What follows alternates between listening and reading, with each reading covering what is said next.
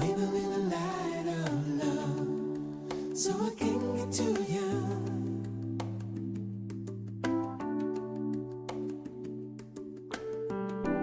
Open up your heart and soul so I can see through you.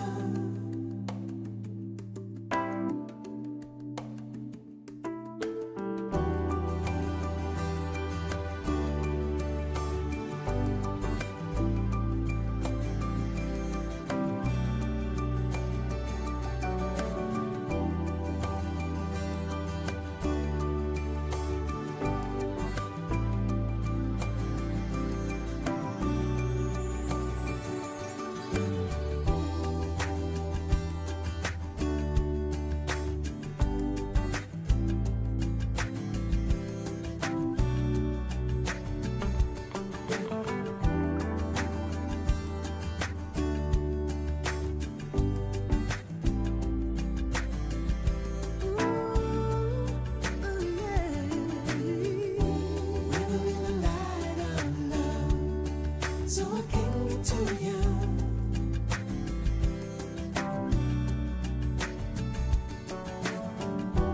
Open up your heart and soul so I can see through you. I can see through you. Yeah. With a little light of love so I can get to you.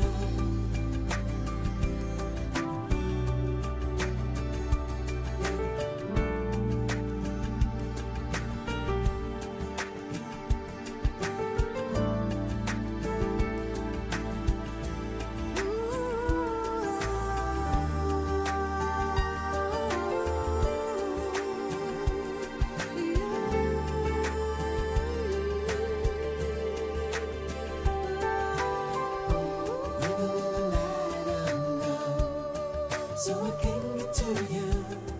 See a little light of love. Open up your heart and soul so I can see through you. I can see you. I can get to you.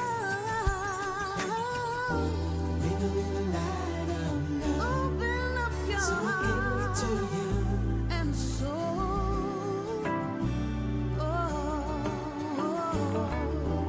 Open up your heart and soul so I can see through you. Little light of love, of love.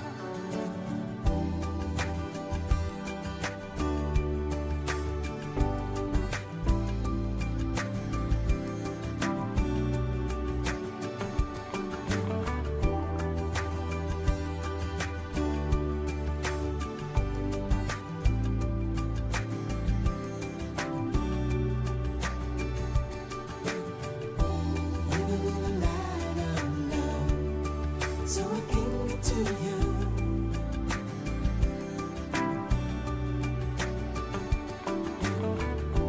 Open up your heart and soul so I can see through you. I can get to you. I can get to you. With a little light of love so I can get to you. Your soul, your soul. Oh yes. Open up your heart and soul so I can see through you. Little light, little light, little light of love, Leave a little light of of love love. so I can get to Of you. love, your love. Ooh. Open up your heart and soul so I can see through you.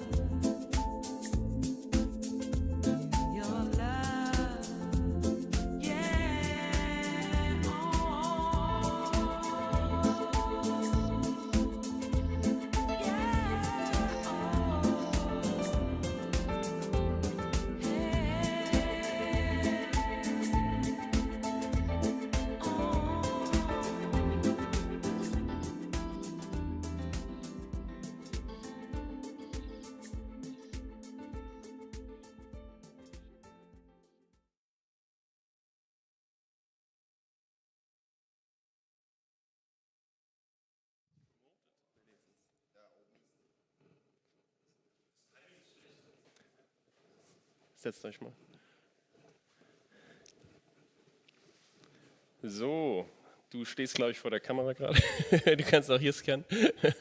Setzt euch mal. Wir spielen heute beim Proof of Work Summit 2024 in Frankfurt Who Wants to be a Satoshi Millionaire? Es gibt Preise. Wir haben hier ein Seedor Starter Set, wir haben eine BIP 39 Flasche und wir haben ein Portal. Und die Leute von zu Hause, die mitspielen, ihr dürft für Bragging Rights mitspielen. Es gibt leider, wird nichts zugeschickt.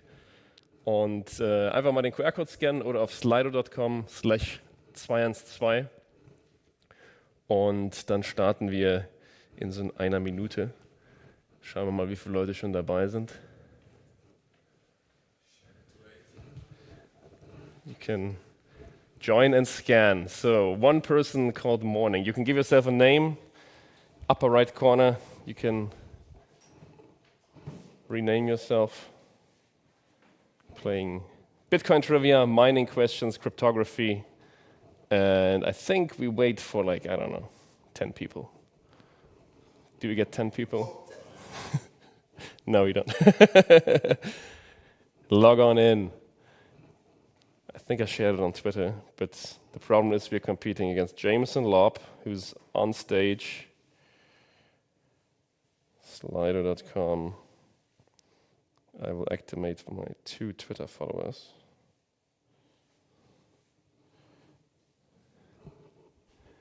All right, John Galt, Bitcoin Rebel. I think I can place the people in the audience. 5 people, we have 3 prizes. So if you don't make a prize here, I feel sorry for you. B10C, oh, is that the real B10C? Yeah, I mean, okay, if it's about mining, I think, I mean, there's a good chance that this guy might win. He's one of the earliest Bitcoin miners, if that's actually him. So I would say, I mean, you can always join later on, but we will start now with the first question. It's going to be an easy question. We all know Bitcoin mining is happening now in El Salvador. El Salvador has adopted the Bitcoin standard. But do you know where El Salvador is placed? Which of these countries, A, B, C, is El Salvador? Or is the answer D, none of those countries? And I'm just trying to trick you into choosing one of those. Where is El Salvador? On which coast? This is Middle America for the people that don't know. A, B, or C? Where is Nayib Bukele pointing his finger? It's the first question. Maybe it's a trick question, but I'm going to need your votes. The majority chose B, which is good. Somebody fell for the trick question, but I helped you. I mean, look at it. It's just like Nayib Bukele is pointing at it, and the B is even like a Bitcoin symbol. You could have known. It's never the trick question.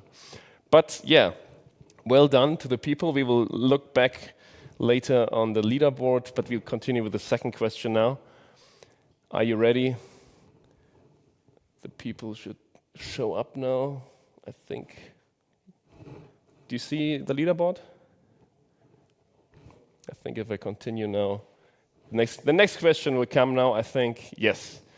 On the 29th of July 2014, the very first hardware wallet was released. Which was it? Was it Trezor Model 1, the BitBox 01, the Ledger HW1, or the Trezor Model T? What was the first Bitcoin hardware wallet that was released? July 29th of the year 2014. Trezor Model 1, BitBox 01, Ledger HW1, or Trezor Model T? So the majority chose Trezor Model T. Only Trezor was chosen, and some people chose the Trezor Model T, but the Model T came after the Model 1. So congratulations to Tom, who is in the lead. Congratulations, applause, Tom. It's not just about getting answers right, but also being quick if there's a tie. And John is also on second place. And the rest, I mean, you had your chance. Okay, there's 21 questions in total, so you have a lot of time to catch up. We will continue. First off, this is the first hardware signing device that is either stick or slush hand. And it used to cost 1 Bitcoin, which was at the time $600 for a Trezor Model 1 out of plastic. And the aluminum version cost 3 Bitcoin, again, $1,800. So yeah, prices have come down. One of the prizes is a new generation of hardware signing device. It's an NFC wallet with a screen, the Portal by 22. And we continue with the next question. Are you ready? Question number 3. Which famous cypherpunk was the second employee after Phil Zimmermann at the PGP Corporation? Was it Michael Parenti? Was it Adam Beck? Was it Len Sazerman? Or was it Hal Finney? So we have 3 Americans and a British dude. Who was the second employee after Phil Zimmermann at the PGP Corporation? Phil Zimmermann is attending this conference. He speaks later today. Met him yesterday, talked about Noster. Oh, people chose Len Sasselman. That's very interesting. It was Hal Finney. Hal Finney was, up until his death, employed by Phil Zimmermann at the PGP Corporation. Michael Parenti is the organizer of the conference, and Adam Beck. They know each other probably, and Len Sazerman, he is a cypherpunk who later continued to work in Belgium, and some people consider him, maybe he was Satoshi, but it was Hal Finney is the correct answer. Let's look at the leaderboard. Nothing changed because you all got it right. We go to the next question. If the exchange rate for 1 Bitcoin is 59,400 euros, approximately how many Bitcoin would you get for 120 euros? Is it 0.002, 0.005, 0.01, or 0.02 Bitcoin? If the exchange rate is 60,000 euros, you can always join if you want. You can just scan the QR code. I think like the leader only has 2 questions correct right now. Come on in, all of you. The crowd, yes. Take a seat. All right, this was just quick maths, a little bit of arithmetic. And the majority got it correct. It's 200,000 Satoshi that gets you 120 euros worth of Bitcoin. And looking at the leaderboard, John Galt is good at math. The other people, not so much. B10C is playing along. So if it's the legit guy, please send a message on Twitter to verify that it's you. And you can just scan the QR code, or you go to slido.com and you can play along. Please, are you ready? Have you joined? We go back, sorry. You have to do work, yes. Scan the QR code. I just clicked back. Yes, it's okay, yeah. So there's some prices here if you play along. This is the top prize. I misclicked just now because I thought the leaderboard would show, but I forgot to set the leaderboard on the next question. So again, some people chose this answer now, which is incorrect. Again, are you guys ready? Have you set up? No. Oh yeah, the Wi-Fi password is Frankfurt, and then you can connect. I will give you 10 more seconds.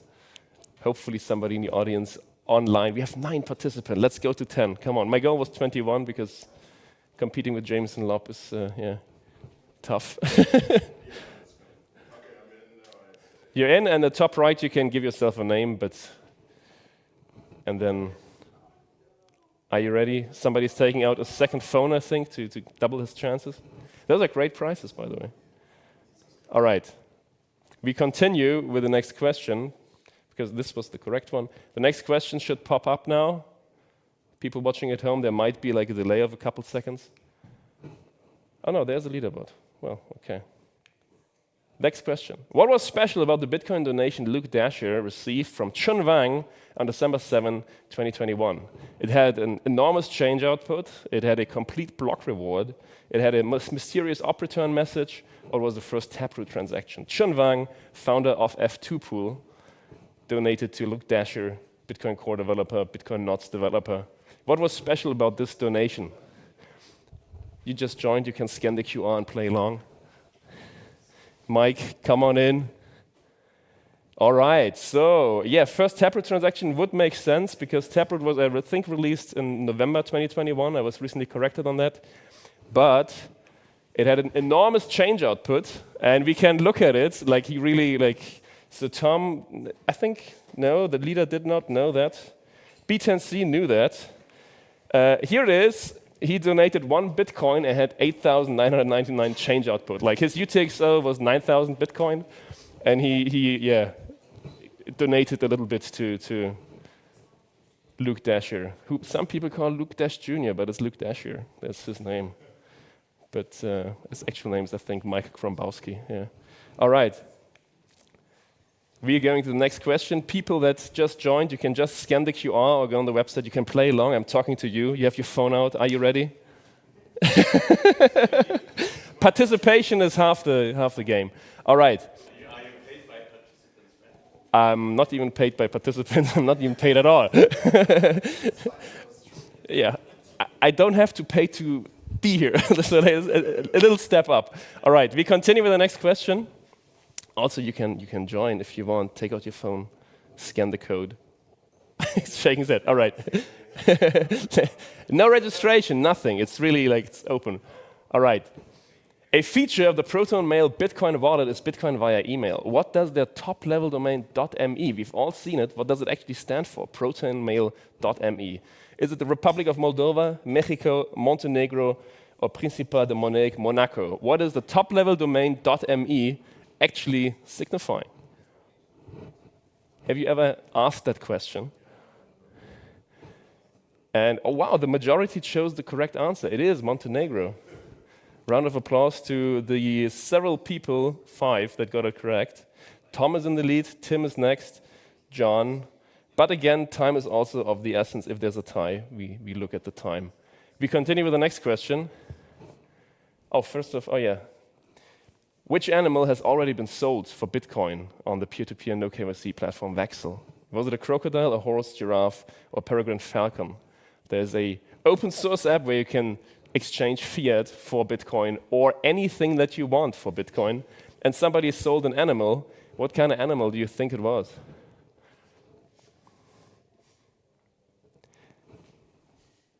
All right, somebody chose the giraffe, but I don't think like you can. No, it was just a horse. But yeah, the falcon, like I threw you off there because people actually apparently buy falcons, and that adjective probably threw you off. But yeah, let's look at the leaderboard. I think Tom knew that. Not bad. Who's using Vaxel? You use Vaxel? Show of hands. Install Vaxel. Come on, Vaxel.it. It's run by Satoshi Labs, entirely no profit. It's a cool app to buy and sell stuff via Bitcoin. Let's continue with the next question. What is the name of the project that wants to develop the first fully open source ASIC miner? Is it the Bit Hatchet, the Bit Axe, the Bit Tomahawk, or the Bit Chopper? You may have heard of it. If not, later today there's going to be a small speech by Osmu, by the open source miners, about this very ASIC miner. And it goes by the name of, oh, the majority knows that. It is the Bit Axe. This guy didn't know that. Judging by that reaction. All those other names are still up for grabs. I came up with those. You can create a project. Looking at the leaderboard, John is in the lead. Oh, there's 3 people with 5 out of 8. Wonderful. B10C is also in the top 5. I think B10C is the only guy playing from home. That is how it looked. It started out, it was called the day miner because he wanted to build an ASIC chip that runs on solar only during the day. And everything is open source except for the actual ASIC chip right now comes from Bitmain, but they're working on that. Next question. Which of these mining companies is named after the British cryptographer Alan Turing?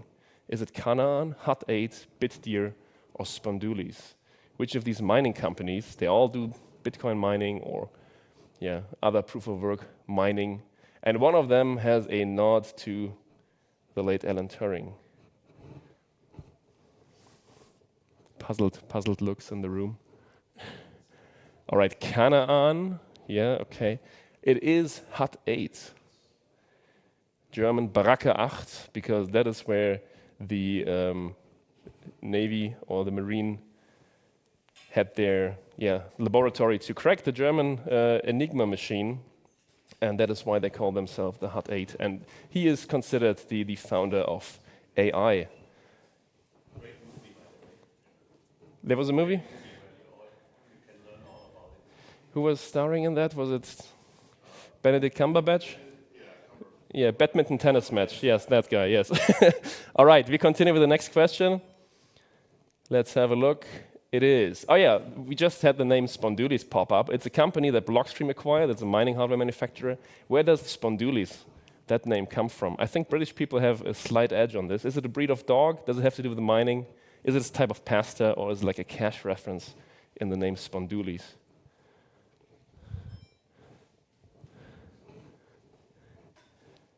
Let's see. Oh yeah, breed of dog is not the correct answer. It is a cash reference.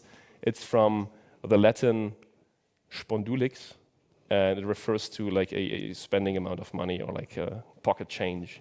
And yeah, Adam Beck bought this, and maybe later this year we will hear this company brought up again because Blockstream has a big mining facility that they announced in Q3. All right. Next question. I hope you learned something and you have fun. We continue. Who invented the Bitcoin Improvement Proposal process? Who invented the BIPs? Was it Gavin Andreessen? Was it Mike Kern and Matt Corallo, Vladimir van der Laan, or was it Amir Taki? Who is the originator behind the BIP process in Bitcoin? Where we, slow and steady improve Bitcoin after long, arduous discussions. What does the voting look like? All right, so Vladimir van der Laan has the fewest votes, but it's actually Amir Taki. And who knows Amir Taki? Show of hands, who has heard of Amir Taki? He is a cypherpunk. So Tom is in the lead with 2. Here is a picture. That is Amir Taki. He's a very OG early Bitcoiner. He founded the Dark Wallet together with Vitalik Buterin, out of which later the Samurai Wallet developed. And then he decided to join the Kurdish people in the civil war in Syria. And he's also big into 3D printed guns. And then, he fought there. He's keeping busy, but now he has returned and he has new projects and very much cypherpunk. We continue with the next question. What do you have in stock? Which cypherpunk was not referenced in the Bitcoin white paper? Wei Dai, Adam Beck, Nick Szabo, or Ralph Merkel? Which of these cypherpunk/cryptographers is not mentioned or referenced in the original Bitcoin white paper?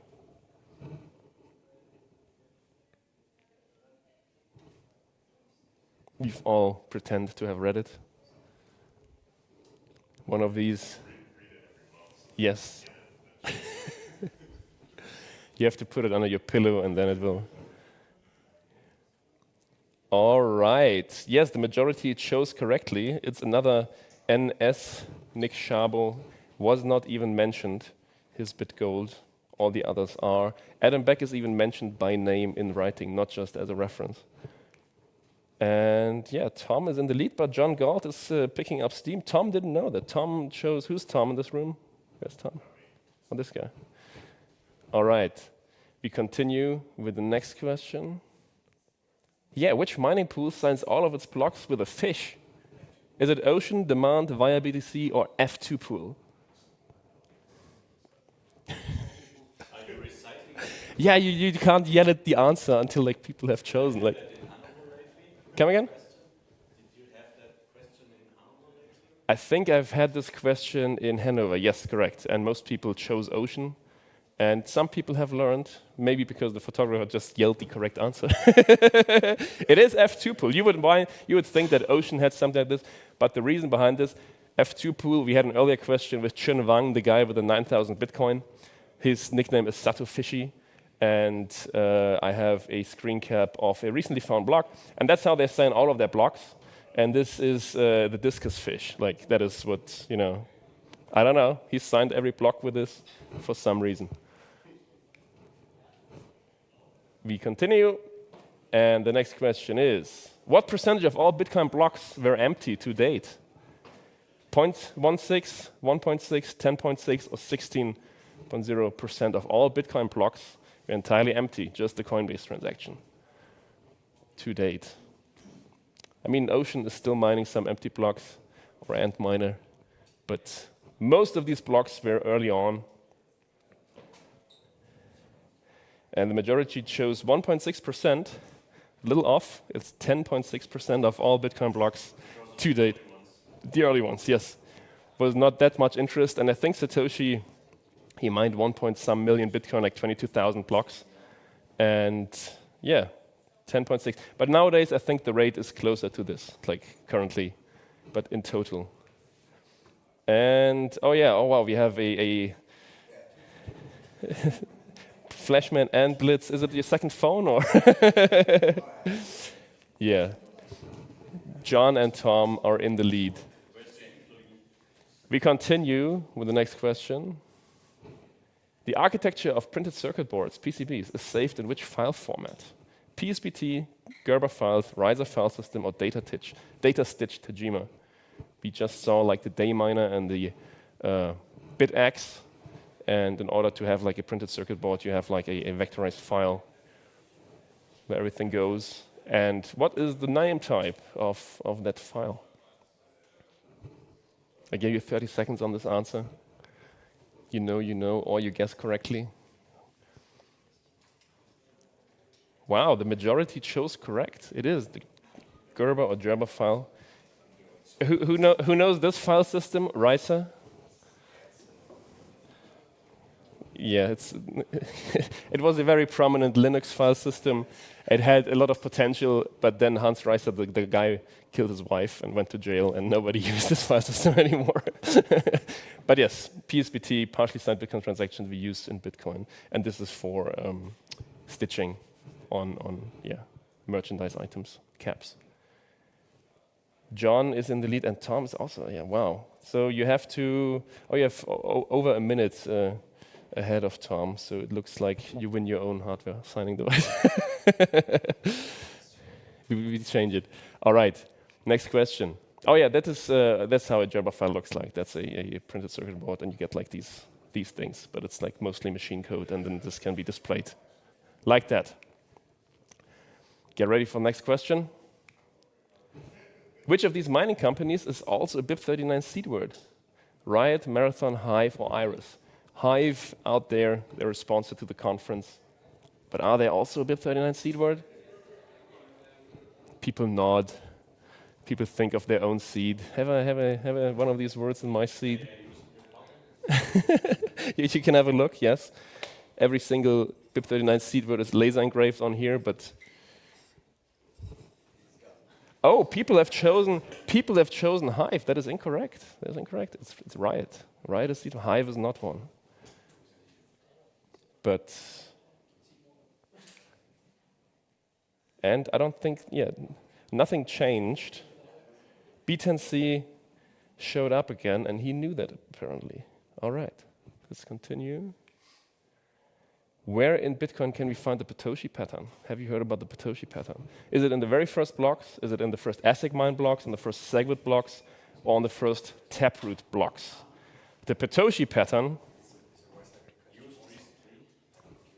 I reused this question because this is more like mining focused, and there's another reason why I chose this question for this conference, because the researcher that came up with the Potosi pattern is present today. He's Sergio Lerner. He also founded Rootstock. And so the majority chose the wrong answer, but it is in the very first blocks. The Potosi pattern tells us the blocks that were likely mined by Satoshi. It looks like this, because when he released the Bitcoin client, that miner used a different nonce incrementation. These are the black lines. And every other person that just ran the default settings of the Bitcoin version 0.01 is shown in those red lines. And recently, like a lot of mining rewards from like block 2000, 3000 moved, and then people look, is it with the Potosi pattern? No, it's not. Satoshi has not moved a single coin. And Sergio Damien Lerner, he's here. He has a talk, I think, tomorrow. We continue with the next question.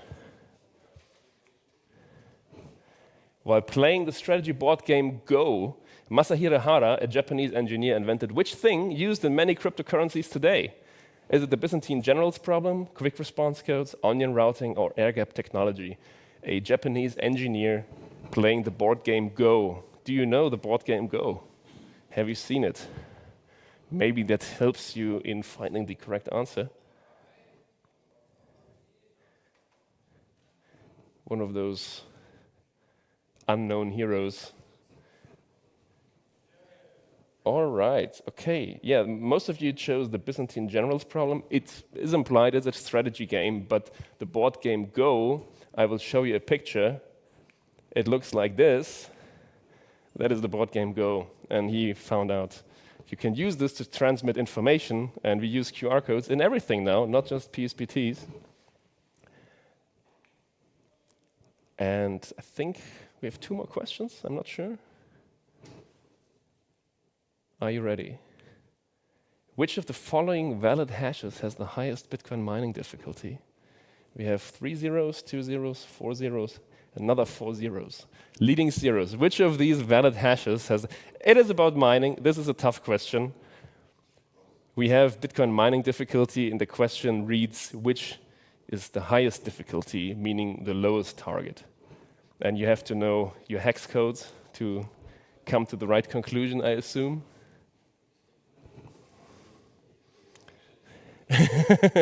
Was? All right, the majority chose incorrect. It is E. Yes. So unless you mined or you live on mempool space, you probably have not seen this. Currently, I think we are at 19 leading zeros, and because the difficulty adjustment is not in that large chunks, we have like a more granular mining difficulty where we also use like... Knowing the alphabet is also helpful, yes, but it was under time, so I don't blame anybody. So we look at the leaderboard. John is in the lead, and I think John is, can't be overtaken. So we have 2 more questions, but B10C, not bad. Like he's fighting, like he wants to be in the top 3. We continue with the next question. The Bitcoin opcode pushes the client version onto the stack and immediately hard forks Bitcoin. Is it op-right, op-ver, op-Hearn, or op-Andreessen? Which of these Bitcoin opcodes cause an immediate hard fork and is therefore was taken out of Bitcoin script? Or which of these opcodes even exists? That could also be the question.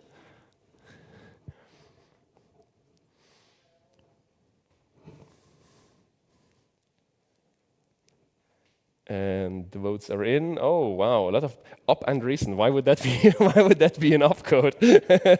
It is, of course, op-ver pushes the version number onto the stack, and if somebody runs another node, like that crashes everything, and yeah, you hard fork your own coin. And did you know that, John? You did. What did you choose?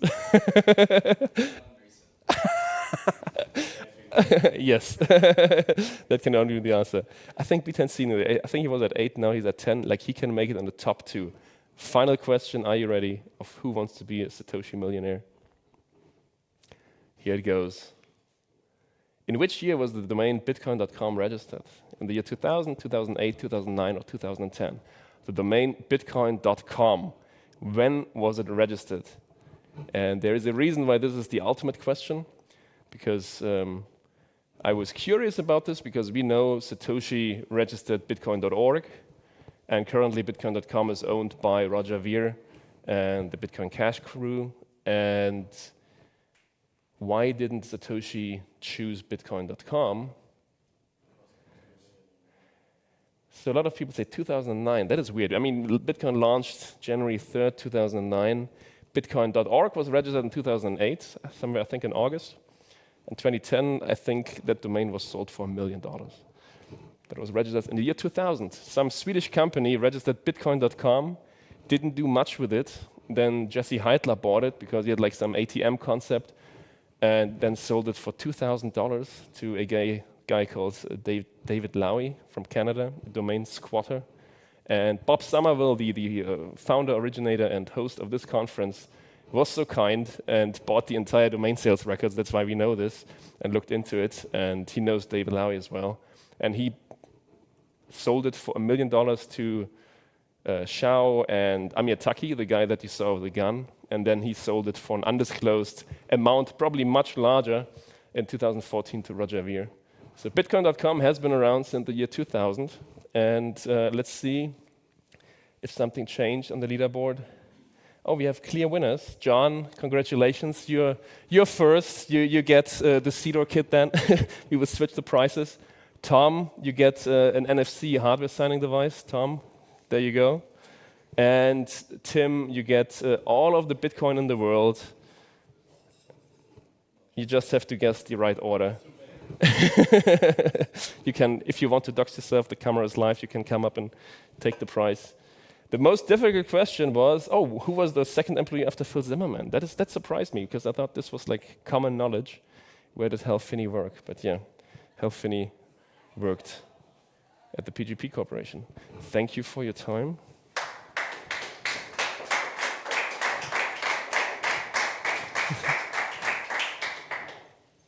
Any more questions? If you enjoyed it, if you have ideas for questions, you can write me. And yeah.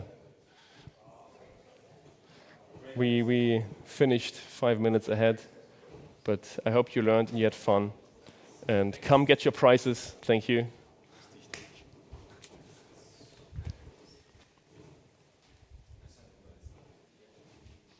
So I have to go out. Okay.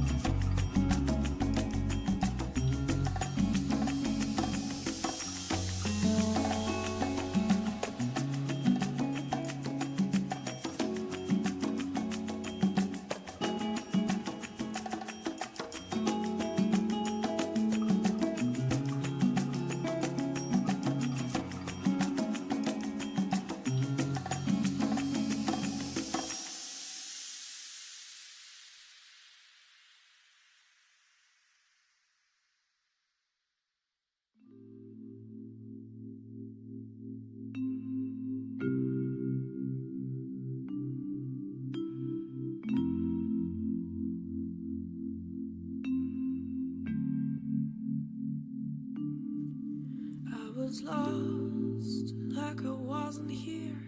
I felt bare, stuck in nowhere. I tried and tried to run away from myself. Am I strong enough to stand up? Am I strong enough to say no to every fear, to every fear in my life?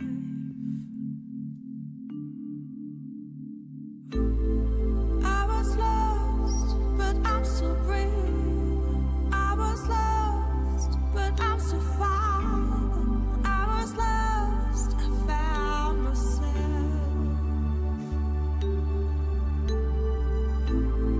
I was lost, but I'm still breathing. I was lost, but I'm still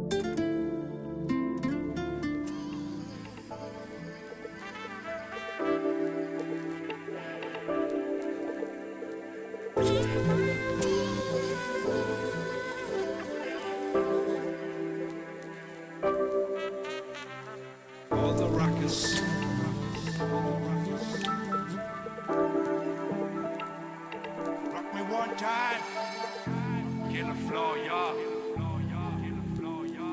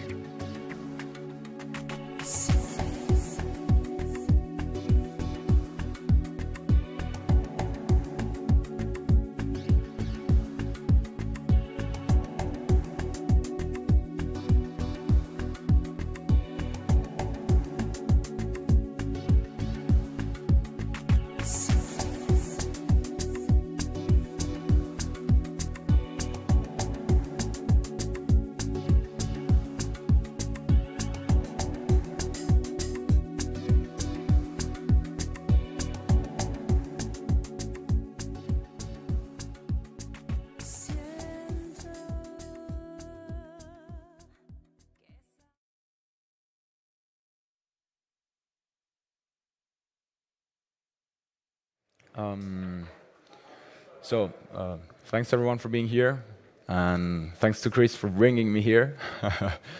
And I don't know if you guys know me. I'm not very famous. I try to keep a low profile. My name's John. The last year I've been working on this really cool stuff. I don't know if you saw it around. Like the shape is very memorable, so a lot of people just remind the shape of the lollipop. But yeah, it's basically an hardware wallet that signs transaction via NFC. But I'll promise that I'll try to keep the presentation the minimum amount possible about what I'm building and what I don't want to shield my product. I just want to inspire you guys to build maybe on top of it, because it's completely open source, even the hardware, so you can hack it, you can rebuild it, you can flash your own firmware, you can do whatever you want, you can sign Noster stuff. And yeah, so I will shield my product the least amount possible, humanly possible, but since we're talking about it, it's going to be hard. Especially I want to share the experience that we had in the last year, shipping a hardware product, building a hardware product that is not as easy as imagined. So I hope that you guys will learn from the mistakes that we made, all the obstacles that we had in the way. They are a lot. It's not that easy to ship an hardware product. But so brief introduction about the portal, that it's the hardware wallet. There's an instant connection via NFC. This is the antenna, and you just tap it, and it's gonna power on. So yeah, we try to make the UX and UI really easy for all the newbies that are trying to enter into space, and of course they realize that self-custody is important. Of course, it comes with a display and a button, because the whole point of an hardware wallet is that you don't want to trust your main device, because you assume it's compromised, and you want like an unbiased screen. And of course, you want to physically approve the transaction. The cool thing is that it doesn't need cables or batteries, because NFC does everything. And it's fully open source, as I was already saying. Let's start from the inception. Generally, startups, they're born like, they see a problem in the market, see, oh, I can solve that, and I can monetize solving that problem. But we are two nerds. It's just two Italian guys behind this project. We're two nerds, two hackers. And so we first build the product, and then we figure out that maybe people would like it, and let's say, let's try this. So we received good feedbacks from the market. I would say it's not the definitive solution to onboard a lot of people to self-custody, but it's a step in the right direction. We already have a lot of ideas for like next products and stuff. But we try to make self-custody as easy as possible for my mother or for like another 20 years old guy that only has his phone to self-custody. And he just attended a Bitcoin meetup, and he realized that he has to buy no KYC and he has to self-custody. So yeah, the vision is that make a simple hardware wallet that works great on mobile, because I think we can all agree that future is mobile-based. I mean, every one of you has a phone in his pocket, but not a lot of you have like a PC right now with him. I can see 2 backpacks, but then 3 backpacks, but okay. So easy to use and open source. I think we can all agree on that, those principles. So NFC was the technology that we thought it would fit better for the vision that we had. But as all of you know, like every choice has a price. Every choice has like a trade-off that you have to accept. So we can only transfer a very small amount of power, so we had to do a lot of engineering to light up the screen and everything. But yeah, so every choice has a trade-off. So it works everywhere. It's pretty quick because you just have to tap it and it's going to power on. But at the same time, you don't have a battery, so maybe you can't use it as easy as you could use something with a battery.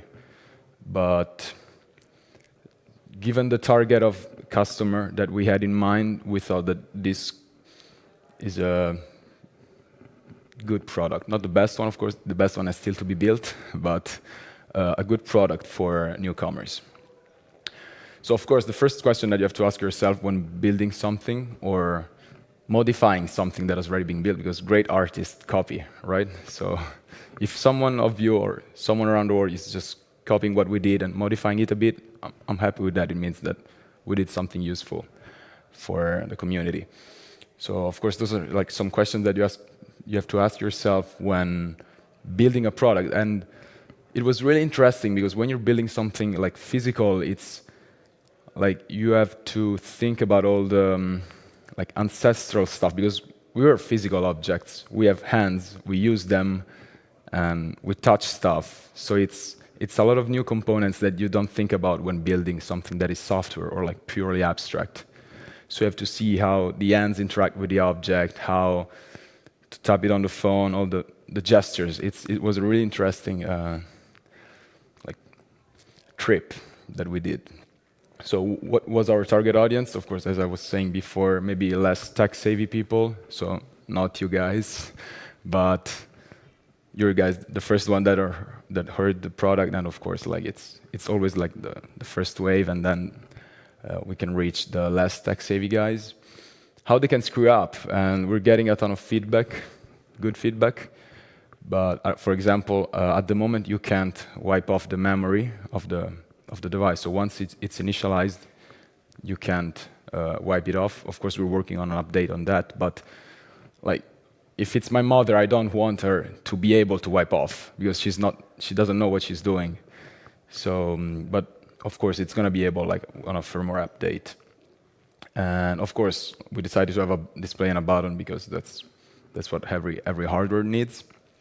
And initially, we thought about it without any password that is used to encrypt the memory. But then, because if there's no protection, then it becomes like a bearable object, and it can be useful for some use cases. For example, like inheritance.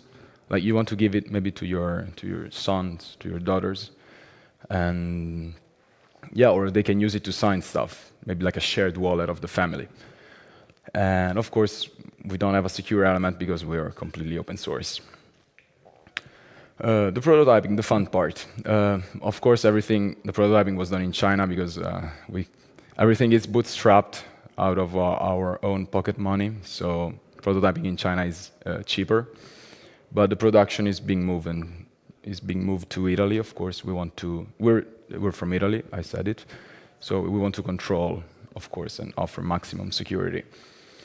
And we just used Kika to design the board, and we just iterated a lot with the PCB way, with the Chinese guys. Actually, they're really good. The customer support is really good. I endorse them. And next, we've got like a nice, okay, so those are all the boards that we had. So those were the first version, like almost 1 year ago, more or less. And we did some change because we tried it, and of course, as you can see, like, the most important change that you can see is the button that changed to feel more like easy to use and easy to tap. And first, all the components were on the front, and then we moved them to the back also because of stupid compliance reasons, because you can't sell PCB with exposed parts. And yeah, I had to manage all the compliance. It wasn't nice, especially in the European Union, but you can see how the PCB evolved. Also, those small like stuff here to encapsulate it with a plastic case to protect it, because it was really cool without anything. It's like pure cypherpunk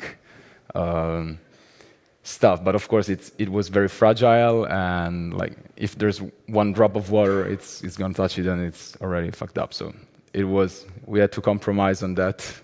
Life is about compromises. And yeah, so this is the back, and you can see that the components have been moved to the back.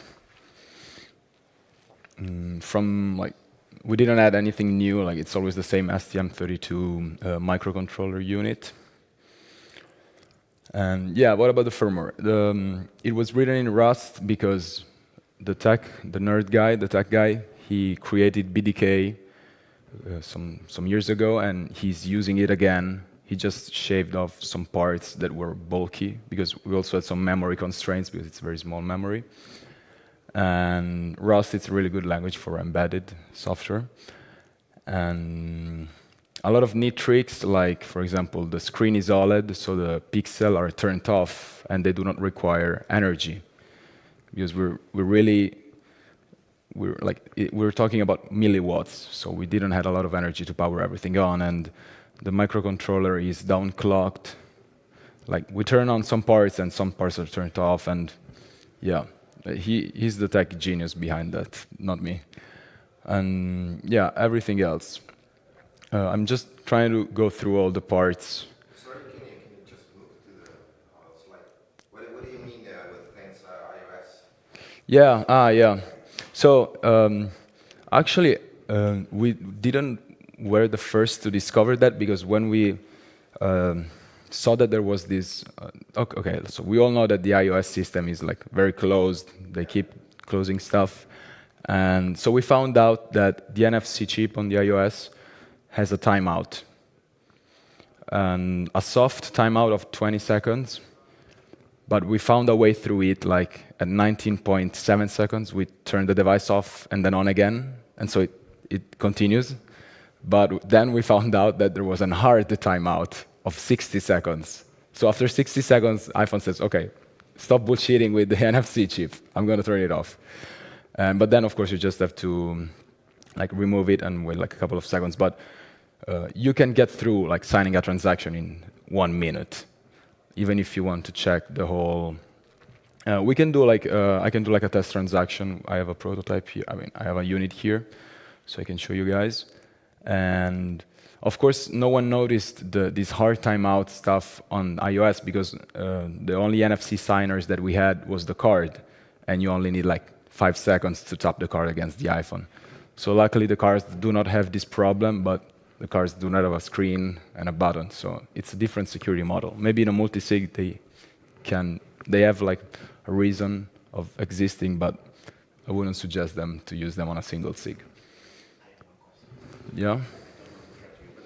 So let's say you both use cards or you use your phone in stores and you use this device. When does your phone know which default to take?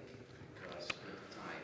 So it depends on the, like, do you mean on a software wallet, like on single SIG's wallet? No, I mean just regular cards on the phone, which are on your wallet. So when You mean like the Apple Pay stuff? yeah, because otherwise you get some. Well, generally when you pay with your phone, like Google Pay or Apple Pay, you just give your phone a command to show up the cards. And also it's, so there's an interesting thing about the NFC, that the two parties involved, the two devices involved, one is active and one is passive. So of course the bank cards are the passive, because they do not have a battery, so they just receive information from the POS. So when your phone emulates a card, he's acting as a passive NFC. While in our case, the phone is the one that is actively like powering on something. So he's the active part of the NFC. And yeah, but those are like two different commands that you give to your phone. One is through the software wallet app, and one is like double click and the cards show up. But yeah, it was an interesting question. So we just want to focus on the hardware because it's already a lot of work for two guys. So we're speaking with all the wallets that we know from the Bitcoin space and even outside of Bitcoin, and to integrate it. So in the next months, a lot of new wallets are going to integrate it. We're speaking with all of them. I don't know how much I can spoiler, but the Blue Wallet guy received his prototype. So he's going to actively start working on the integration. I don't know how much time it's going to take him, but because he is very pure and he wants to compile it from scratch, he doesn't want to integrate our SDK. But that's a security model, right? It's different trade-off. It's about choices. So maybe Blue Wallet is going to take a couple of months more. But I can't wait. I can't wait for Blue Wallet as well, because I love it. Yeah, everything else that can help you, like if you want to print it by yourself and build it, just plastic case. Of course, we have a 3D printer in the office because we're nerds, and we just print everything. Even the we printed even like the workstation that we used to flash the firmware on the PCB. So we printed almost everything.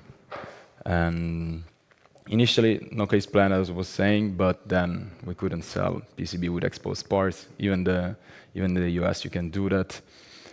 Then let's do it only on the back, but then all the crash tests, the screen was breaking because it's a tiny OLED screen. So we added like a small like cover even for the screen. So even if you drop it, then it's not gonna break. Of course, I hope that you're not gonna do that to your hardware wallet, but it's not gonna break. And then we optimized, because then we were 3D printing everything, but then we optimized it. But we asked to some friends that we have to optimize the case for injection molding. There are a lot of neat tricks also in this world that I didn't know about. And yeah, injection molding is really expensive, by the way. Like, it doesn't, like, not the production cost, but when you pay for the first stamp, like for the first mold, you have to pay like quite a bit of bucks. But luckily we managed to bootstrap everything thanks to the pre-order system, like Kickstarter. And so no VC money involved, no external money involved. And yeah, we managed to cover all the costs. Of course, we're not paying any salary, but not yet. And then the packaging. Of course, like when you're shipping like security products, you have to be very careful about like sending them and making sure that they're not compromised when they get to the final customer. So we took all the precautions needed, like tamper-evident bags, and with the serialized number, and even like some like when you open like some. Like you can tell if the box had been open, even if inside the plastic bag, the tamper-evident bag, it's still like good. Then you can tell if it has been open or not. And then we're working also on like a cool stuff that when you buy it, we're gonna send you an email with the serialized number that you should receive. Also, other hardware wallet producers are doing that, but like for example, Foundation Devices does that, but the problem is that your hardware wallet does a call, like calls the server, and of course we don't want that. We want you to keep your stuff. We don't want it to be able to communicate with us and to collect maybe data or information. So yeah, we just bought a printer and we printed everything in the office. It's very like homemade, but. Because we're producing like 500 devices, so the scale does not permit us to. And also, I think it's good that you're building your own stuff. Like, because if a customer then asks why does this and what does that, like I didn't build it, I don't know how to answer. But I literally build them with my hands, so I know how to answer all the questions that are not very tech related. Like I'm not a developer. Then compliance, huge fucking mess, as always. That's the European Union. Luckily, since we don't need a battery, it's way easier. But still, I mean, it also depends on how you read the law, right? I mean, I'm Italian, so I can read the laws very good. I'm very good at reading laws.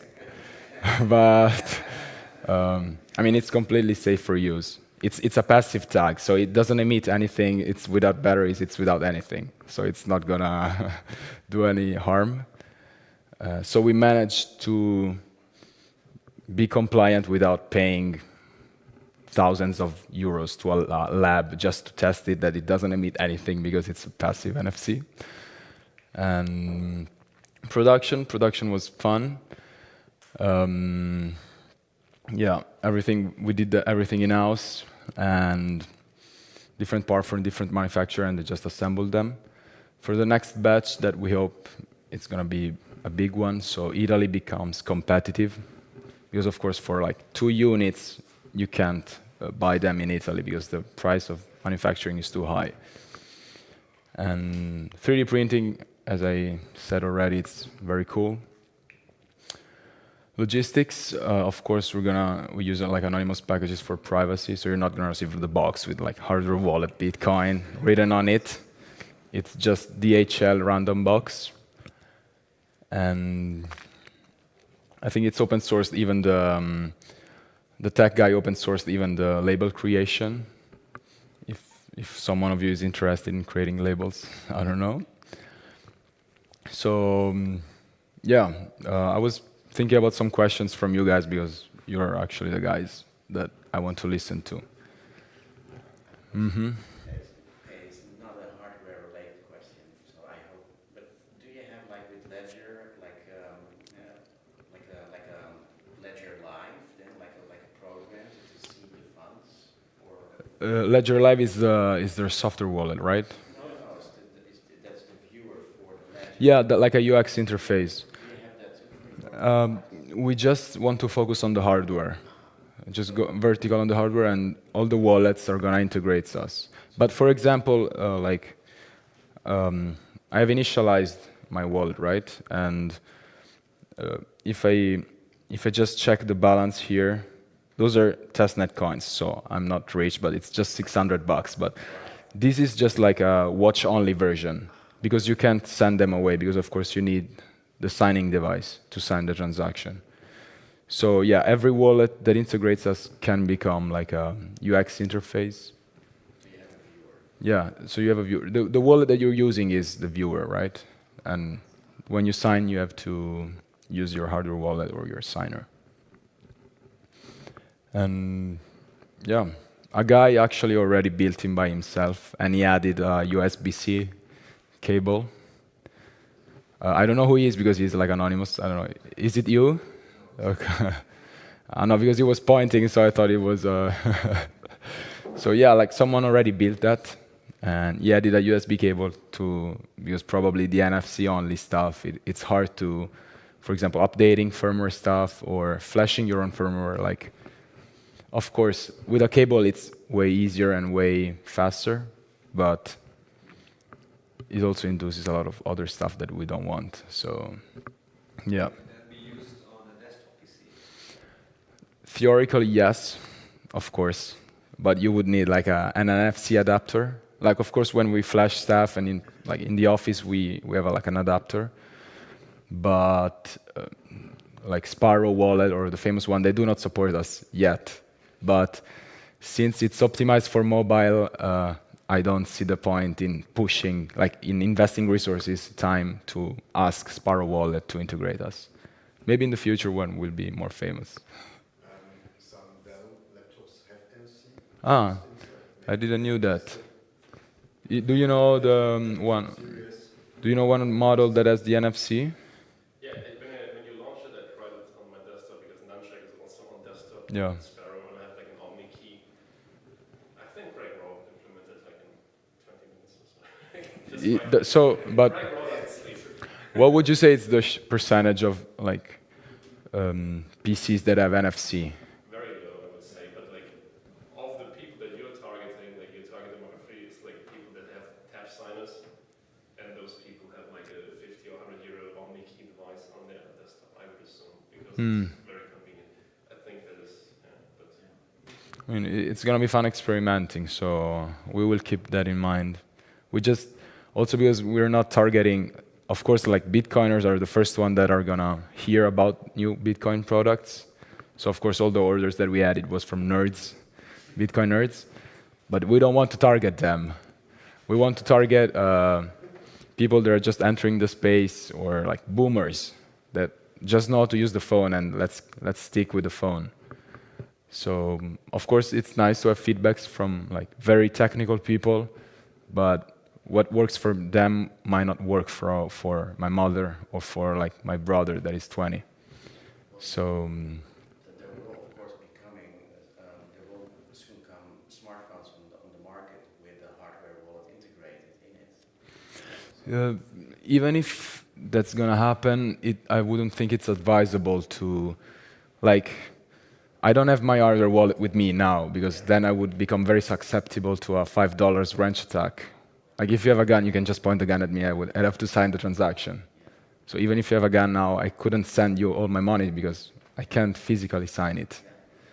So even like for example, like a guy was, oh yes, I can travel a lot with it, and I can always like use it as a like signer on the go. And I was like, yes, but you're not supposed to go around with all of your money all at once. So maybe like for small payments, we've got Lightning or Liquid or whatever they're building. So So I get your product, so it's more for on the go kind of stuff, like you travel with it, kind of. I mean, maybe for a spending wallet, like if you want to do like 1 month somewhere, and of course you're not gonna bring your whole stack, maybe it can make some sense, but Can you make multiple wallets on the hardware? on the same one. So, not at the moment, and I don't think it can. I don't know, I'm not the technical guy, but we're very strict with memory usage. So I don't know if there's space for multiple wallets. How much memory does it have? The memory, it's very small, and the firmware is taking all of it already. So I don't think it can be done like now. But of course we can. I mean, there's room for a lot of improvement. So Even with hierarchy deterministic wallets, you cannot raise it. what? Even with HD wallets, Hierarchical deterministic wallet. Yeah, the firmware is Bitcoin only, so like all the BIPs are there. with HD pass, you can derive a lot of private key and a lot of address. Okay, so you derive some different private keys from the same seed. Yeah. Yes. This is very technical, but if you just enter in the Telegram group, you can ask the tech guy. But yeah, and also like even if it can be done on like a software side, then you also have to figure out the UX, because we only have one button, we don't have like arrows and stuff. So yes, it's easier, but at the same time, like every choice has pros and cons. So you can't go wrong. Either you sign the transaction or you don't. But at the same time, we don't have menus, submenus, stuff. That can be implemented on the software side, of course. So, but at the moment, the choice that we have is that we are not going to develop a software wallet because there's already a lot of them, and even some good ones. So it doesn't make sense to compete even on that. And it would require even more resources. The fingerprints is only used for authorization, not used for encryption. So it's not a fingerprint sensor. Everyone is asking that, but for example, we spoke with the Block, the guys that are producing BitKey, and they told us that the fingerprint sensor A is the most expensive part in the hardware, and also it's very energy consuming. So maybe with like 30% improvement in energy usage in the device, maybe we can fit a fingerprint stuff. But at the moment, the memory is encrypted with a password that you choose. So choose a strong one. So even if I steal your wallet, I have to brute force the memory. But yeah. Password is optional or is mandatory? Password is optional. So, and that can enable the choice. That choice can enable a lot of interesting use cases. Yeah, I totally agree. So, Use it for small amounts, probably I don't want to say that. yeah, you saw me before I had to input the password, and it took like 10 seconds because it was long and bulky. But even like if you just want to gift maybe some bitcoins to someone, you just give them the whole hardware and it's already set up, already everything. And even maybe like some, I don't know, family wallet, so everyone can use it for expenses and stuff. So you don't need to input the password all the time. Yeah. Like on your FAQs, you write that you could make it even smaller. You could make the size of a bit box like a couple of inches with power draw. And would it be possible to, instead of placing the device behind the smartphone, place it on top of the smartphone, and have the wallet design where like the Yeah. that obfuscated? So as you said, that would require, first of all, a custom design because you're covering part of the screen. But the bigger problem that I see is that generally the NFC chip have a direction. It's not like a perfect like magnetic field. They have a direction. So it would give some problems and also some interference because you've got the NFC chip and then other layers of like the screen, the liquid crystals, and a lot of other stuff that would probably interfere with the NFC connection. But yeah, we thought about that as well. And also, yeah, also there's the since we have the plastic case, like putting it on the screen, there's also the plastic case that is there's even more distance between the chip and the phone. So it's better if you do it on the other. But yeah, we have a lot of ideas and we're gonna figure something cool.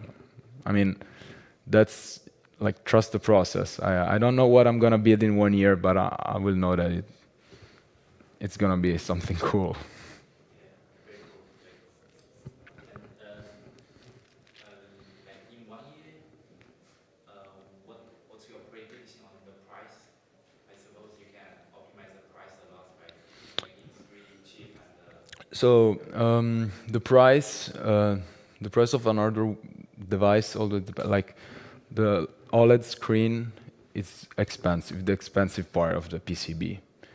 That's why manufacturing like a top signer costs like 20 cents if you build it on a scale. Well, we can't go too much at a lower price because we have this OLED screen and stuff. But we're gonna stick with this product for like research and development for the next product that it's gonna bring down the cost of this one. Maybe it's gonna take like 6 months, 12 months. So I think the price is gonna be the same for quite some time. how much is the price? It's 89 euros. So it's we try to make it pretty affordable and cheap. Not the cheapest, but yeah. I mean, it doesn't make sense to buy another wallet if you're only storing 300 euros worth of Bitcoin. When you start going up to maybe 800, then it makes sense to improve your privacy. Your security, sorry. 300 euros at the beginning of 2017 was 30,000 at the end. Yeah, we price it in euros, but it's, yeah, I mean, yeah, and I can get the point that a lot of people were saying like, oh, but it's not suited for like African communities and stuff, but no hardware wallet is suited for that. And they're using Lightning as well. Like the on-chain like movement will continue for, I can see maybe 5 years, maybe even less. So like if you can't afford 89 euros of another wallet, you're not using on-chain anyways, more or less. So we're gonna be. I've got some units with me, some units even at the 21 shop. My pronunciation is really good. And yeah. So if you're gonna buy one, just so you know, Nunchuck is the only wallet that supports us at the moment, but Keeper is on the way. They're working on it. Probably at the end of the next month is gonna be rolled out to production. But if you want more famous ones like Green and Blue Wallet, it's gonna take maybe 3 months. But we're speaking with them. They have a prototyping unit, so all the ingredients are there. It's just time missing, as always. Is there a reason behind this pattern? It just looked cypherpunk. But of course, yeah, when you build it yourself, you can print whatever you want. And yeah, instead of doing like just plain black, it has some colors.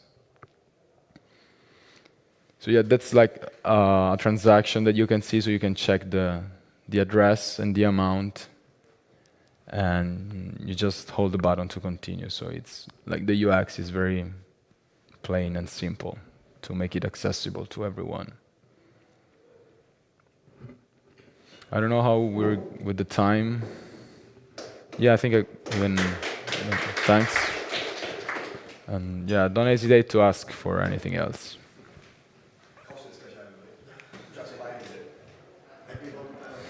I promise that I will not shield my product because it's we're talking about open source and hacking stuff.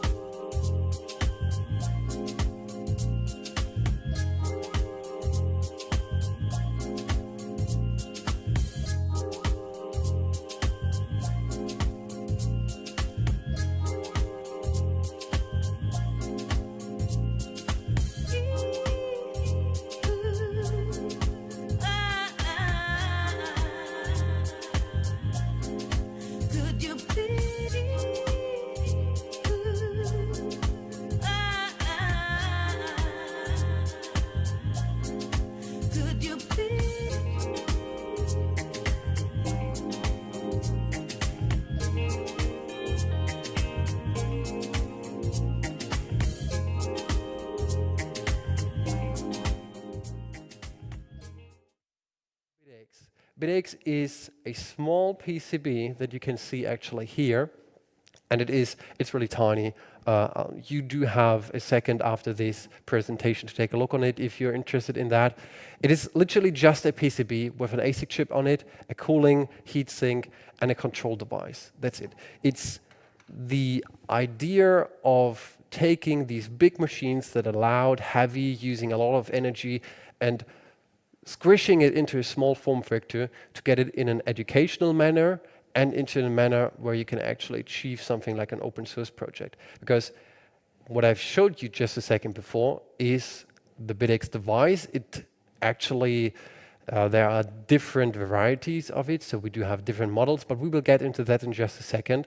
But it is literally an open source project. And this project has been raised over the last couple of months and now over a year as well. And we do have a driving community, which is called OSMU, which stands for Open Source Miners United.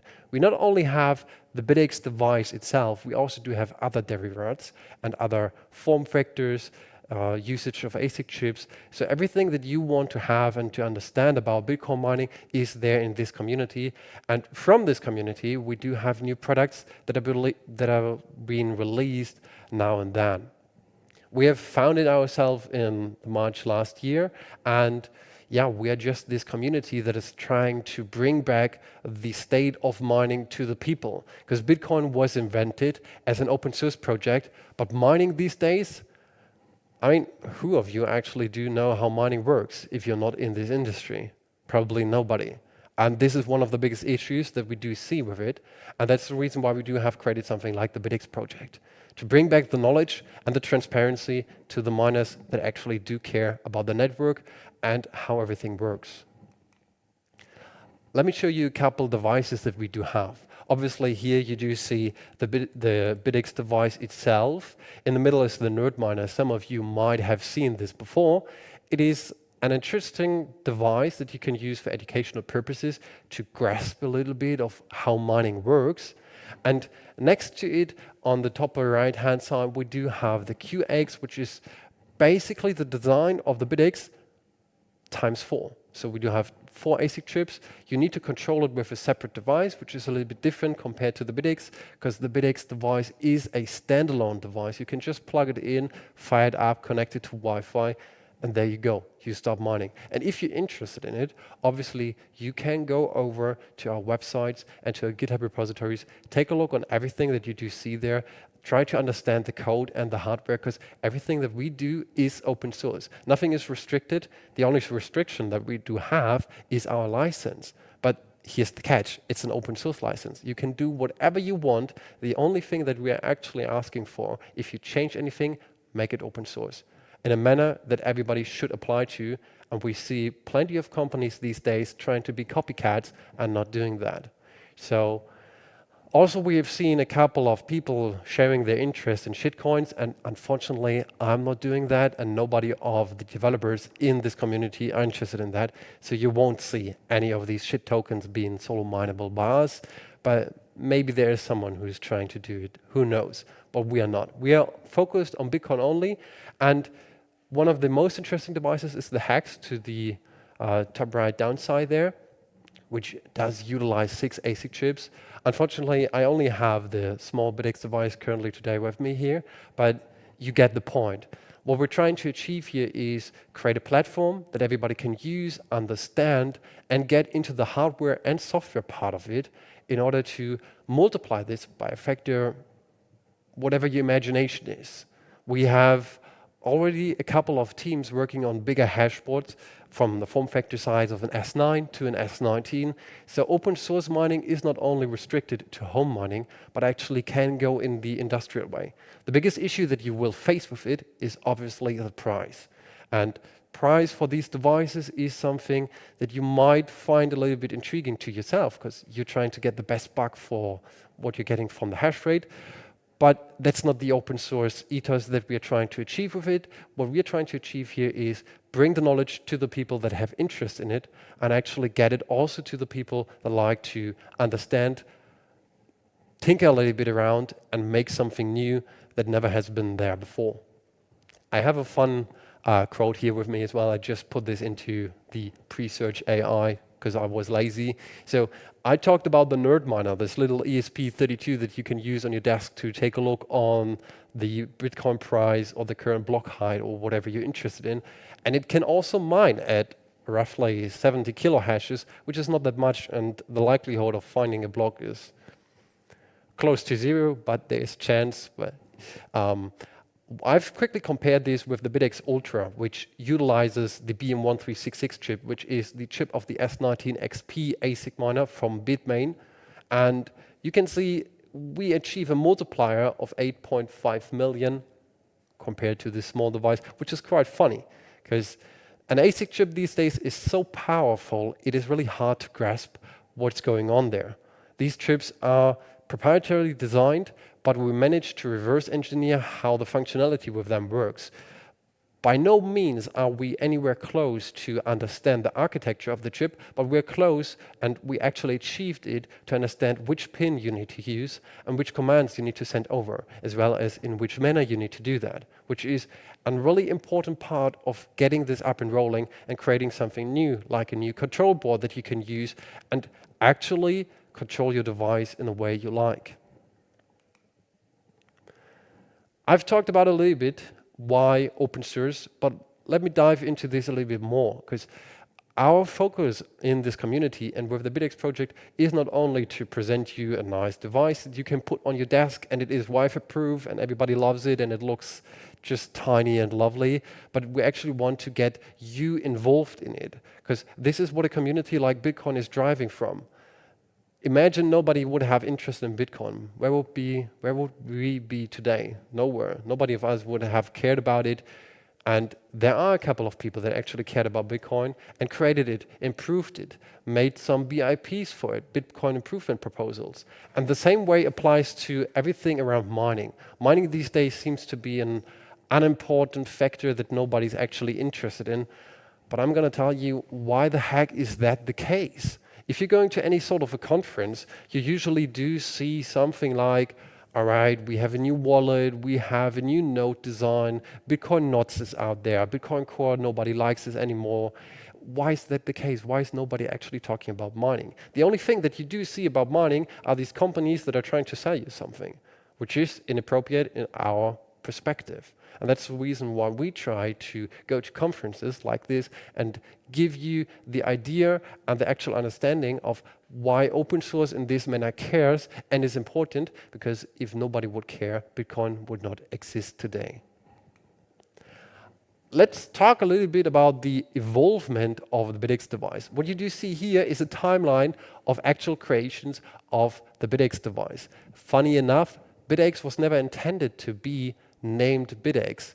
The first version, which you can see here, was named Dayminer. The original idea of the instigator, who is named Scott, he is from the US and he is an engineer by training, was to create a device that you can use, hook up to a solar panel and just mine during the day, hence the name Dayminer.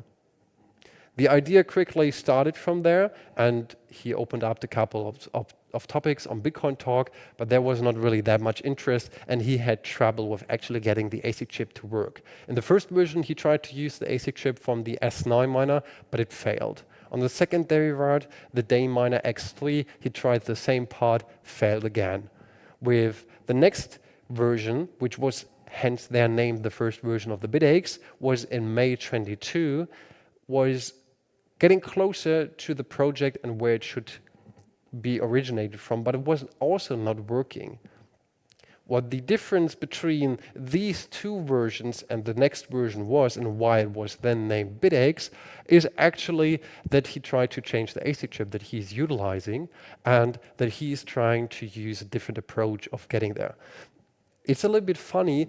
All of these devices should have worked. The only reason why they didn't was there was a millimeter offset for these pins.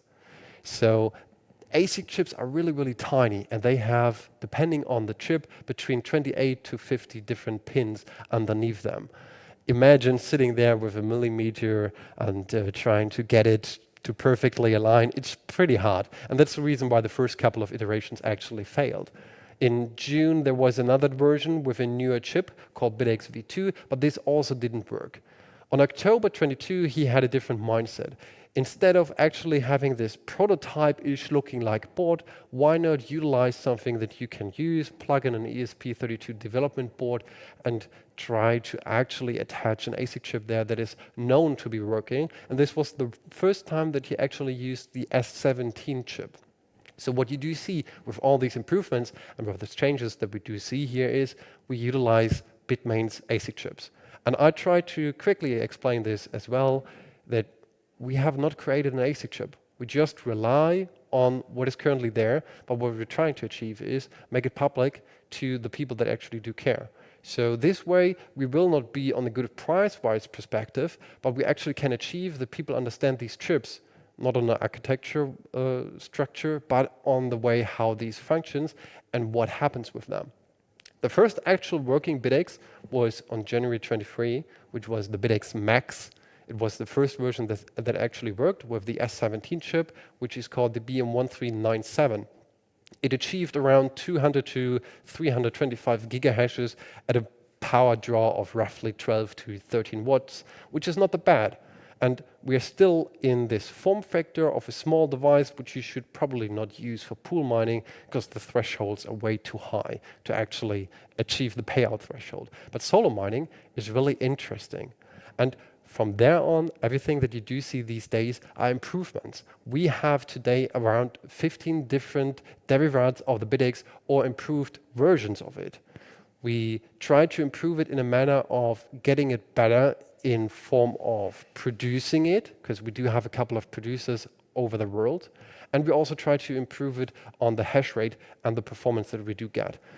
And funny and interesting fact about it is that the next version after the BitX Max was the BitX Ultra, which utilizes the BM1366 chip, which is from the S19 XP miner. And we need to care about the fact that we are not using a big machine, but we're using just one ASIC chip. And Antminer, or Bitmain itself, was saying that they do achieve a efficiency of roughly 25 joules per terahash.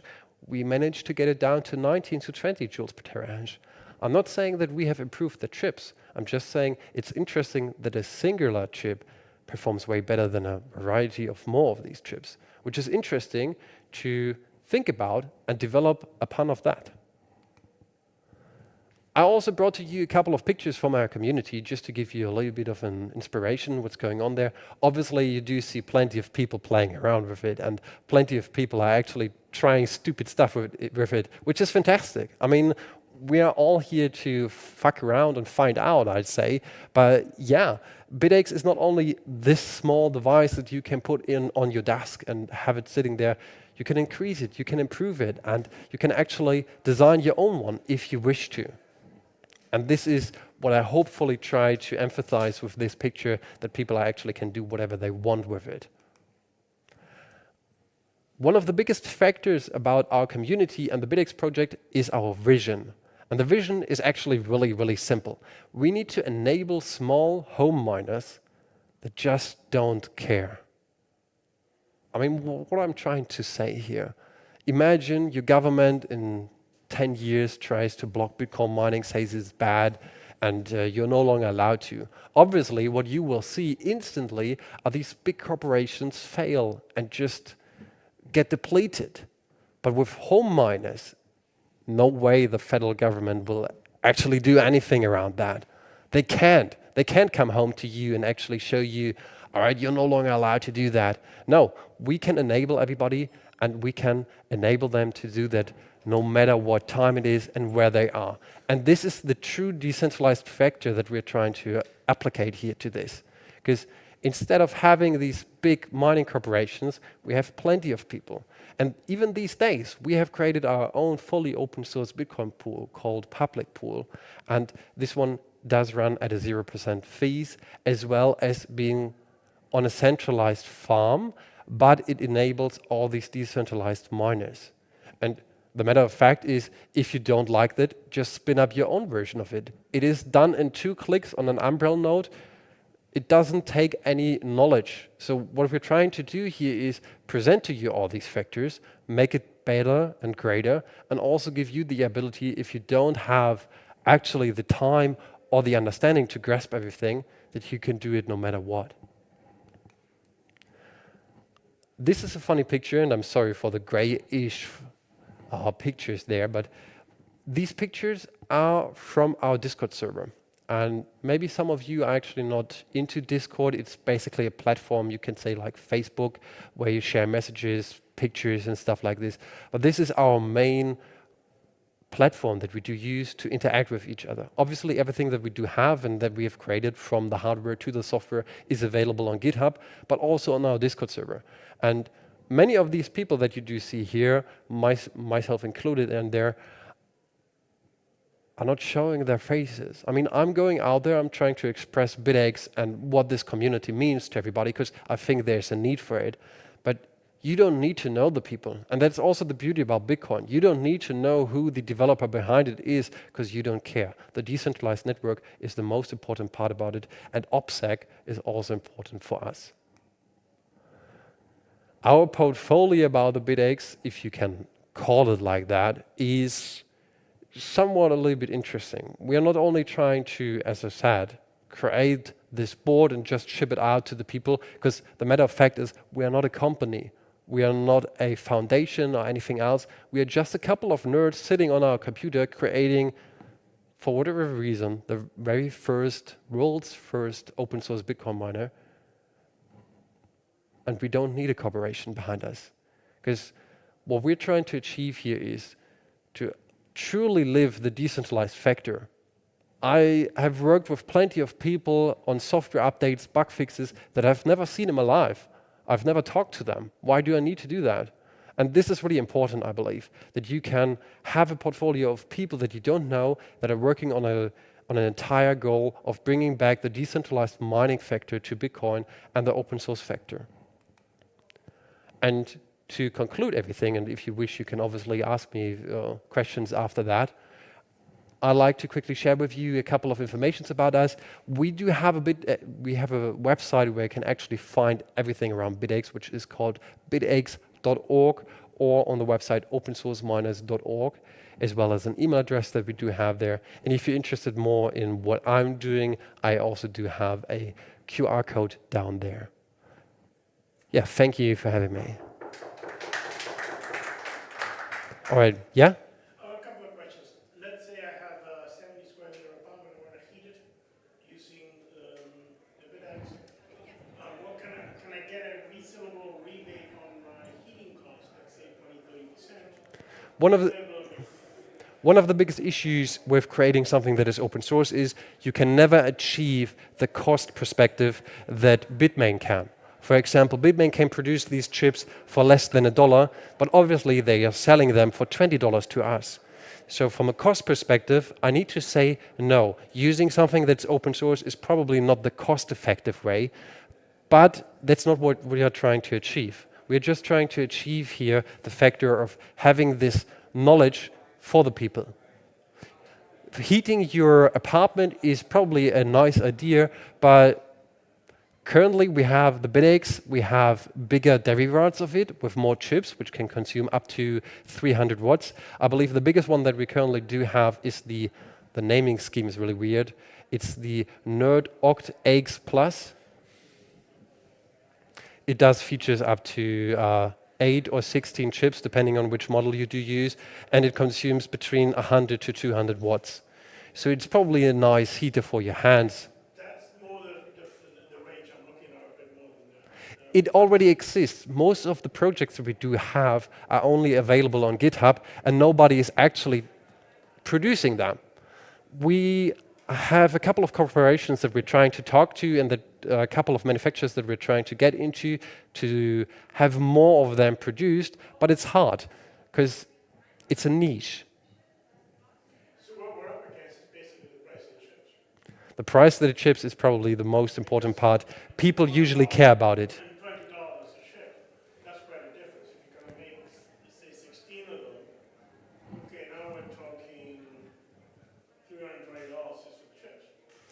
That's one of the biggest issues. I myself, I do have a company that I'm trying to use to actually manufacture and develop new devices.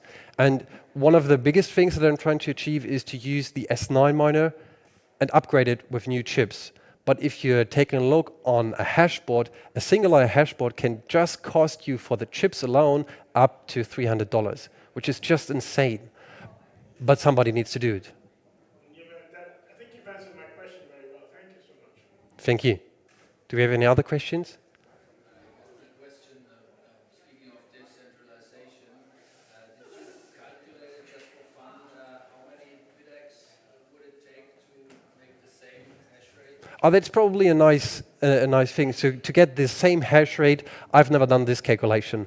But to give you a look out into some other perspective is, if you would have 1 million of these BitX devices, no matter which derivative you use, 1 BitX approximately every 6 days would find a block. And we have seen recently the first BitX block, probably the first BitX block. You can't really, I'm sorry, you can't really say that BitX was the one who found the block, but it's really obvious if you take a look on the hash rate. Okay, thank you. I need to go.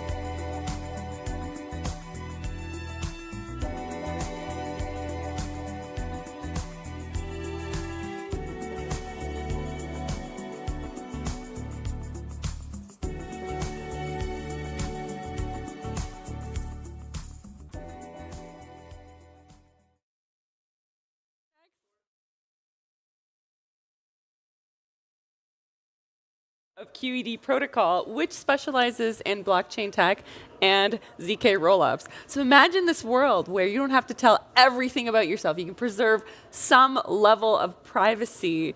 This is the tech that this gentleman is working to help build. And for the first time ever, ZK rollups have been created on a UTXO-based chain. So give it up for Carter. Thank you. So yeah, today we're going to be talking about City Rollup, and it's a trustless ZK rollup for Dogecoin or other chains that are UTXO based. So let's get into it.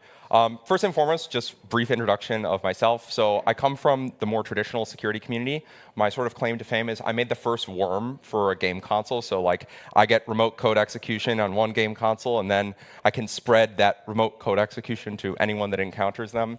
I built a lot of like gaming industry stuff, modding stuff. I also ran a proof of stake block producer for a long time, and I saw with my own eyes how bad it can get. And later, based on my experiences in that world, I sort of woke up to the corruption that I was seeing and joined the proof of work movement. And I'm founded QED for that purpose. So let's talk what does a trustless ZK rollup mean? Because we need to be very clear about these things before we actually go into how it works. First of all, we want to be able to deposit funds from layer 1 to layer 2. And we want to make sure that no matter what, the deposit must be credited in layer 2 if I make the deposit on layer 1. So if I, let's say, send some funds to a specific address that is a deposit, we must be guaranteed that those funds get credited to the right person on layer 2. And then in addition, the other basic function that we want to have on a rollup is that I can send the native token from one person to another, and that the users must be required to sign those transactions. So we have the same sort of privacy and, of course, security constraints that we see on L1. And ideally, the number of transactions on the layer 2, so let's say we do 1 million transactions on the layer 2, it shouldn't affect how difficult it is to verify that proof or to verify the rollup on layer 1, right? Because we want to be able to scale these chains and the security they provide. So if it's going to scale linearly, right, then we might as well just do the transactions on layer 1. But if we can get something better, and in the case of Groth16, we get constant size, then it's much nicer to have this invariant as well. But and then finally, users must be able to withdraw their funds from layer 2 to layer 1, and no one should be able to stop that from occurring. So we need to make sure that people can't, censor a withdrawal back to layer 1. We need to make sure that someone can essentially have an account on layer 2. Right, receive funds on layer 2, and then later withdraw to maybe their friend's address on layer 1. So you should be able to have this autonomous account that can interact with layer 1, receive funds, send, and still have all of the same security assurances that you get on layer 1. And just to boil that down, the main thing that we want to have in a trustless ZK rollup is that the only way to steal user funds on layer 2 must be by breaking Dogecoin or the parent chain's own proof of work security, right? But how do we verify ZKP on Dogecoin? So there's lots of talk of these Taproot and other interesting ways of getting ZKP verification on Bitcoin, but on Dogecoin, we don't have Taproot or SegWit. So what do we have? We have P2SH, right? So the redeem script size, which is like the size of the script that's hashed to get your P2SH address, that's maxed out at 520 bytes, right? For block size, we're looking at a meg, and opcat is not going to help us, right? So we're not going to be able to do these weird covenant kind of stuff to make this work just because of these limitations. But maybe with a ZKP opcode, we can do it. So we propose op check Groth16 verify. And essentially, the way that it works is you put the verifier key and public inputs and the proof for a arbitrary zero-knowledge circuit into the stack. And then you have an opcode, which just verifies that proof. And one of the public inputs is the sig hash of the transaction, right? So that way, my ZKP can introspect everything about the inputs and outputs of the transaction, and we can build a recursive covenant with it. So it fits in a P2SH script without having to modify any script size limitations, which is nice, and it's all forkable. But yeah, so using that primitive, we've built City Rollup, which lets users transfer funds to a current block on L2's P2SH address, and then we make a tree out of those different deposits that we receive on layer 2. And then users can claim the deposit by proving that they control the SECP 256K1 key that made the deposit in the first place. And we can do that with introspection. And then on layer 2, we can send transactions back and forth all we want with a ZK-friendly signature scheme. And then at the end of the day, when I want to withdraw, I can withdraw from layer 2 to any layer 1 address. I don't have to own it. And all of these are enforced by a recursive pay-to-script hash covenant. So the key thing here is if I deposit into that P2SH covenant, I'm guaranteed one of two things. Either that my deposit is later spent by the block, and in that case, my deposit must be added to the deposit tree with the correct public key, meaning that I can claim the funds on layer 2. Or my deposit that, my transaction that I send to the P2SH, it's not included or it's not picked up, and then within 10 blocks, if it's not spent, we have a return to sender branch in basically the way the ZK circuit works. So if you wait 10 blocks, show some proof of work, I can then return the funds from this P2SH script to whoever initially sent it, right? So it's either going to be recorded on the layer 2 as deposited, or you're going to be able to get it as a refund. So we've kept that main invariant there. And essentially, as I mentioned, one of the public inputs is controlled by the users. So usually we'll use that to represent the state of the blockchain, right? And then the other one is this thing called the SIG hash. And I know there's plenty of people in the room who know what a SIG hash is, but essentially you can think of it as kind of like the hash of an unfinished transaction, or a transaction missing a few things but with most of the core information. And it's actually what you sign when you use your wallet to sign a Bitcoin or a Dogecoin or a Litecoin transaction. And from this SIG hash, we can know, okay, what are the inputs that we're spending? So one of these is going to be the previous block, right? So one block is going to spend to the next block. But then it can also include deposits from a bunch of users. And we can guarantee that within that zero-knowledge circuit, that any of those inputs that are being spent that come from people must be recorded as deposits. And in addition, we know what the next block script is going to be, right? That next P2SH address that we're going to be sending money to. And the way that we've created this recursive covenant is that the state root of the entire layer 2 chain is hard-coded in that 520-byte script, right?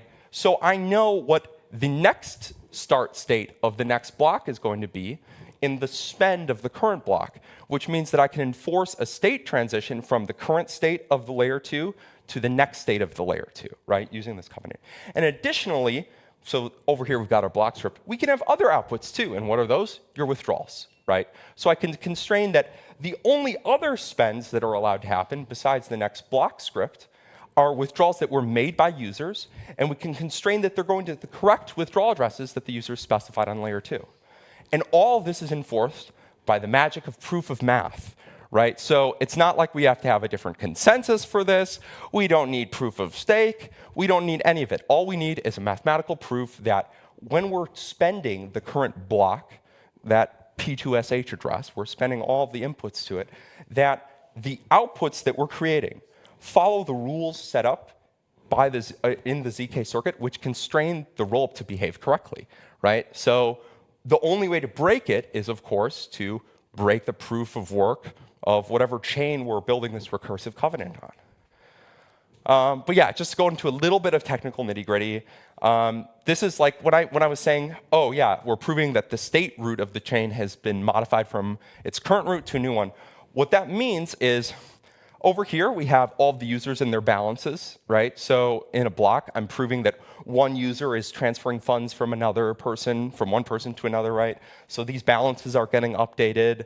We're checking to make sure the public keys are correct. And we're also registering all the deposits and processing all the withdrawals. And if you're curious about this, the source code to City Rollup is actually all open source, available on GitHub. You can start it up with a single Docker command. And again, what we're proving with each of these covenant steps, so whenever I do a block spend on the layer 1 that verifies the proof, I'm proving that starting at some state root, I legally transition to a new state root as a result of signed user transactions that are updating these balances, and sig hash inputs and outputs, which reflect additions made to the deposit tree, as well as things being removed from the withdrawal tree or withdrawals being processed, and those are reflected in the outputs of the covenant. So yeah, user key, very simple. I won't get too much into this nitty-gritty. Yeah, is this all just theoretical, right? Like from right now, I've kind of just showed you a lot of diagrams and charts and interesting things, but in fact, it actually works, and we've built a full chain RPC node wallet that works, just to demonstrate that this is possible. So over here, you're seeing this live. Also, the proving is happening in the background, so you can see it's proving pretty fast. But yeah, so right now I'm claiming a deposit by signing with my, here we've got our Doge wallet, and here we've got the City Rollup wallet. I can then transfer funds on L2 from one user to another. And then you can see over here, I can withdraw back to this layer 1 address. And then we can see that it's proving away. And if I go and I refresh my balance, I've got my 100 Doge that I've withdrawn. So we've already built this whole end-to-end, not only from a conceptual perspective, but we've written the code, built web wallets, everything. So if anyone believes that there's any trust assumptions or security issues that we haven't covered or that we got wrong, the code's all on GitHub, right? So come help us find any problems that you may have. But yeah, so it's not theoretical. It's ready to go. Hopefully, we'll deploy like a testnet so that people can access it publicly. Obviously, it's important that we do full security reviews on all of the additional code, specifically for verifying the ZKP. You may have noticed that our opcode is called op check groth16 verify that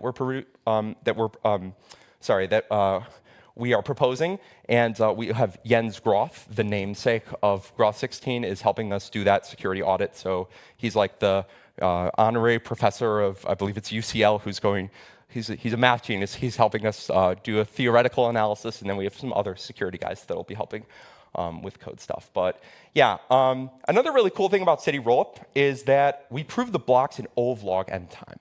So we first generate witnesses for all of these proofs, right? And that's done serially. But then, once I have those witnesses generated, we have a network of provers that can go ahead and prove a tree of these proofs that consummate in that state transition proof there. And then once we've done that, we have to generate 3 separate proofs. So in this case, we have 3 separate like inputs, right? So we have to generate 3 separate proofs, 1 for each one. And then those proofs are included in the actual transaction, right? But whenever you see in this graph, like the proof sort of moving into another proof, what we're doing is we're taking a bunch of proofs and we're verifying them in another proof. So if I start off with like 1 proof for each transaction, if I start off by proving a ton of different proofs on a bunch of different machines, 1 for each transaction, I can then, after those are done, I can then group them into groups of 2 and then verify those 2 proofs in another proof. So the number of total proofs decreases by a factor of 2.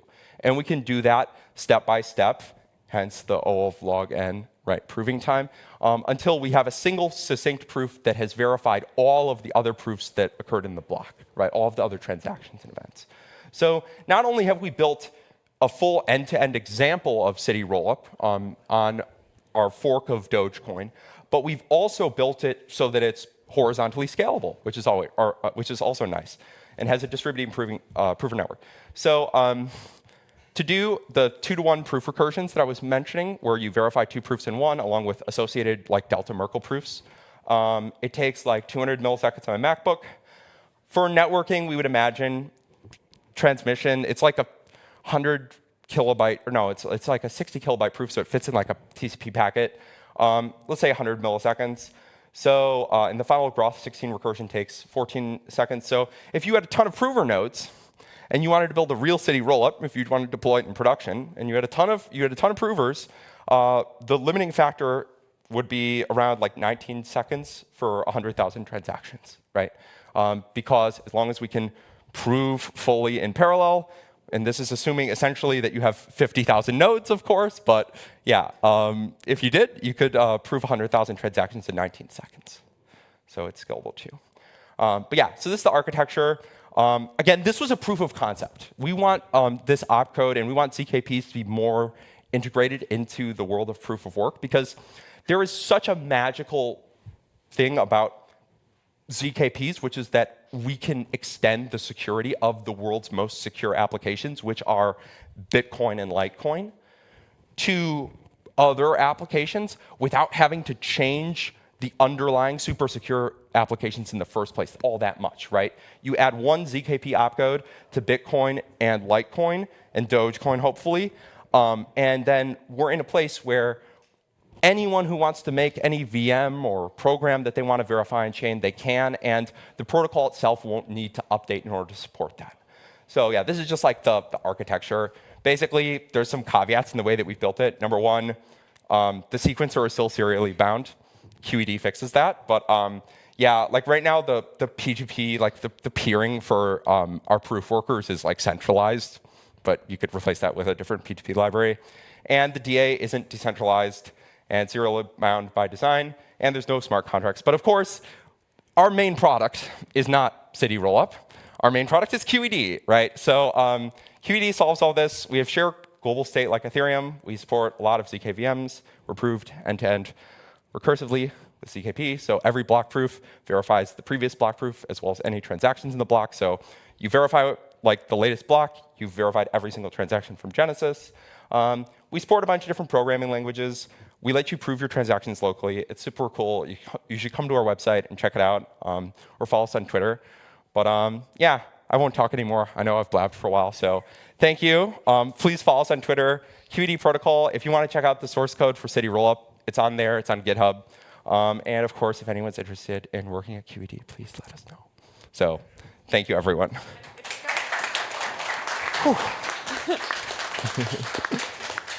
Does anyone have any questions? I don't know how much time we have. You've got time. Do you have any questions? There's a timer. Yeah, so maybe you mentioned it. Who's responsible for spending the UTXO that represents? That's a great question. So technically, anyone can. Technically, anyone can. But you may want to have an election for that to ensure that as many transactions are included as possible. But the way that it's currently set up, anyone who can have, I believe it requires you to have at least one transaction in a block, but yes, anyone can spend it. So let's say my sequencer goes down and someone gets a copy of the data, like the whole state tree, they can go start up a new sequencer, just install it from GitHub and keep proving away. So the way it's currently set up, it's not upgradable, although again, you could build this into the logic of your ZK circuit. It's not upgradable, and it's fully permissionless. So, this is one of the benefits of having a rather simple structure, where in this case, for City Rollup, we're not implementing smart contracts. It was out of the scope of our experiment. It's just transfer, so it's relatively straightforward. But yeah, so right now, anyone. Yeah. When you make a deposit on City Rollup, yep. You have to wait for the block verification? You have to wait until the block is... So, OK, the way it works is I send my funds to a P2SH address, right? That P2SH address is a script which, as part of what the script does, and essentially the only thing it does, is verify zero-knowledge proof that starts from the current block state, right? So when I spend that P2SH, if as the inputs to that P2SH, one of them is going to be the previous block, right? I'm going to send from the current covenant to a new covenant. The other deposits that are made can be included as inputs for that spend that includes the block. And any of those inputs that are included must be added to the deposit tree of the chain. However, if my input, so I sent to this P2SH script, right? Let's say I sent it while the block is already being produced, right? So I kind of gotten too late, right? In that case, essentially what happens is I have to wait a couple blocks, and then one of the alternative proving paths for the ZKP allows me to return an input to sender, right? So if I sent from address X and I do a little bit of proof of work, I can then, one of the allowed ZKP spend paths is a SIG hash, which sends the money back from where it came. So I'm not guaranteed that my funds will be deposited in the L2. I'm guaranteed that they will either be deposited in the L2 or I will be able to refund the money back to me and only to me within the next 2 blocks. Because on Bitcoin or Dogecoin or Litecoin or any of these chains, there's no way to guarantee that all inputs to a given script are spent without maybe doing a bit of proof of work. Although we could do that, right? This is an option where you could but then maybe you need to have a little bit of a delay, how many confirmations we want, right? But this is also doable, right? It's a little bit more tricky just because especially with Dogecoin, the way the proof of work works is not as easy as Bitcoin, where we just current difficulty, hash some blocks. Yeah, it is doable as well to ensure that more transactions or all of the ones that are included. Although you also run into situations where it's there's maximum transaction sizes, right? So we can't if there's too many deposits in one block, some of those people need to refund their money to themselves, which again, super fast, 300 milliseconds on a normal computer do it. So it's not like it's a big task to get your money out. But you could imagine a world where there's 100 transactions to a given address. How many inputs can we reasonably have on a Dogecoin P2SH spend? 200? Okay, so let's say there's 1,000 deposits, right? Some of those people are not going to get included in the current block, and they'll have to wait till the next block. But again, they never lose their money. No one can take their money from them because it only allows you to spend it back to the sender, right? So it's not like I can spend someone else's money to another address. You have to return to sender. So those are the only 2 ways to spend. But great question. Yeah. Any other questions?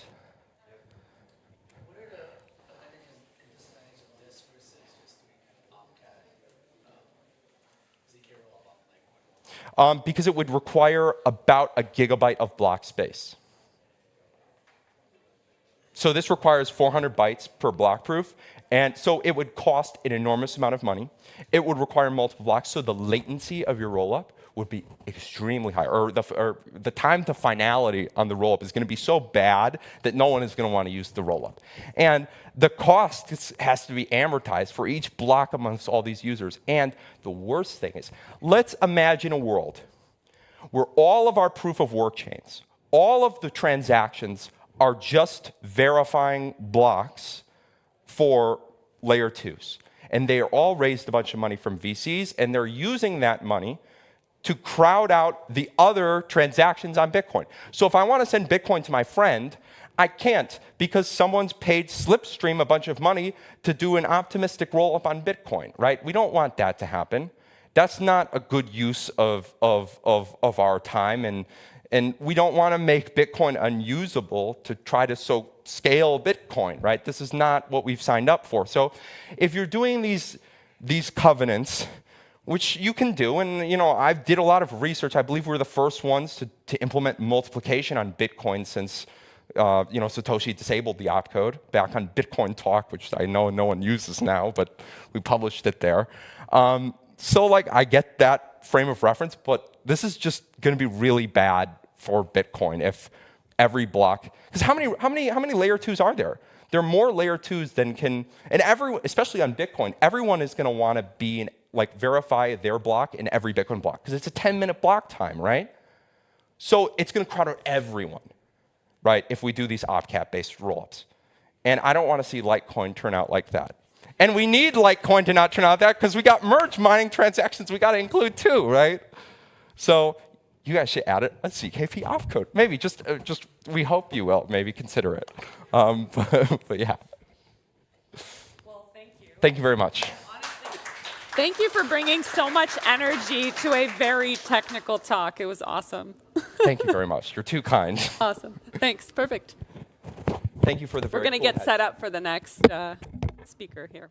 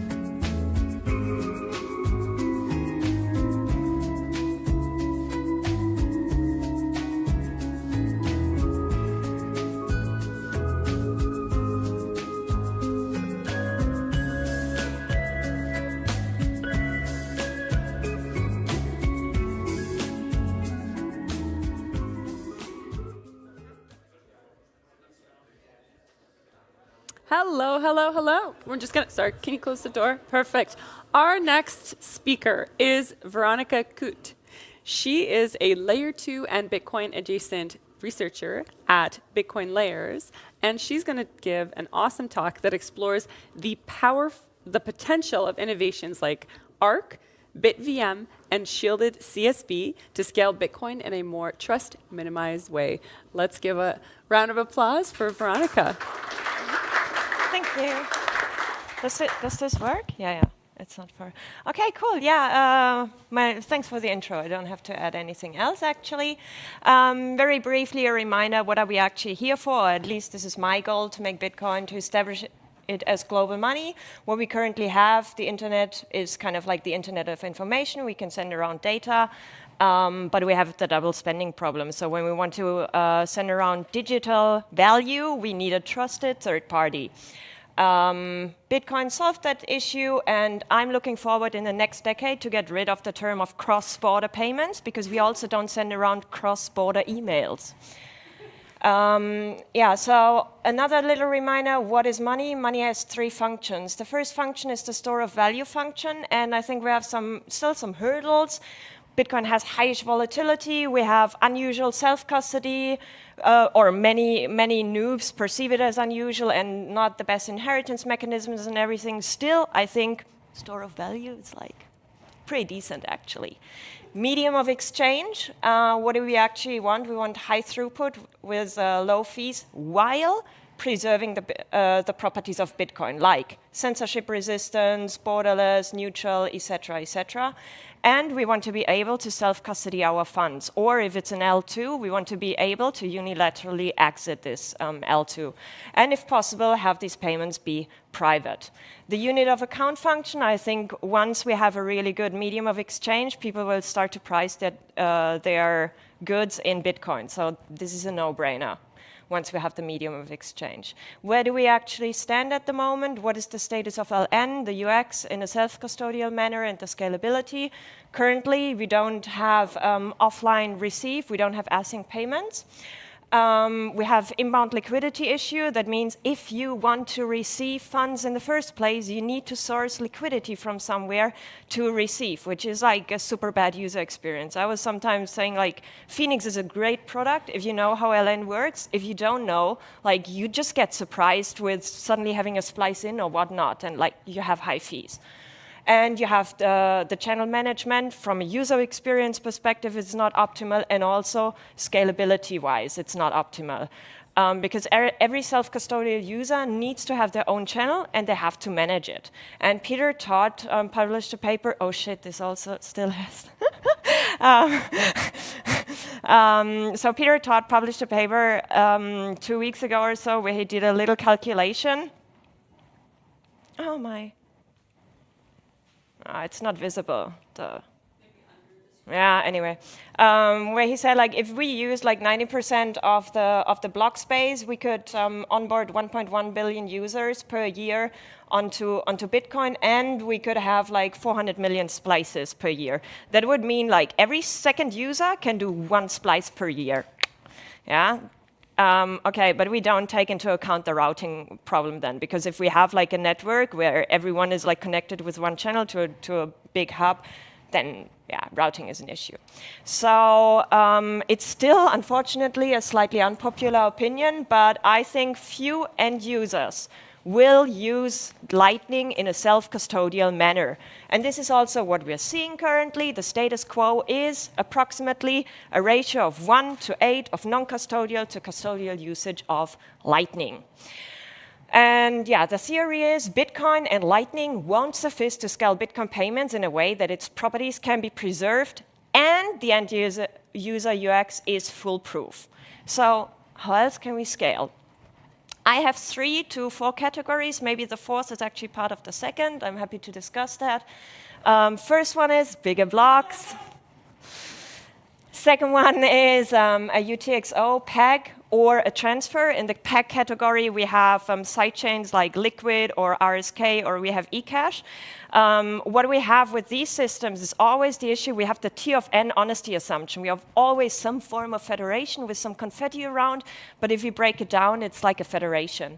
In the transfer category, I see state chains where you basically have a UTXO and you transfer the ownership of that UTXO to someone else. Then we have UTXO sharing. Lightning is an example where we have like 2 people sharing one UTXO, and we have ideas like coin pools, etc., etc. And then we have blockchain as a data availability layer, which is, for example, for CSV protocols or rollups. And I want to present 3, so it's going to be a quick run-through. Protocols that popped up in the last year, which I think are highly interesting. This is on one hand BitVM. With BitVM, we can improve on the T of N honesty assumption and break it down to an existential honesty assumption, so we can bridge to site systems in a better way.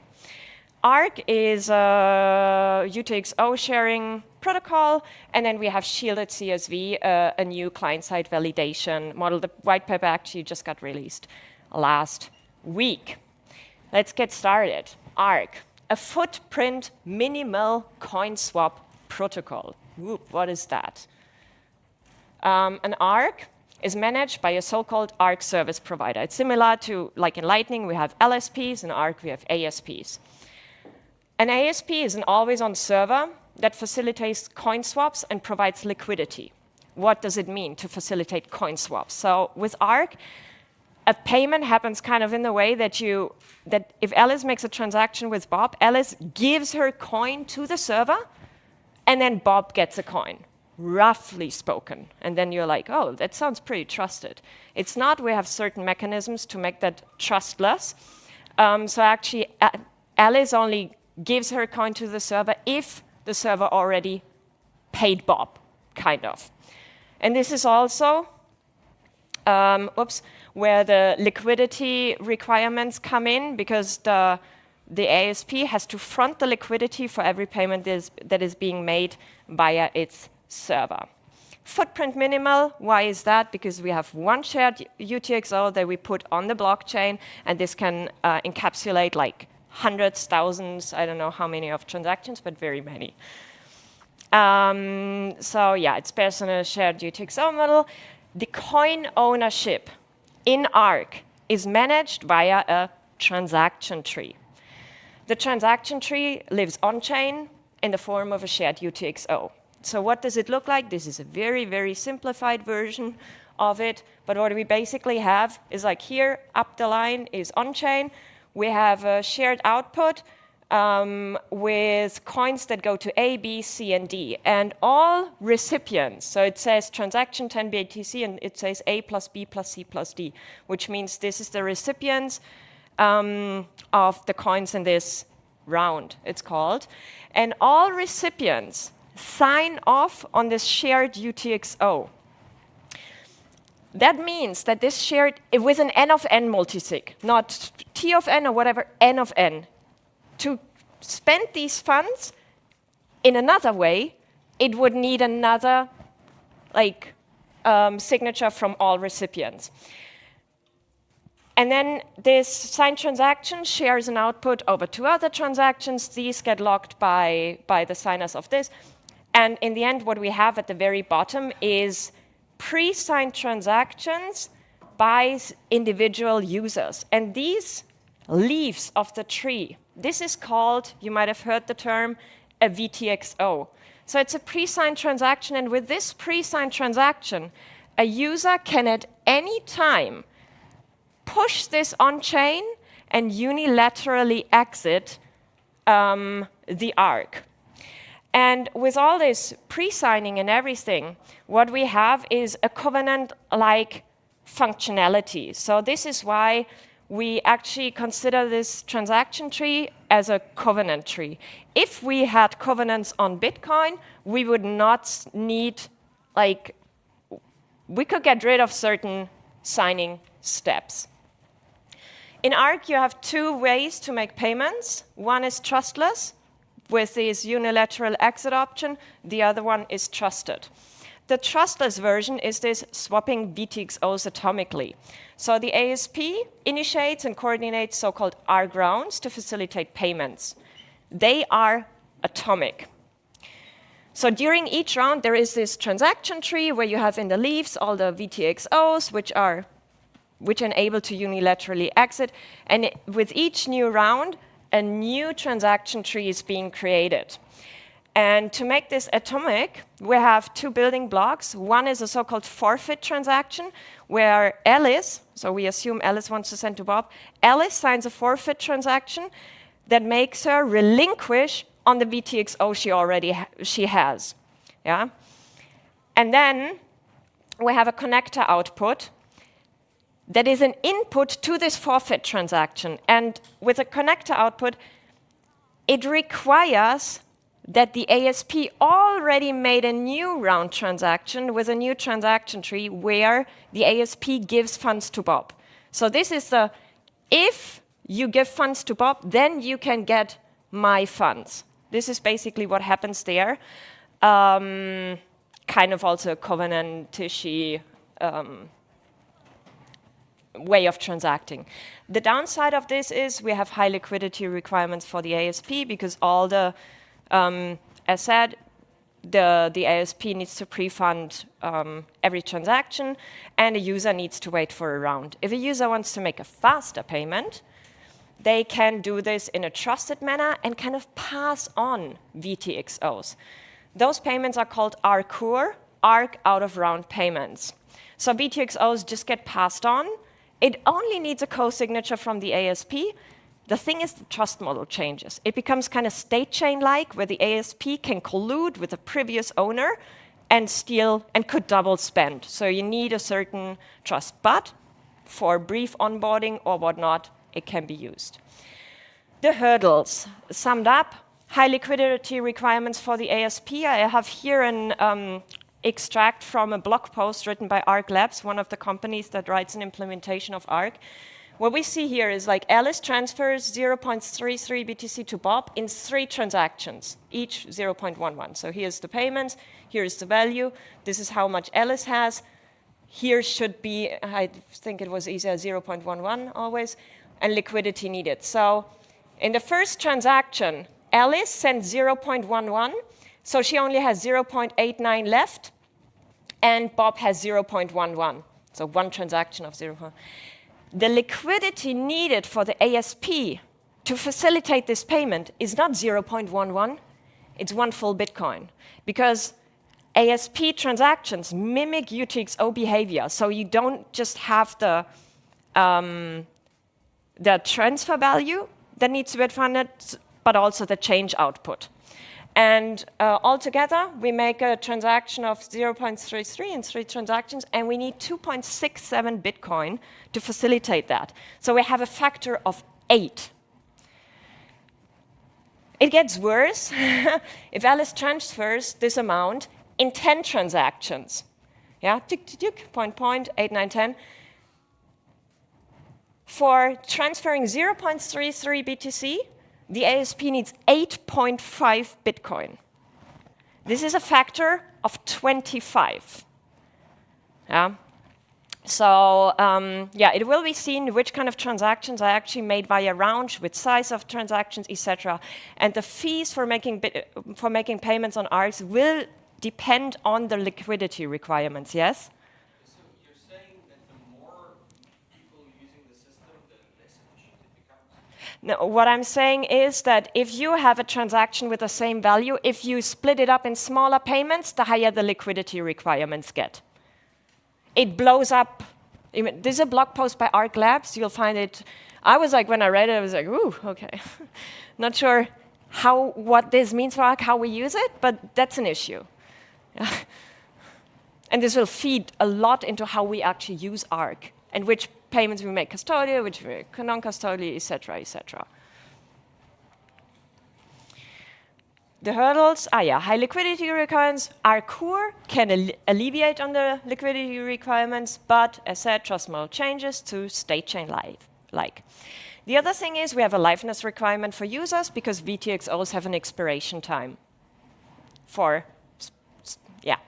In practice, it's not as bad. The user just needs to open their wallet once during this timeout period. Oh, yeah. And can auto-refresh. The coins, the VTXOs the user has can be auto-refreshed. And also, if the user doesn't open their wallet in this timeout period, a watchtower could be used to trigger a unilateral exit of the VTXO. So I think the liveness requirement is less of an issue, actually. Status quo of development, we have 2 companies building implementations on Arc. That's Arc Labs. They have like a covenant-less version on Bitcoin, and they have a covenant version of Arc on Liquid, because there we have certain opcodes that we don't have on Bitcoin. No ASP on mainnet, but soon. Then there is a second. The company just got announced, I think, a week ago or so. They made their first mainnet transaction on Bitcoin. They were onboarding users via Arc Core, these Arc out-of-round payments. They did a cooperative exit and a unilateral exit. So Arc, I see as a UTXO sharing-based site system with an integrated bridge that ensures unilateral exit option. Arc is site system plus bridge. What if we had an independent tool that can bridge to whichever site system? And why don't we have that yet? This is a non-exhaustive list, but we have some limitations in Bitcoin script. For example, we don't have transaction introspection or statefulness. And that means that Bitcoin, it just cannot argue what happens on another system. Let's say we have a peg out in RSK, of RBTC on RSK, and Bitcoin is like, I don't know what happens there. Yeah. And another thing is that we have a lack of arithmetic opcodes, for example, for multiplication. I mean, you can express a multiplication with additions like plus, plus, plus, plus, plus, plus, plus. Where you see it can become very large, very data heavy. So we can actually express anything in Bitcoin script, but we just can't verify it because the length of this thingy, we cannot squeeze it into a block. Yeah, it's just too large. Yeah, so data cannot be verified in a block. But there is a workaround. So last year, Robin Linus, he published an idea where he made it possible to allow for arbitrary computation on Bitcoin, and it's called BitVM. I will give a very, very brief intro because Sergio Lerner will give a talk about it, and they have some other, so there'll be quite some BitVM talk here these days. And the primary use case of this is to verify ZK proofs expressed in Bitcoin script, and also, and this is the main thing, to enable trust minimized bridges to other systems. Because at the moment on Ethereum, we have all these rollups and whatnot, because Solidity is just a more expressive programming language. On Bitcoin, we couldn't do that, but now we have a possibility to bridge to. So what we will probably see is like kind of, a lot of projects popping up on Bitcoin in the next year. BitVM is based on 3 primitives. Is on one hand a taproot Merkle tree of scripts. So what you have is like a Merkle tree, and you can put your scripts kind of in the leaves of the tree. The thing is, if you do that, you have a bit of script here in the tree, you have a bit of script here, and you cannot relate the leaves to one another because we don't have statefulness on Bitcoin. We cannot carry over state from one output to another. So we need a key value store that can be accessed across individual scripts. And that is being made possible via Lamport signatures. Lamport signatures are one-time digital signatures where you basically, with every signature you make, you create a new public and private key pair. And that makes it possible to sign off on specific values. The third primitive is optimistic computation, where you have the possibility, if someone claims that certain data is true, others can come and challenge this claim. As said, very short. Quick run through of how BitVM works. So a BitVM operator compiles a program into a snark. That can be like a peg out program from a site system, a peg out transaction from a site system.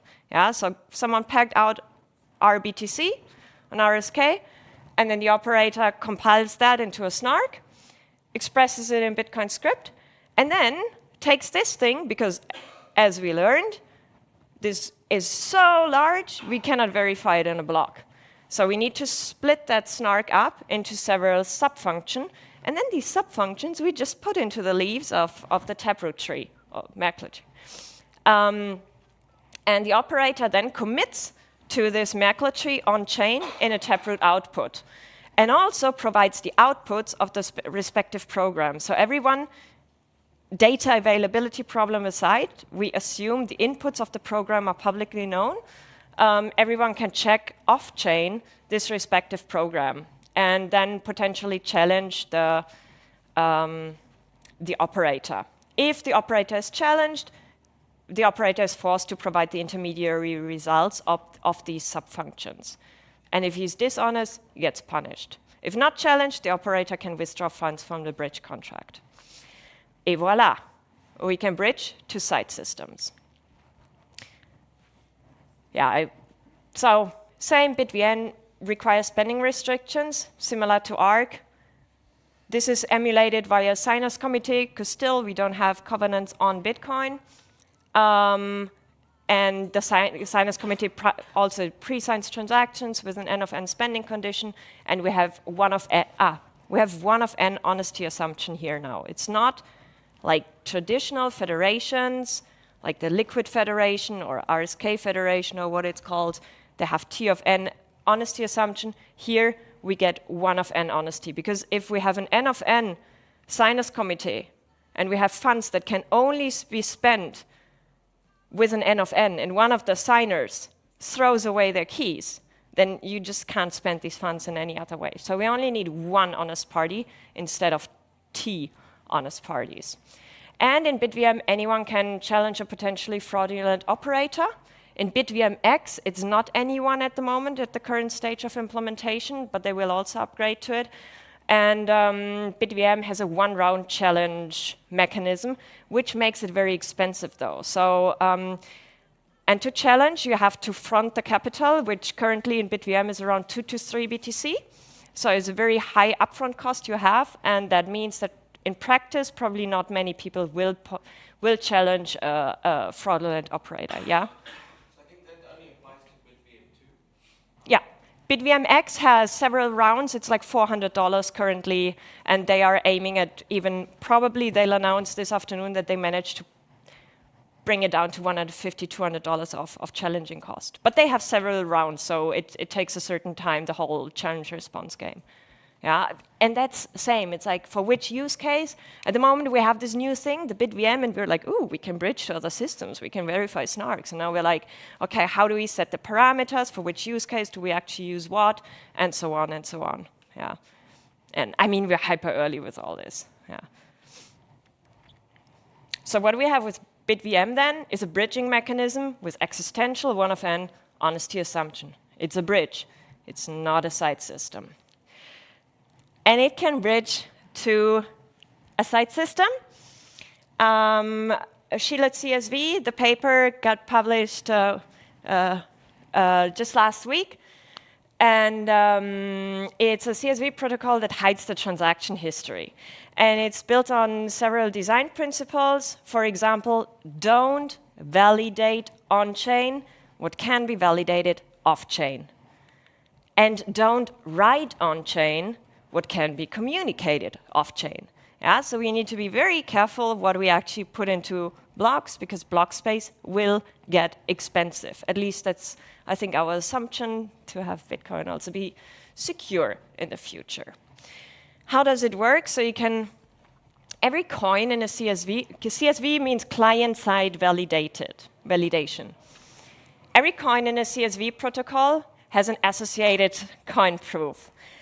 And the coin proof kind of proves the correctness of the entire transaction history. And so far, in traditional CSV protocols, the transaction history was kind of visible. The thing is now, we can compress the coin history into a snark. I mean, we could do that before, but then Bitcoin was like, oh, what is this snark thing? I cannot verify this. But now with BitVM, we have a possibility to verify a snark on Bitcoin. So this is why we can upgrade CSV protocols and actually hide their coin history, which is pretty cool. And this coin proof is just sent peer-to-peer, off-chain. Yeah? And only the recipient needs to download and verify this coin proof. We have no on-chain pollution here whatsoever. It's like the eCash kind of thing, where you have this digital piece of data, yeah? Just with CSV, you just don't need a mint anymore. Yeah. But okay, we need to prevent double spending in some way. Yeah, because if you just send off-chain and it's like, yeah.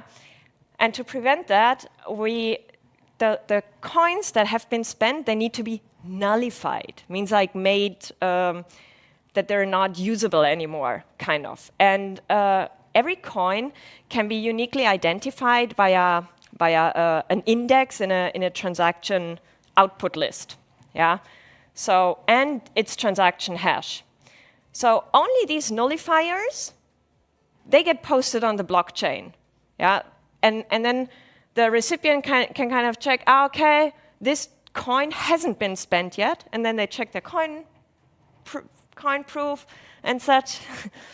And yeah, the good thing is the users only need a single Schnorr signature to verify, and I think that was important to the authors of the paper, that non-users can ignore this data. Not every full node has to verify that in any way. Back to the design principles, as I said, don't validate on-chain what can be validated off-chain. The token history only needs to be verified by the recipient. Don't write on-chain what can be communicated off-chain.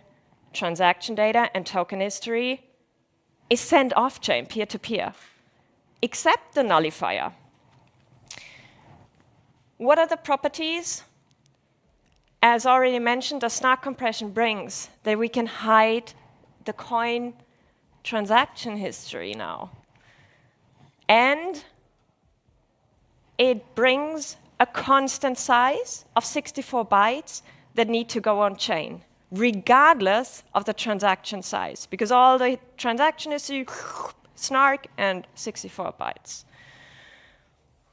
If we used 100% of Bitcoin blockchain, block space, only for nullifiers, we'd have approximately 100 transactions per second.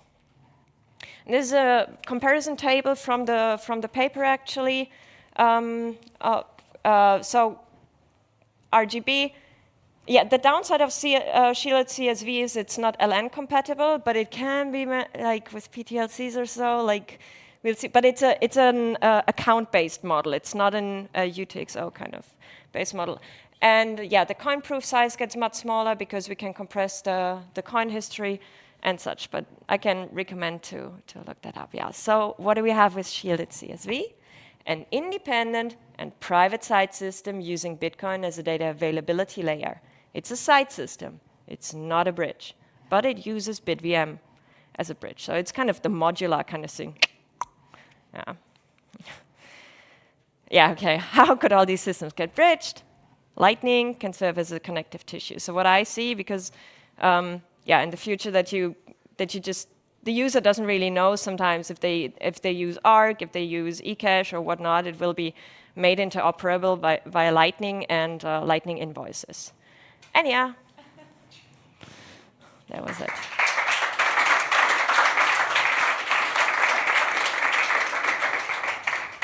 can ask any questions of Veronica.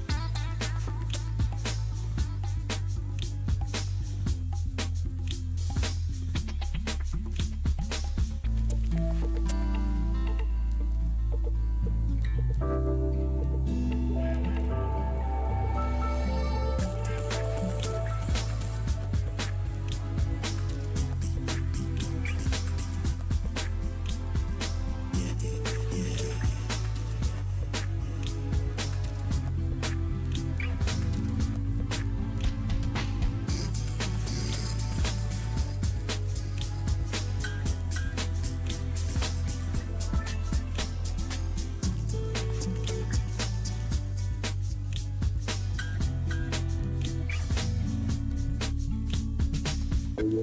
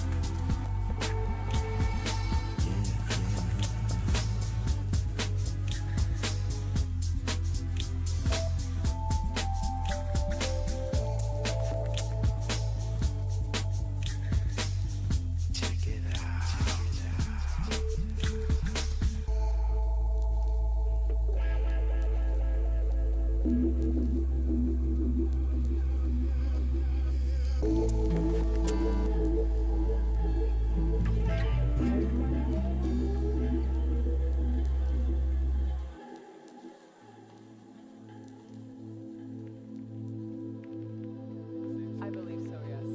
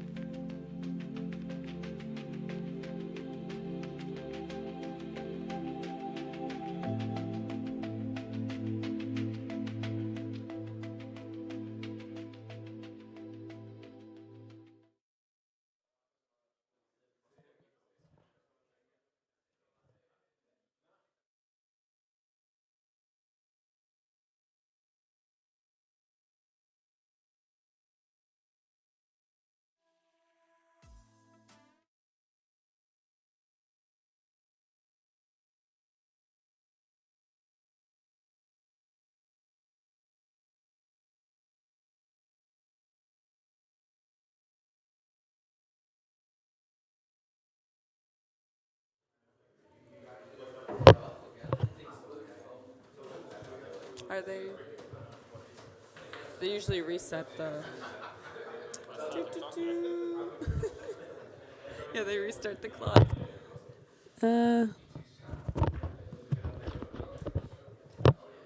I'm gonna get them to. Sorry. Oh, usually reset the clock.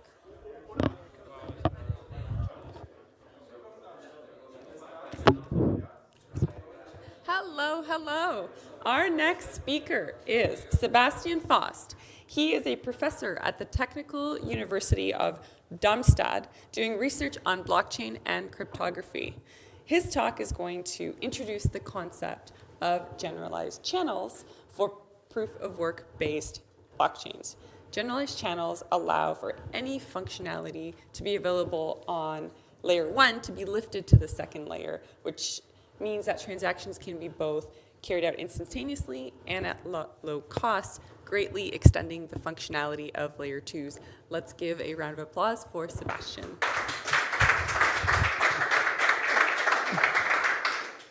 Okay, good. Then thanks a lot for the introduction. Actually, I have another slide about introduction of myself and my group. So we are a research group in Technical University in Darmstadt. We do research mainly on applied cryptography and also some blockchain stuff. For example, we did some research on proof of space, which maybe some of you have heard about. And we did a lot of research also on wallets, so how to secure cryptographic wallets. Threshold cryptography, and in particular, which I will talk today about, is these second layer protocols. Okay, so we did some research in particular on virtual channels. This is something which we invented in 2018, first for Ethereum, and then later on, we also built this for Bitcoin.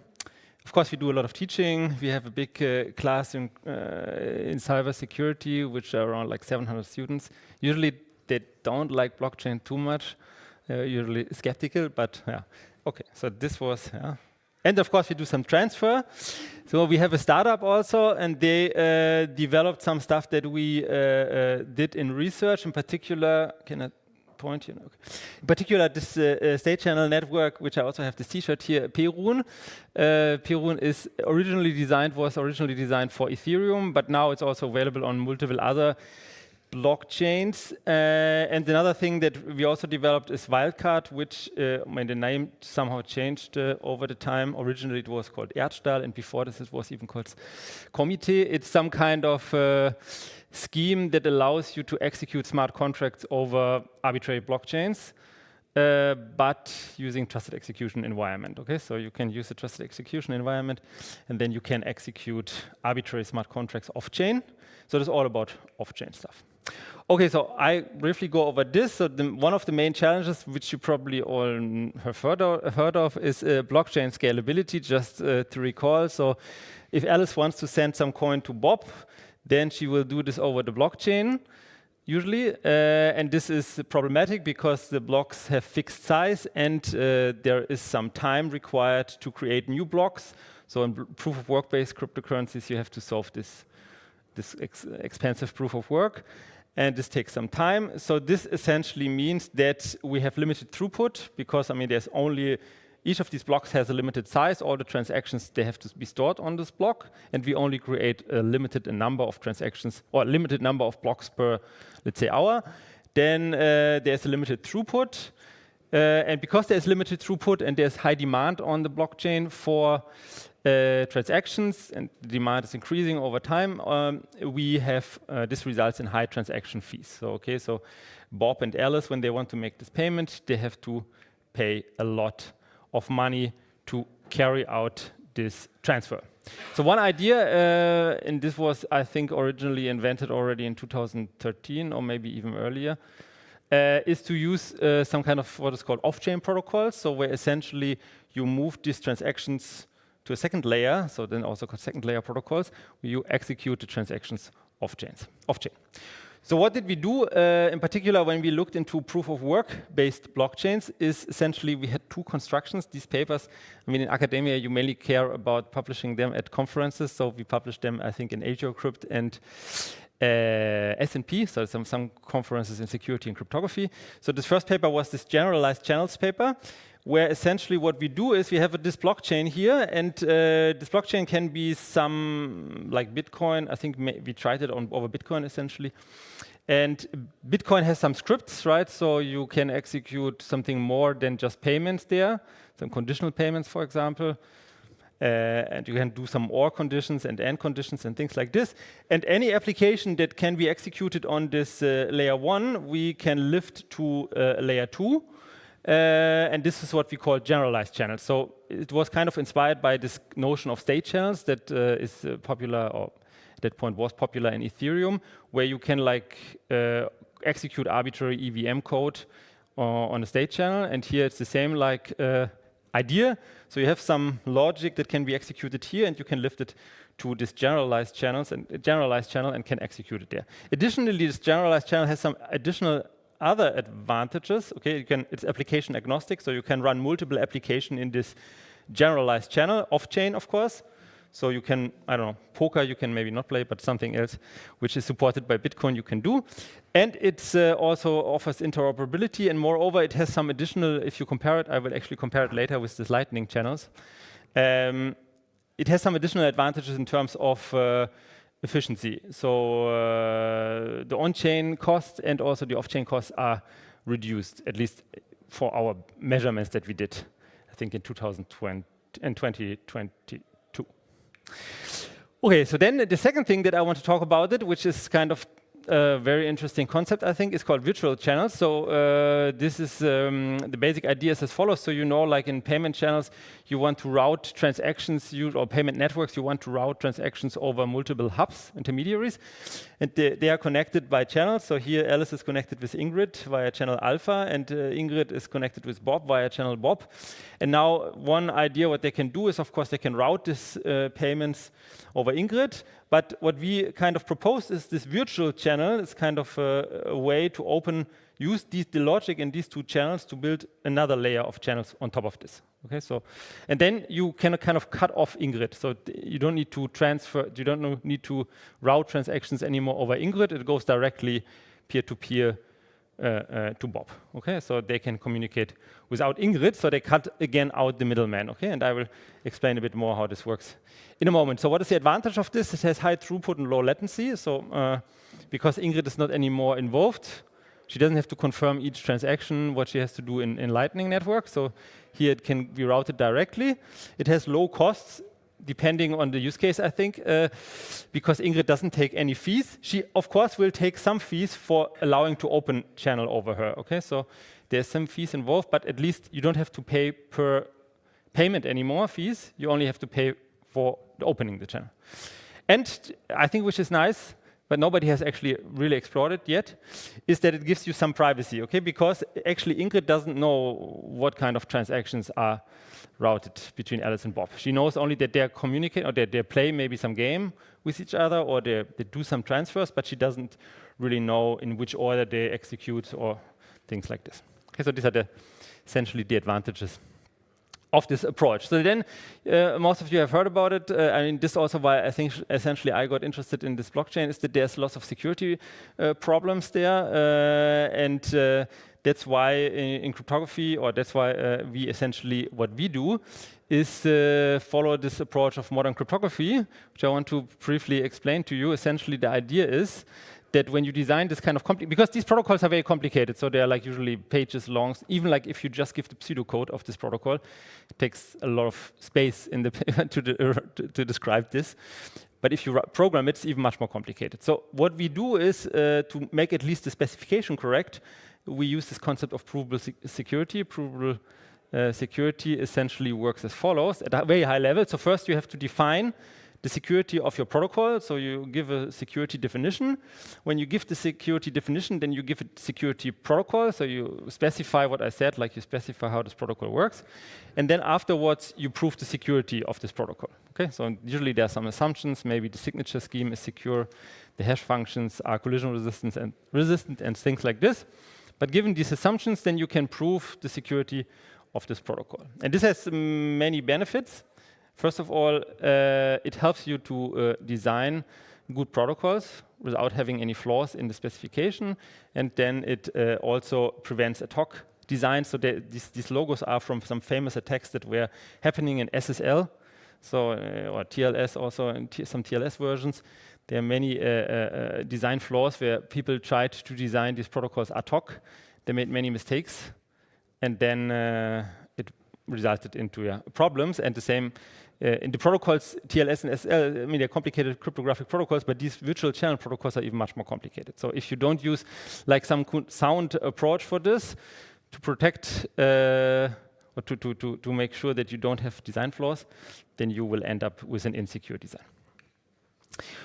Okay, so let me briefly talk about this generalized channels. I will not explain in detail how this works because it uses some kind of cryptographic concept that's called adapter signatures, which you also formalized in this paper. I can mention briefly what it is in a moment, but let's first look into this ledger payment channel. So these are the concept how this works. So you have Alice and Bob, ledger payment channel. They want to open a ledger payment channel between each other. They have like 4 phases, such a ledger payment channel. So there's a create phase, an update phase, a close phase, and a punish phase. Okay, so, and I want to briefly explain what happens in each of them. So in the create phase, Alice and Bob, they lock 10 coins on the blockchain, and then they can use this in the channel. So okay, so now they move these 10 coins each from the blockchain, but because they locked it into this channel, and now they can execute updates in this channel. So they can do updates and update the balance between each other. And how this is usually done? Well, there are like multiple different protocols, but in the very most simplest version, you can think of, I mean, they just sign this new states, okay? They have. But I mean, in blockchains like Bitcoin or so, where you have limited scripting capabilities, it's more complicated. And then you need something like the Lightning protocol for this. So you can update the state, essentially go like initially Alice owned 10 coins, Bob owned 10 coins, and now Bob transferred some 5 coins to Alice. So in this state the state is now like this, that in this channel, Alice owns 15 coins and Bob owns 5 coins. And then you can continue like this. You can also, it's like a bidirectional channel, so you can transfer back and forth the coins. And at some point, you don't want to use this channel anymore, then you can go to the blockchain to close this channel with the latest state. The latest state in our case was this SN, where I think, maybe you see it here, where Alice owned 18 coins and Bob owned 2 coins. Okay, so then the channel is closed, and now originally we had like Alice owned 10 coins, Bob owned 10 coins, and now after this closing, Alice owns 18 coins and Bob owns 2 coins. So now, of course, the last important thing is now what happens if somebody cheats, because everybody has this, also in particular had these previous states, right? So this may be S2, and now Bob can say, okay, I don't want to lose a lot of money, and I just close the channel with a prior state. Okay, so not with the latest state, but with the state before. So Bob goes to the blockchain and sends actually the transaction that, or the off-chain transactions that he has, this SN-1 to the blockchain. In this transaction, he only lost 5 coins and not 8 coins. So he tries to close it with this. Okay, so in this case, the last transaction was 18.2, but now he tries to close it with 15.5. And in this case, what Alice can do, she can actually punish now Bob and receive all coins. Okay, so if Bob tries to do something like this, then there's a mechanism in these payment channels that allows to close this channel in such a way that essentially the entire value of the channel goes to Alice. Okay, so this high level how it works. So in Lightning channels, this is some implement. I mean, this was kind of the functionality, right? So what I just explained. And now how this is instantiated without going much into details how it works. But there's a funding transaction where Alice and Bob use some multisig, where they create this funding transaction. And now they have control over this with 20 coins. And then there are these kind of commit transactions where they say, okay, here in this original situation, 10 coins. This is actually a transaction that is on the blockchain committed. So you have like 20 coins committed on the blockchain. And now you create like commit transactions. And these commit transactions, they describe how these coins are to who they belong currently in the channel. So for the update, you do this kind of new commit transactions. But you see here these lines, these dashed lines, they mean that they're off-chain. So they're not yet on the blockchain. Okay, so, and in this original case, because Alice and Bob each funded this channel, 10 coins goes to Alice. Okay, this is the payout, and 10 coins goes to Bob. The same will be here on the other side, because both of them have such a commit transaction, because both of them should be able later on to close this channel. And then we have this punish transaction. Well, I don't explain exactly how it works, but essentially these are the coins, the payout that is going to happen if you do a punishment. And in this case, if Alice publishes this transaction, so you can think of this like this, if Alice publishes this transaction illegally, then there is some way for Bob to extract these 20 coins. Okay, so this is basically the idea. And the same you have here. So here you have the same situation with the payment. 10 goes to Alice, 10 goes to Bob. But here there is this punishment for Alice, so that Alice can actually punish Bob. If Bob publishes this transaction illegally, then she can punish it, and Alice gets the coins. And there's this thing here, this x1 and y1, and these are some part of some hash time-locked transaction or premages, and they are like exchanged. So these are like random values, x1 and y1, they exchange between the parties, and later on, when you do a new update, you exchange them, and then if Alice or Bob tries to publish this particular commit transaction, then they can punish it. Okay, so you don't need to understand exactly how it works, but in a very high level, this is how it works. The scheme requires, in Lightning, requires that you have like time locks and hash locks on the blockchain. So this is some kind of features that you need on the blockchain so that you can actually do this, you can implement this. At least the basic specification of Lightning, it doesn't support apps, so you cannot run some more complicated applications there except payments. And it has relatively costly off-chain and on-chain communication. So on-chain communication, because well, if you do like some more complicated transactions here, then there's this punishment mechanism, and this punishment mechanism is relatively costly on the blockchain. Okay, So, and then the off-chain communication, why is it high? Because you have these 2 commit transactions. Okay, and these are the things that we avoid in our design. So in generalized channels, this graph looks like this. Okay, so you have a commit transaction, only one, and then you have like the split transaction that allows you to execute apps inside this channel. Okay, so the high level works like this. So then you can run arbitrary apps off-chain. We don't require any hash time locked anymore, any hash time locked transactions anymore. We require time locks, but no hash locks. So you can run this over transactions, over blockchains that only support time locks and signatures. Okay, so you don't need any more than this. So you don't need, in particular, hash locks. Like in Bitcoin, you have it, but I think in Zcash, for example, you don't have hash locks, at least in this version that we looked into that time. You only have time locks there, but no hash locks, so you can actually run our generalized channels over Zcash. Okay, so. And it has reduced on-chain and off-chain costs because of the fact that we have only one commit transaction, and this punishment mechanism works in a more clever way. Okay, and how does this work? Okay, the protocol itself is more complicated, and in particular, what we use there is something called adapter signatures, and adapter signatures are essentially a way to realize hash lock transactions with signatures. Okay, so you can build adapter signatures. It was actually, I think, introduced by Polestra or so, yeah. So he introduced this concept, and then several people used it for different things, and people also constructed adapter signatures, I think originally from ECDSA, I think, and later it was constructed from Schnorr signatures, but there was no formalization for this. Okay, and in this paper, what we did, besides presenting this concept of generalized channels, we also give the first formal definitions of adapter signatures, and then we give like security proofs of the constructions that people have proposed. And then we show how to use adapter signatures essentially to replace the hash locks. Okay, so one application of this generalized channel, so actually in the beginning we started to work, we wanted actually, because we came from this virtual channel domain and we wanted to build virtual channel for Bitcoin, but it turned out to be complicated. So we first had to build these generalized channels because they had to have some advantages. And then we built these virtual channels on top of it. So what is a virtual channel? So recall, this is the kind of setting that you have in Lightning. So there's this people, I mean, in Lightning they don't use generalized channels, but I'm using this now because I will talk about virtual channels. But so you have essentially these people, they are connected. Alice is connected with Ingrid via a channel, Ingrid with Bob via a channel. We call this typically ledger channels in our paper.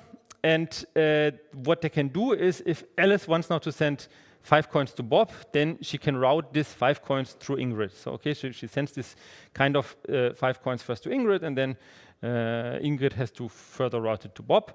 Of course, Ingrid can cheat. I mean, she could just take the 5 coins that she received here and not send it further, but then you have some nice techniques from the Lightning paper, essentially how to ensure that this is not gonna happen, that Ingrid cannot do this. This has the advantage that that is entirely off-chain. Okay, so all transactions now are off-chain. They don't need to, if Alice wants to send coins to Bob, she doesn't have to open a channel with Bob. She can do this by using this Ingrid.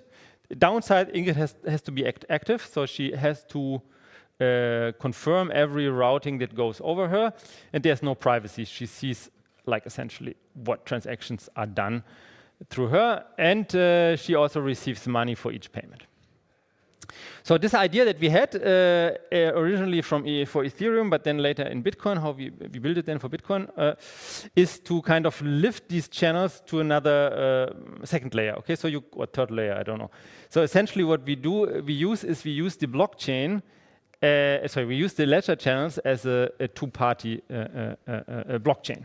Okay, so essentially, we allow these parties, they run a kind of a 3-party protocol, and then they open a channel, this virtual channel gamma, over these 2 ledger channels, alpha and beta. And then the functionality of this virtual channel will be exactly the same as the functionality that was provided by the layer 1 channels, or layer 2 channels, and this is then layer 3 channels. So they also have a create they have an update and they have a close. And the good thing is now this is entirely off-chain. So not only the updates or the payments are off-chain, but also the creation is happening off-chain of these virtual channels. The closing is happening off-chain in this channel. So everything is off-chain. Ingrid is not involved anymore in creation. Okay, she is involved in. She's only okay. So it's not anymore involved in the updates, but she is involved in creation and closing. Okay, for creation and closing, you have this three-party protocol. But then for updates, it's like direct protocol, so I don't need to talk to each other. Or Ingrid doesn't need to confirm it. It's privacy preserving and there's less fees.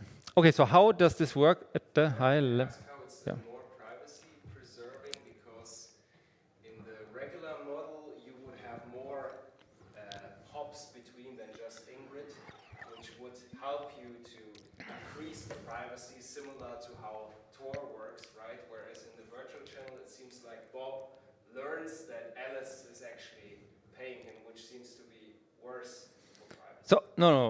So I mean, like in this case, I mean, first of all, this goes further, right? You can do this recursively, so then it gets longer. I will talk about this later. But it's also not only like 2 hops, but you can do this arbitrary many hops, and you can build like a. I mean, I'll show this in a second, but. So privacy preserving is, yeah, you're right. I mean, it gives some different type of privacy in the sense that you don't know what happens in this channel. Okay, so you know, anyway, you know that, I mean, Ingrid knows that they are somehow talking to each other to some extent. I mean, that they have like some payments to each other doing, probably, yeah, that there's some route between them. But she doesn't know exactly, I mean, like if maybe first Alice transfers coins to Bob and then Bob transfers coins back and so on. She doesn't know the payment flow, okay? So she only knows the beginning, how much money was locked in this channel, and she knows the end, what is transferred. But she doesn't know the flow, okay? So the flow is hidden. I think this is particularly interesting if you think about, I mean, if you think about app channels, okay? If you run some applications in there, then essentially you don't know what application they were executing, okay? If they were playing chess or poker or I don't know, whatever.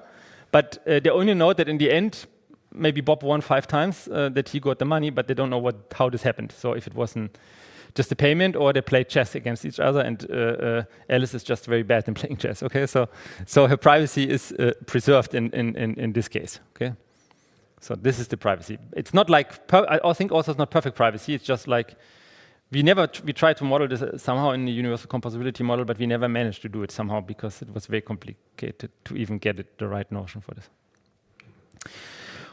Okay. So now, how does this work? I kind of lost the time. I don't know how much time I have. There's this counter. Oh my God, 1 minute left. Okay. Okay. Okay. So then, let me just give you the high-level overview of this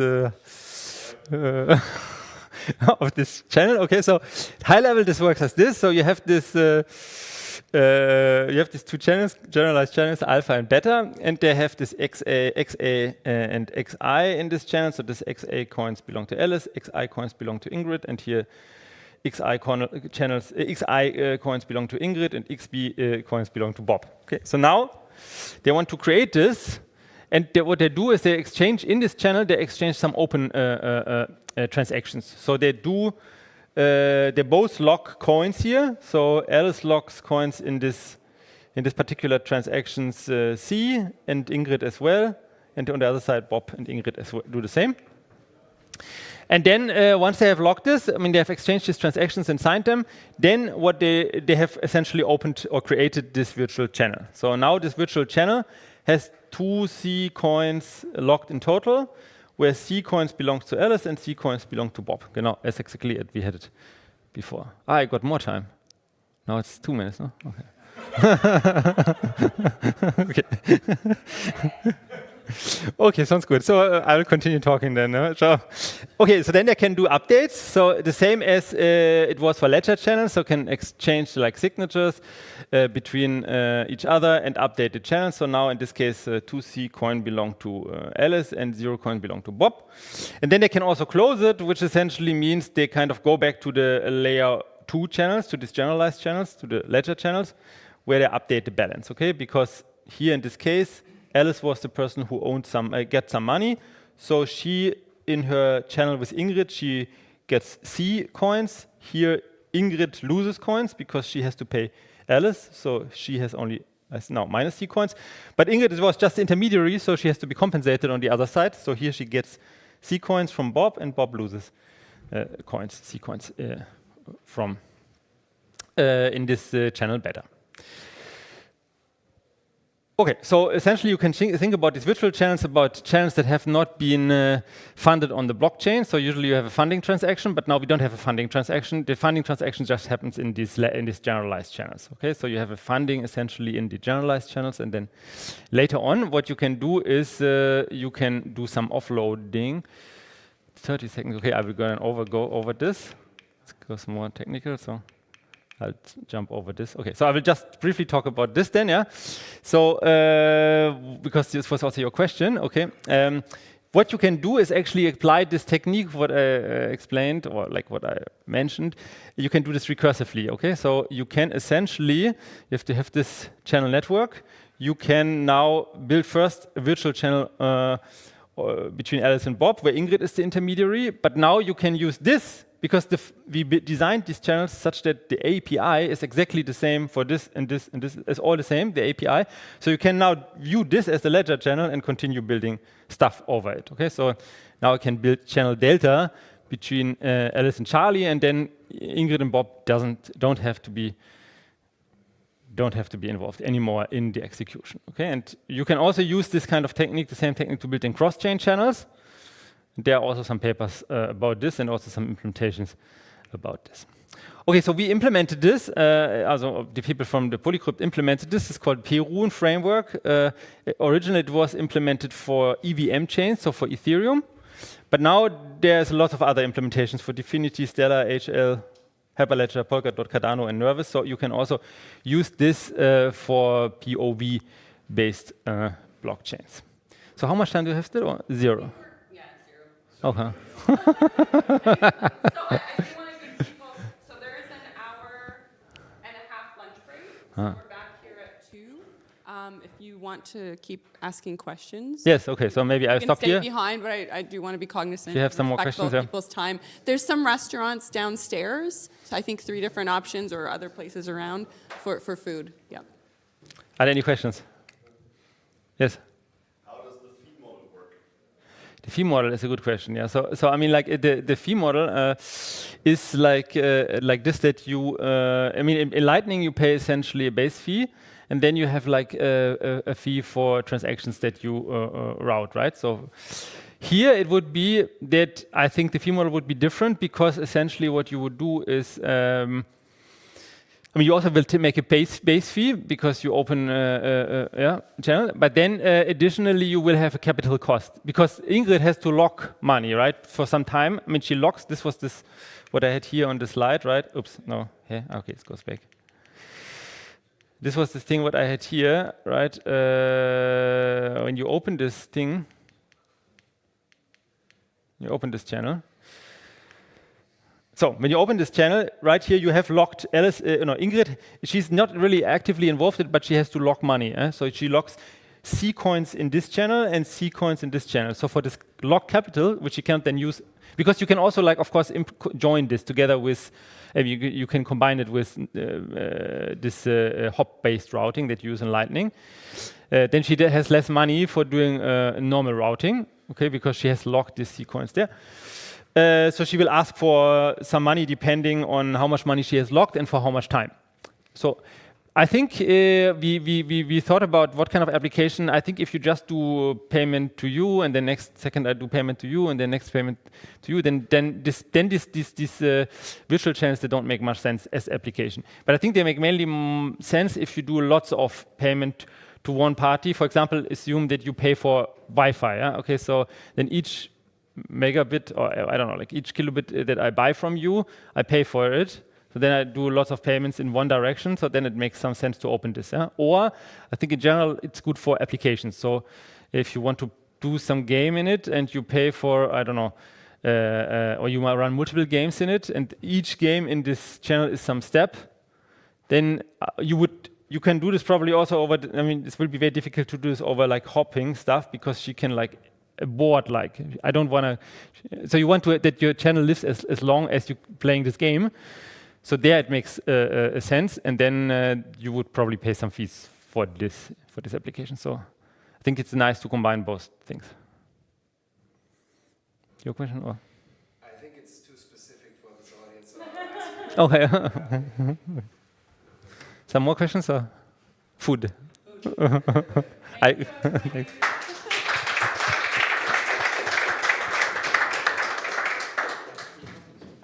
Where's the thing?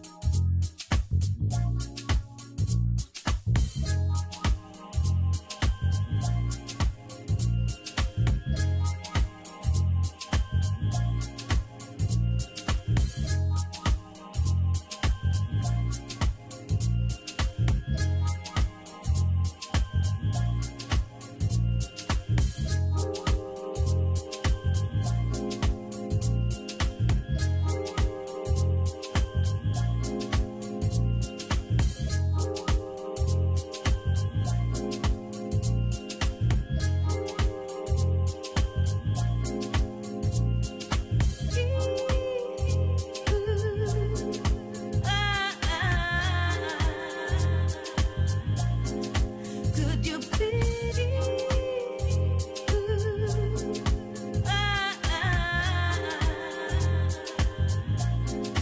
Could you please?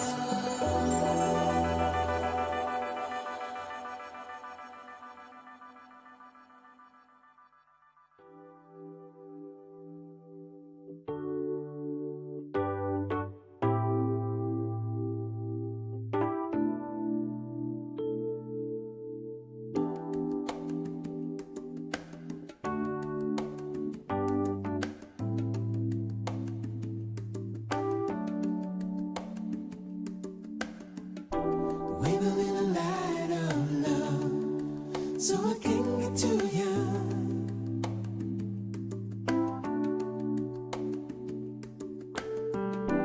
Open up your heart and soul, so I can see through you.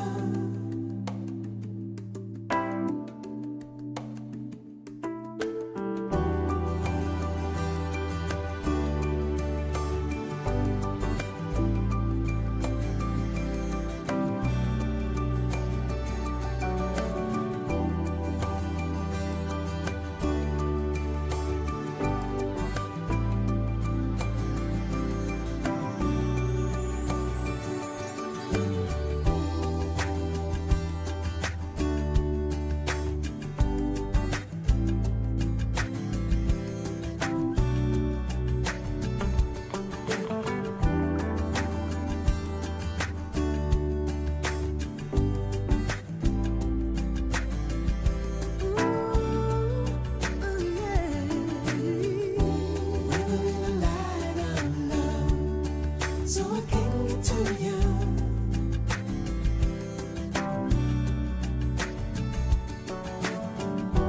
Open up your heart and soul, so I can see through you.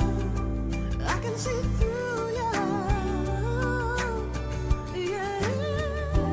Bring a little light of love, so I can get to you.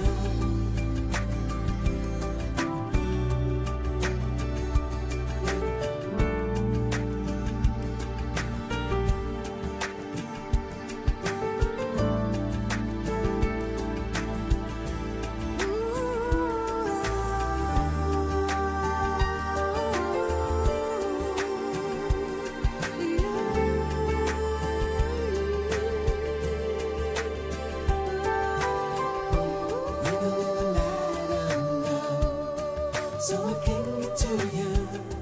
See a little light of love. Open up your heart and soul, so I can see through you. I can see you. I can get to you. Bring a little light of love. Open up your heart, so I can get to you. And soul.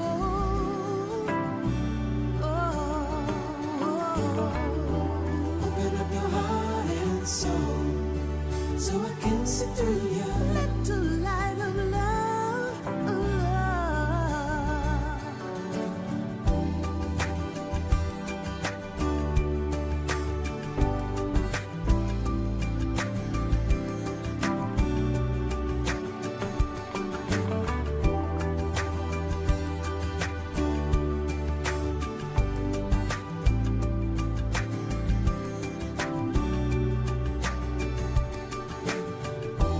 Bring a little light of love, so I can get to you.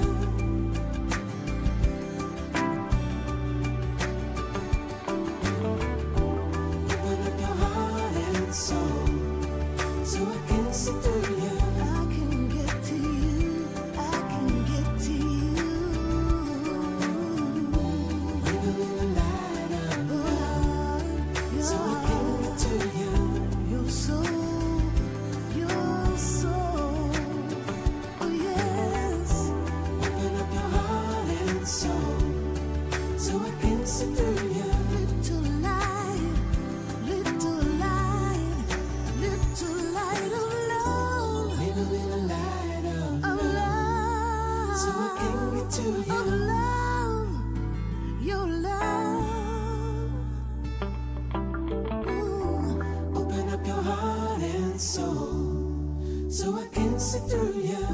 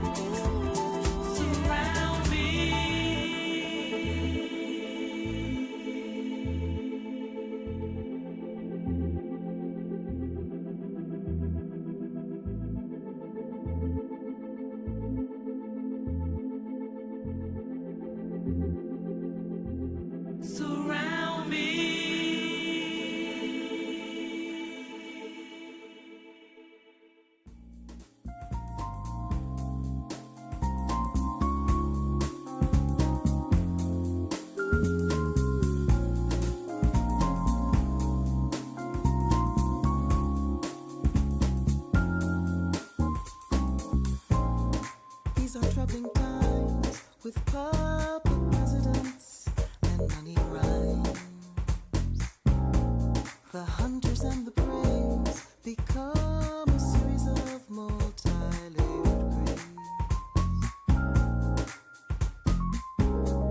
But we have might, for liberty won't die.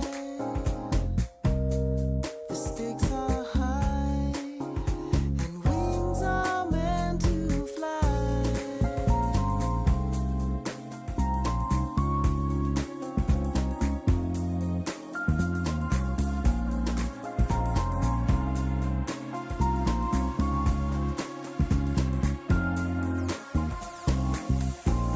This planet is our home, and borders are a hoax as we destroy. When water levels rise, only together can we win the prize. But we have might, for liberty won't die. The stakes are high, and wings are meant to fly.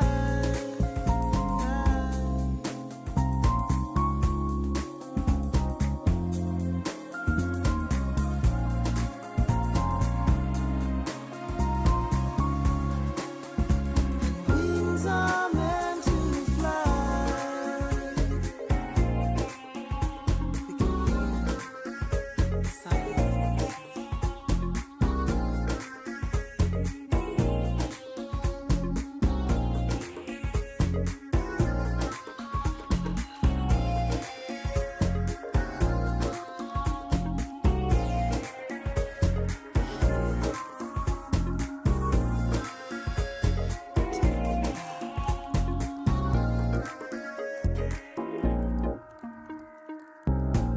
This planet is our home, and borders are a hoax as we destroy.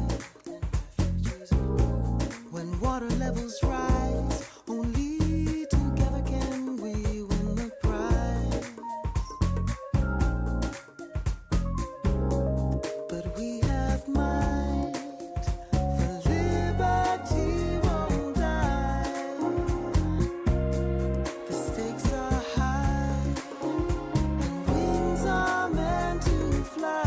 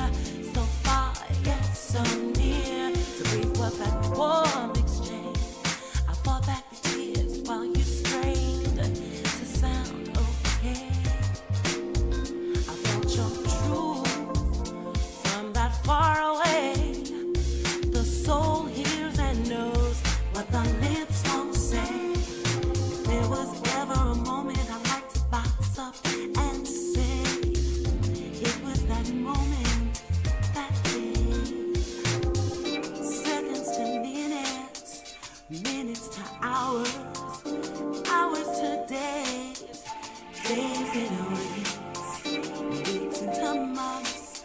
The months are too long. Where has the time gone? Where has it gone? I won't wind the clock. I won't wind the clock. I'd rather leave it stop. Rather leave it stop. At that moment, that day, I'm holding on.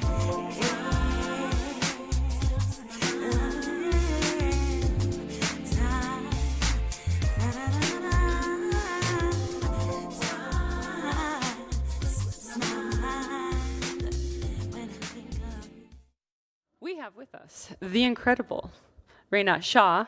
How often do people do a little bit of a pun on your last name with like Shah 256 out of curiosity? A lot of Shah 256 and then a lot of Queen of the Miners because Reina Queen. Yeah. Oh yeah. my goodness. And it gets even better. I used to be a miner.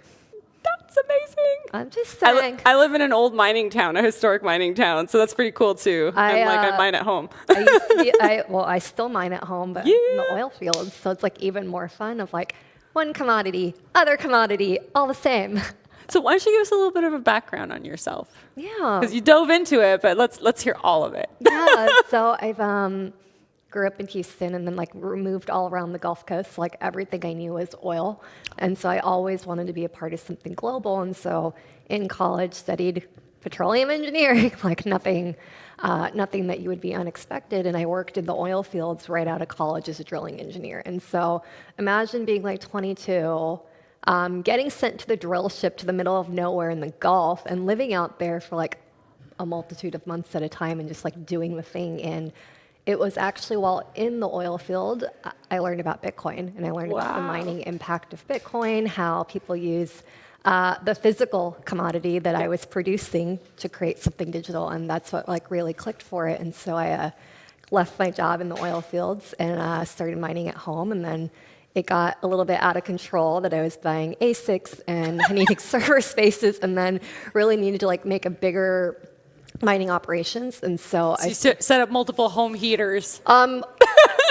Think bigger than that, because remember, I came from the oil field, so I partnered with drilling ops kind of fields in West Texas and things like that and converted their abandoned land for my mining ops. Oh, amazing. And then it gets better. We put some solar panels all above it, green energy tax credit, just like that. Wow. And so that's what brought me into Bitcoin, and then I never looked back since. And then you further dove down various other rabbit holes. Yeah. Which now you are working on Bitcoin naming systems. Yeah, so like... How did you get there?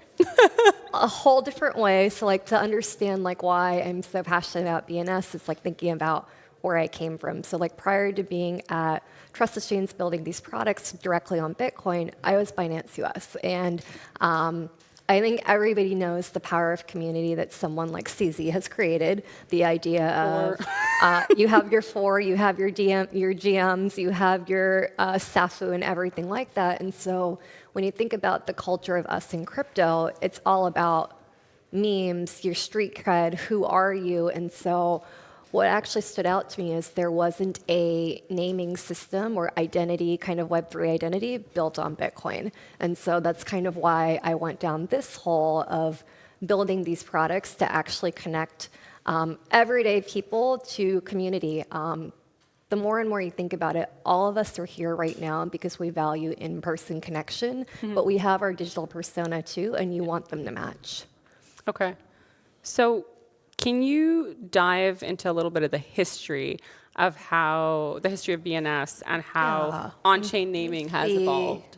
If I can I think the computer's out. Okay, cool. So like if we were, look, we all know Bitcoin is internet money. This is like what brought us into the industry in the first place of when you think about 2008 when this came about, we were all getting wrecked by our own governments no matter where you were. And still are.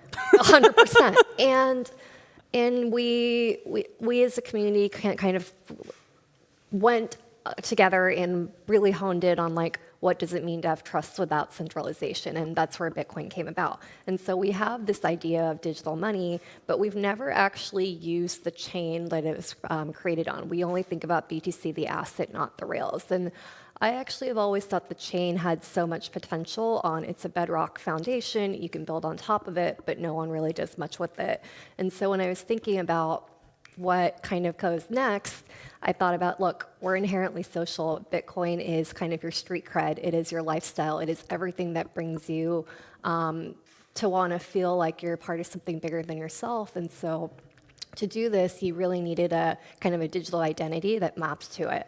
And so that's actually where BNS came from, the Bitcoin naming system. It was like the nods came from 2015, so like before anything ENS, Solana, any of that, Wow. it was always on Bitcoin.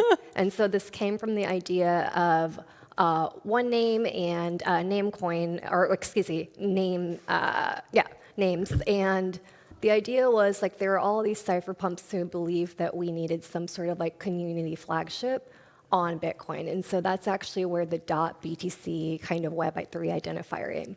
And when you think about that, it now is kind of like your gateway of connecting IRL to like what's in your wallet into how that defines your ethos and like what you contribute to.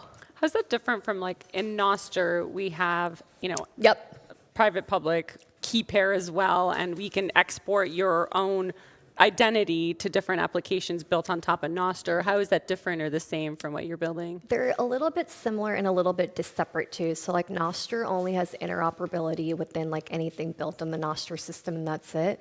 What I'm building actually connects to like ICANN and Web 2. And so like I can hit the entire global world. So like let me see if I, how we kind of went this is that we built it on top of the Stacks Bitcoin L2. And so basically the idea was we needed to scale beyond what just the base layer, because I didn't want to clog the network on Bitcoin of these transactions going back and forth of people creating names and kind of doing their transaction history. So we built on Stacks L2. But as you think about kind of going a few steps further, we are a really small industry of people. We're only like couple 100 million Bitcoin wallets, things like that. How do you get to 8 billion? And so that's kind of where we differ from Nostr. Nostr is the tiniest of the communities. We're growing, and I love Nostr. I've built a front end for Nostr called Nostr Chat. Okay. So like, no, we have deep rods for having decentralization, but I just felt that if you want the world to be where we are in like a Bitcoin-only vision or a Bitcoin-first vision, you have to kind of bring them in. And so with what I've built for like the .btc names and all of the other namespaces that we're building, it basically means that when I buy this domain, I have my Web3 identity, but I also have the website directly from ICANN. And GoDaddy is our distribution partner. And so I'm hitting 360 million people just like that. That's amazing. And so, because usually, so I own a few domains, and I have to remember to renew. Is it a one-time thing on the Bitcoin? So it's similar to that. So like you have basically you buy once for the actual like namespace, but then you have to obviously renew through on the Web 2 side. Yeah. But that only occurs every 5 years. So we've abstracted everything to it. But what kind of really mattered to me was that the idea of I felt that we were kind of missing the mark as an industry of staying so insular in our own community, and we were not kind of growing beyond. And so to do the idea of building namespaces on top of Bitcoin, using Bitcoin L2s, connecting existing TLDs, and having all of those double as your Bitcoin wallet, as your Bitcoin identity, as your kind of gateway into Bitcoin apps, that market is like pretty untapped. Yeah. So on your BNS, like I could tip you just like on Nostr, or? If you sent anything to rena.bitcoin or rena.btc, it will go to my native SegWit wallet. Okay. It can also double to my Stacks kind of Bitcoin L2. I could receive NFTs, I could receive ordinals. I have a Taproot kind of, even more so if you're into like all the meta on Bitcoin, runes, BRC20s, all of that. And so like when I thought about what the existing namespace looked like, no one was solving for like every facet of Bitcoin. And so like that was really important to me. Yeah. Where do you think, were you predicting that the on-chain digital identity how's it going to break through to Web 2.0? Because like we're living in this 3.0 world. Yeah. So how do you think that, you know, we intersect and make it grow? So I think it's like a two-part thing, but like the way I'm seeing it is like we basically have like our Web3 highway that we're driving around and such, and we're like building for our own things. But if we want to go beyond, you're going to need some sort of bike to get you back to like the Web2 world. And so like the solution that we're building kind of connects to both, and that's actually how like the on-chain economy grows. And like I'll say why this is like so important to us to do this on Stacks. I have like deep fear on the Bitcoin network that over time, as mining rewards become lower and lower, who's going to continue to validate and kind of produce on the Bitcoin network and like sustain the network? The reason we chose to build on Stacks is that when you mine on the Stacks blockchain, which is a Bitcoin L2, all of the commits are back in Bitcoin, and so we're constantly sending transactions back to Bitcoin, so we're securing the Bitcoin network too. And so when I think about doing a namespace with I'm going to hit hundreds of millions of people, I want those transactions to be back to Bitcoin, so I'm doing something good for Bitcoin. And like I felt like that was super important. Can you give a little bit of an overview on Stacks for those who maybe aren't as familiar with it? So Stacks is a Bitcoin L2. It started in 2017 under Munib Ali. It was kind of the idea of Satoshi, if you looked at like the early Satoshi chats, had always thought that you should build on top of Bitcoin and kind of build an app economy and things like that. But we all know that Bitcoin is like purposely and beautifully designed to be simple. It really is kind of a global ledger, and it doesn't have like expressive, robust smart contract capability. And so you need to have some sort of smart contract function to do what you would do in like the Ethereum world or Solana world or any of that to build the dApps on Bitcoin. And so what Stacks does, it has like a pretty unique consensus mechanism called proof of transfer. Essentially, it recycles proof of work from Bitcoin and creates like an optimistic rollup so that you can roll up all your transactions still to one Bitcoin block, so you get Bitcoin finality, but it's done on a 5-second timeline. So like for people like me who are building like DeFi products as well, Bitcoin was unusable for me to do Bitcoin DeFi. I can't do a 10-minute block because you can't like liquidate a loan. And so I needed something a little bit different to kind of bring these products to market, and that's really where the Stacks Bitcoin L2 kind of shines. Oh, thanks for that. So there's this whole ecosystem being built, whether it's on Stacks or in the Bitcoin There's other DeFi L2s. exactly, Yeah, exactly. ecosystem. How do you see that fitting in with BNS? So BNS is a little bit like omni-chain agnostic when it comes to Bitcoin, so it can support any Bitcoin L2. It doesn't matter to me. Like that's, if you believe in Bitcoin, then you believe in like every single aspect of Bitcoin, whether you are for L2s or against. Some people have very staunch opinions, and I that's fine, and we don't care. The idea is, but if you identify as a Bitcoiner, that's really what matters. Yeah. Is there anything that I haven't asked you that you really wanted to share? Let me see, because I actually don't remember what I put in my presentation, to be frank. We decided to change it up, make it more fun by a conversation. But this was actually one thing I do want to show. When you think about Bitcoin, we're a $1 trillion asset class, but there is no value built on top of Bitcoin. And I'll be honest, we are just kind of scratching the surface on building Bitcoin L2s, stable coins, all of these app economy back on Bitcoin. Look at it to Ethereum. So Ethereum is a tinier asset in terms of like asset value, but all of the value built is below the surface on Ethereum for L2s and such. If you kind of took that lens and did it on Bitcoin, Bitcoin will continue to be outpacing all of EVM DeFi, Solana DeFi, if we actually took the time and energy to build it. And like this is right now the apex cycle of everybody getting back into Bitcoin. So like I think it's pretty powerful to think that dApps and such could be built on Bitcoin, but no one is really kind of going to that layer. How do we stimulate more of that building? You have to do like a flywheel circular economy. So like the more transactions L2s are doing, so long as they are rolling up or kind of validating back to Bitcoin, then we're kind of flywheel supporting Bitcoin, because the more transactions coming on Bitcoin, in theory, the network stays more robust. It continues its Lindy effect, and the asset price should appreciate in theory, right? So like we're always trying to create that economy back. But if you don't have products in Bitcoin, like, will Bitcoin keep its value?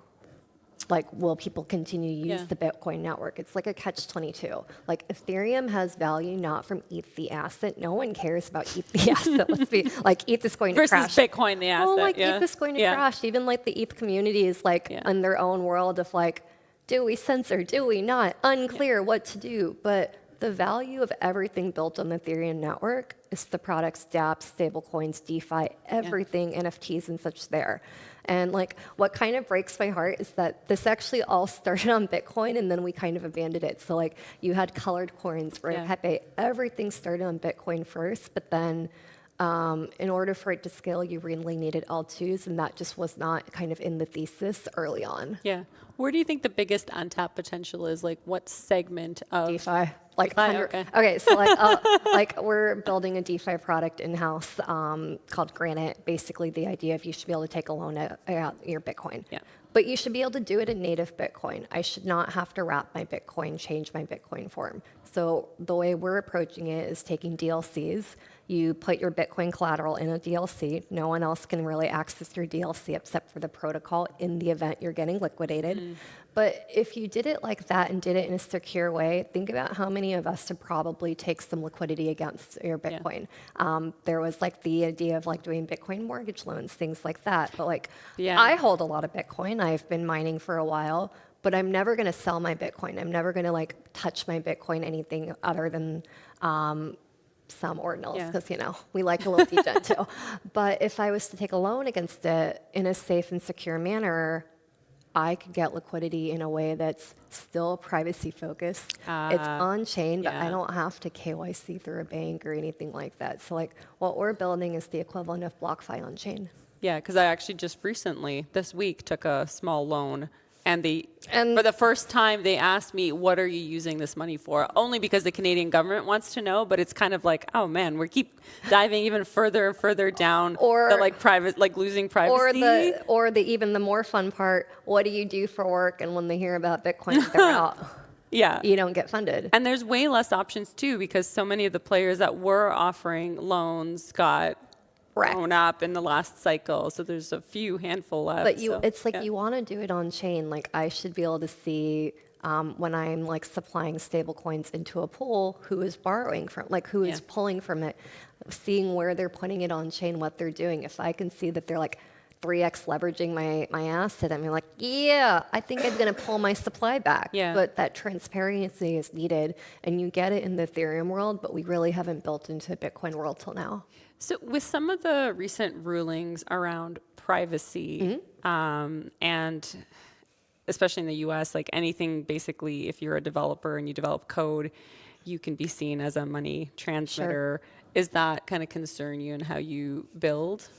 No, and that's like part of the reason why we're using Stacks to build. So Stacks did a regulated offering with the SEC.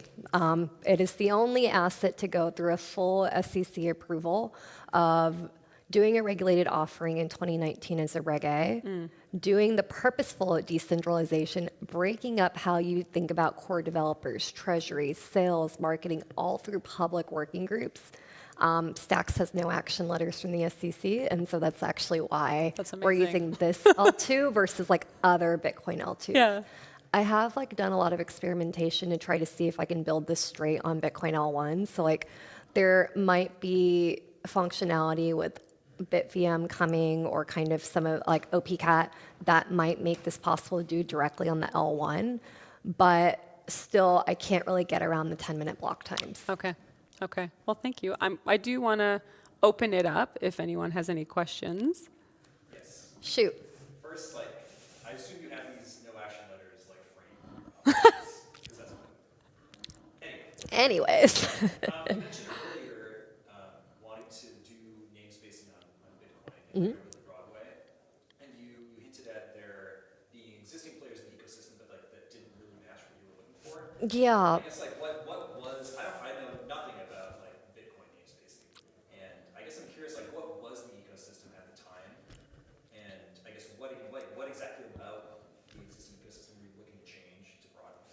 So the existing like ecosystem prior to like what we're building for like BNS was just doing the namespace, just the identity. It had no tie to like building a website, kind of doing any of that, having like email or anything like that. But even more so, it wasn't built through like decentralized Rails, through like IPFS or things like that. And so like the system we've built, the entire Web3 side on Bitcoin is done through decentralized storage, decentralized compute, everything like that. And then it has like a native kind of Bitcoin wallet that you can have with it affiliated.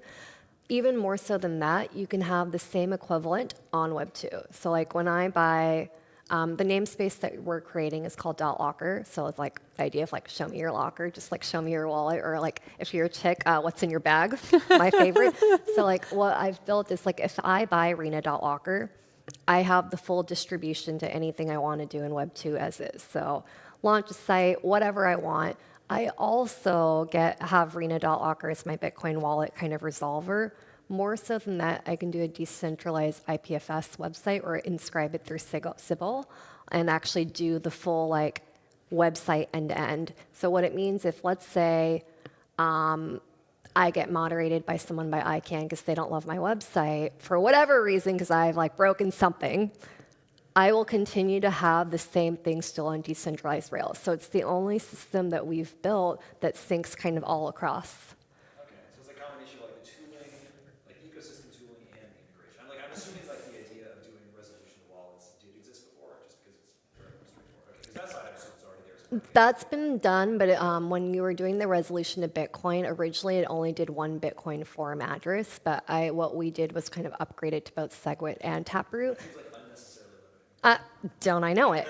That's the easy. But yeah, no, it's like you want to be able to support every facet of Bitcoin. So like I had to kind of do separate resolvers through the API for SegWit and Taproot so that people don't accidentally try to send an ordinal into a SegWit site.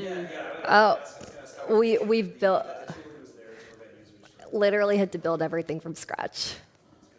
But then it makes it so simple that if you want to send me something to like Rena.locker, you don't have to think about what address type do I have. You don't have to think about any of that. It's abstracted because we built the infrastructure around it.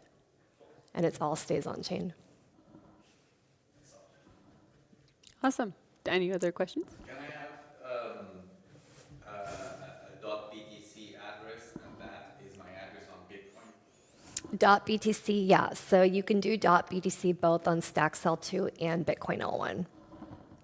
But how do in Ethereum, for example, or Ethereum Classic, you get the .eth or .btc, and in a wallet you put that and you send Ether, and you send BTC.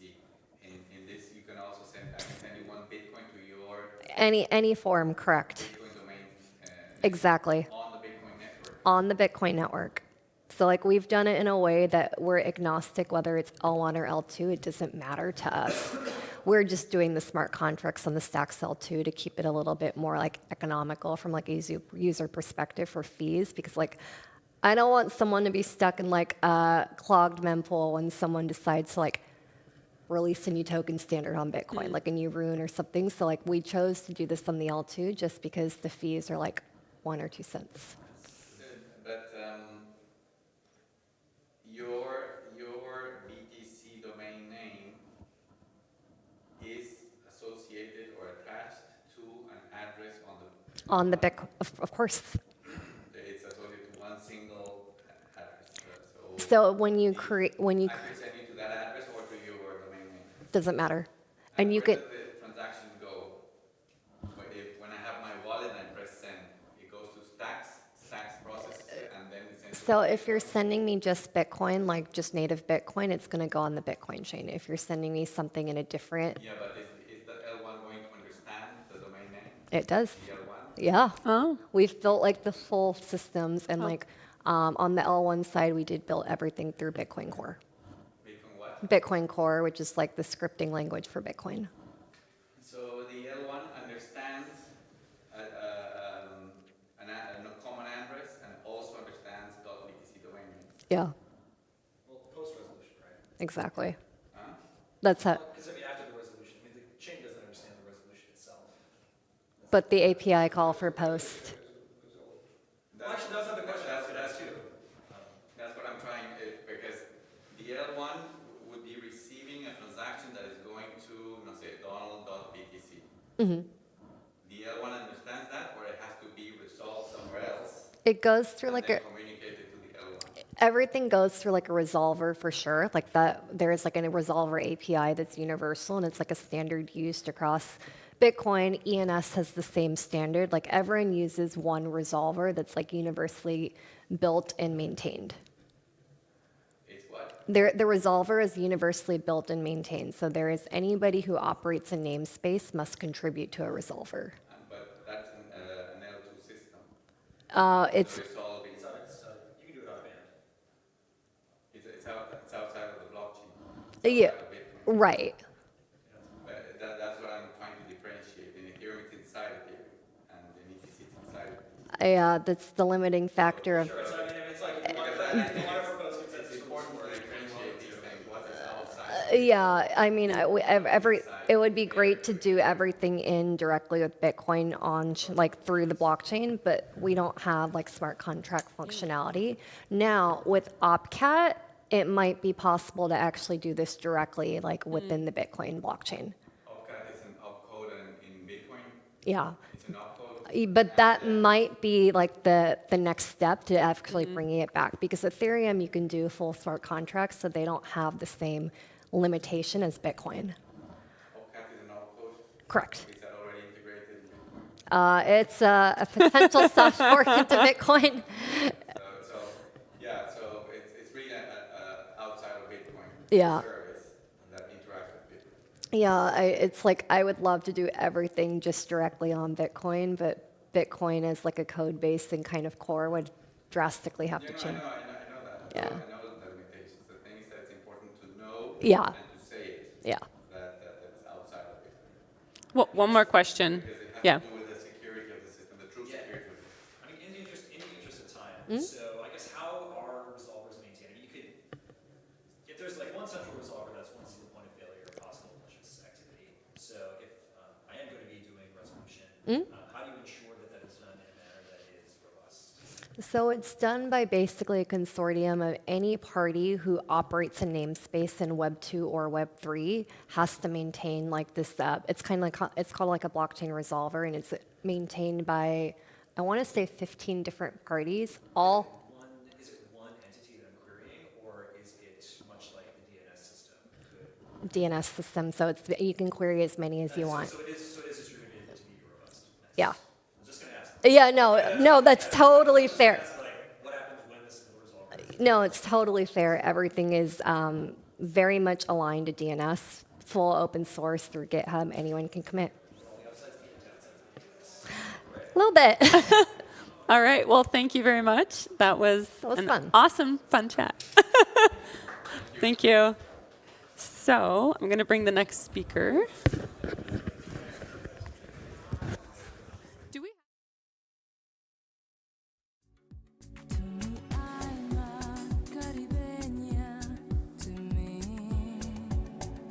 Luna en mi sol, porque me ocultas lo que hay en tu corazón. Dime, vida mía.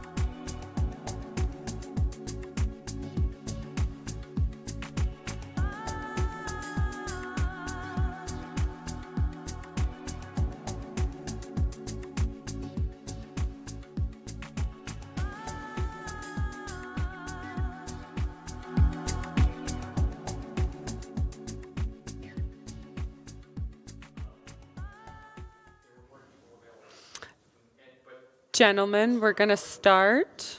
So if you want to have this convo, you're welcome to just out there. Hello. Welcome, everyone. I am pleased to introduce Patrick, a maintainer of Dogecoin Core, the software behind the iconic Dogecoin meme coin, whole ecosystem of fun. So Patrick is going to be giving a talk when things that shouldn't be are. And he's going to talk about sort of the unexpected success of Dogecoin that started out as a joke, but now lives and thrives. So thank you, Patrick. Thank you so much. All right. Hi, everyone. So I want to talk about how unexpected things that, that start innocent or as a joke can actually turn out to be like much bigger on the long term. For Dogecoin, it all started here. So there was this gentleman, his name is Jackson Palmer, and he made a joke on Twitter where he said, hey guys, I'm going to invest in Dogecoin. It didn't exist back then. There was no code. There was no Dogecoin. It was just that there were so many like silly and crazy coins out there, from WorldCoin to Goldcoin to Sex Coin, whatever, barbecue coin, you name it, they got it. And this was in 2013. And yeah, Jackson felt like this is gonna be like, it's ridiculous, basically. So let's make a little bit of fun about it. So what happened is, people actually gave him good, like really encouraging feedback about this. So from this feedback, what happened is that 11 days after he posted this tweet, somebody actually made this coin. And it was done by someone else. His name is Billy M2K, that's his handle. And he just took some code that he already had, he transformed it a bit, made it sillier, made it crazier. It did things like 100 billion maximum coins, random rewards of 1 to 1 million for each block. Like the most insane things that you could imagine. And there was a block every 60 seconds as well. So it went really fast. So what that meant is, when you were, putting your CPU to work for like a couple of hours, suddenly you were a Dogecoin millionaire, like out of nothing. And people jumped on that. Like this was announced. This taken from the original announcement on Bitcoin Talk. People jumped on it. People were like, "Oh, this is great! We're finally getting to make fun of all the old coins, all the crazy stuff."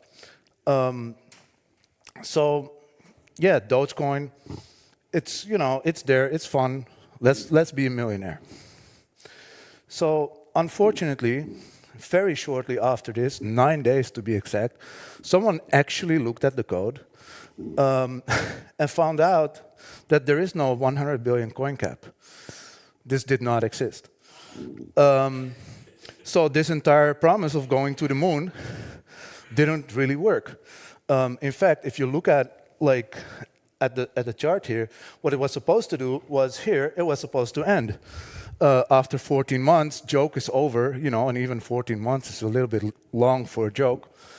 But anyway, it was going to be ending. That didn't happen. What happened instead was, it was just going to keep on, emitting and emitting coins per block, and 10,000 of them with each block, which is quite a lot. If you look at this from a longer-term perspective, then you really can see the effect, because this is per year. Now, in the first year, after 14 months, it would have been over with, done. But what actually happened is it just kept on going. So there's a very nice L shape over there that just keeps on going. And if I would make this chart and I would make it around the room, it would still be approximately the same height by the time that I get to the door. Because, yeah, well, it just keeps on emitting. And I don't think like inflation is the right word, but it has like a tail emission until eternity. Sorry? Is it asymptotic? Does it get smaller? Yeah. absolutely. So it's a fixed amount. So as a percentage of the whole, like you see depicted here, you see it like slowly going down, but it will never reach zero. And but it will take some time. So currently, the estimate is that it will emit about 1% of the entire supply around 2072. Now, this is a big change. Why? Because we had something that was going to die that suddenly is looking at like a 60-year time frame just to get to a 1% increase. So because of this, it's like a reality change. It was actually a choice of the guys that were in the project team to just not touch it. Like, okay, this is what we have, code is law, here we go. So after this became clear, and that was really like after 9 days, and Christmas was in between, and then a decision was made to, okay, nobody's gonna fix it. There were some other issues because, yeah, random rewards are really nice, except when you can predict what the reward is going to be, and you have no other way in a POW scheme to basically reward, to predict your own reward for the next block. You have to know it before you start mining. So there were like people who were addressing these kind of things over time and said, okay, we have to do something about these rewards. Why? Because there were entire pools that were predicting, is the next block, am I going to put my hash power to Dogecoin, or am I going to put it to Litecoin? Am I going to put it to someone else? Because if the Doge reward is going to be low, why would I put my power there? It's a waste of time. So because of this, people fixed that. We had another problem, which was that because of all this competition on the S-script space, we basically didn't get to fully experience like what it meant to be mined, because everything was fractionalized. So another thing that was fixed, and all this is fixed by like community people, is okay, let's do the merge mining. And this was proposed by someone who I never spoke to. And so merge mining. So merge mining is, I'll explain merge mining. Merge mining is basically, if you say upfront, through a cryptographic proof, you say upfront, this Doge block is gonna be proven by another block, and you include that proof in the block that you're mining, then we can take that proof as if you were mining Dogecoin. Because you prove you do the work, and we make sure that it can be done only once. So because of this, Dogecoin basically became like widely mined in September 2014.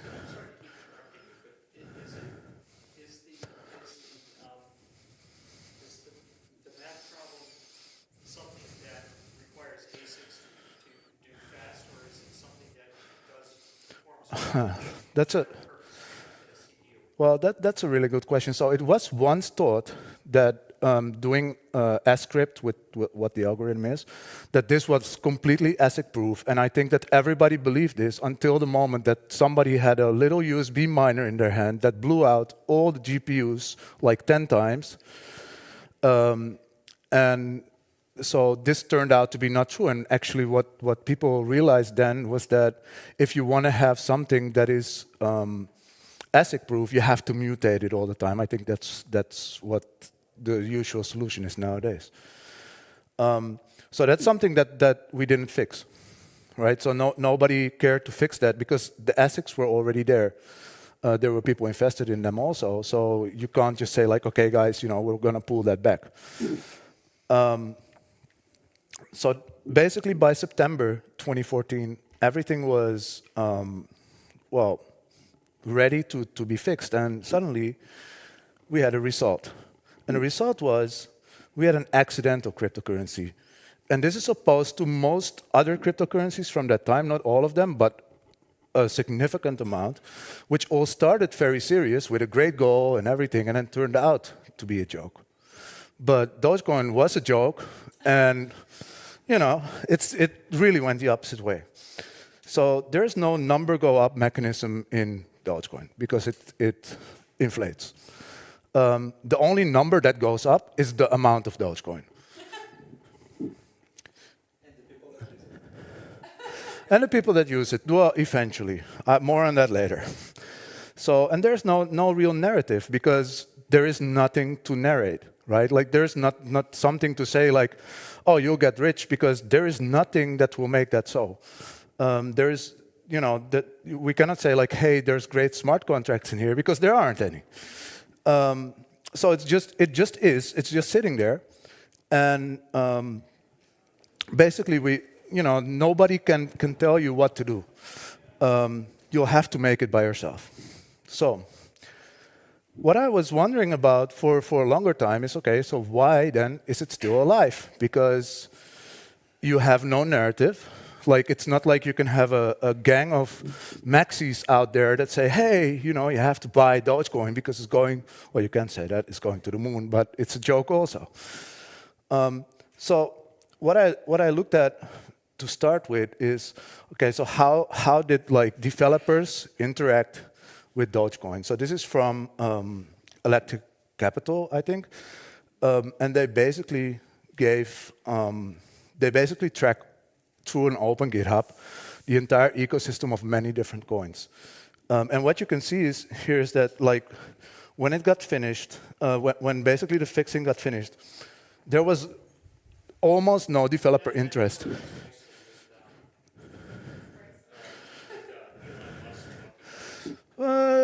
Not yet. So what happened here basically is that until like late 2018, early 2019, nothing happened at all. And then suddenly people started doing some things on it. I talk to a lot of people like, regularly that do these kind of silly things, like build something on Dogecoin. Most of the time, people just do it for fun. Like, there is no, so supply side, it's mostly fun. There is not someone that says, okay, I'm gonna make this entire Dogecoin project and, everybody's gonna get rich or something, no. It's also, you don't have much to lose when it's on Dogecoin. I mean, let's be real. So you see that interest when like peaking, it really peaked like after the 2021 hype, if you ignore the one peak. But like the sustainable development really entered an era like in 2022, 2023, where you see that more and more and more people actually regularly do stuff on Dogecoin. Now, why is it really alive? Because that's supply side and everybody's doing it for fun. So that cannot be why like people talk about it, why you go on Twitter and sometimes it's even trending, like what? So I went and I asked people, why did you get into Dogecoin? In a very scientific manner.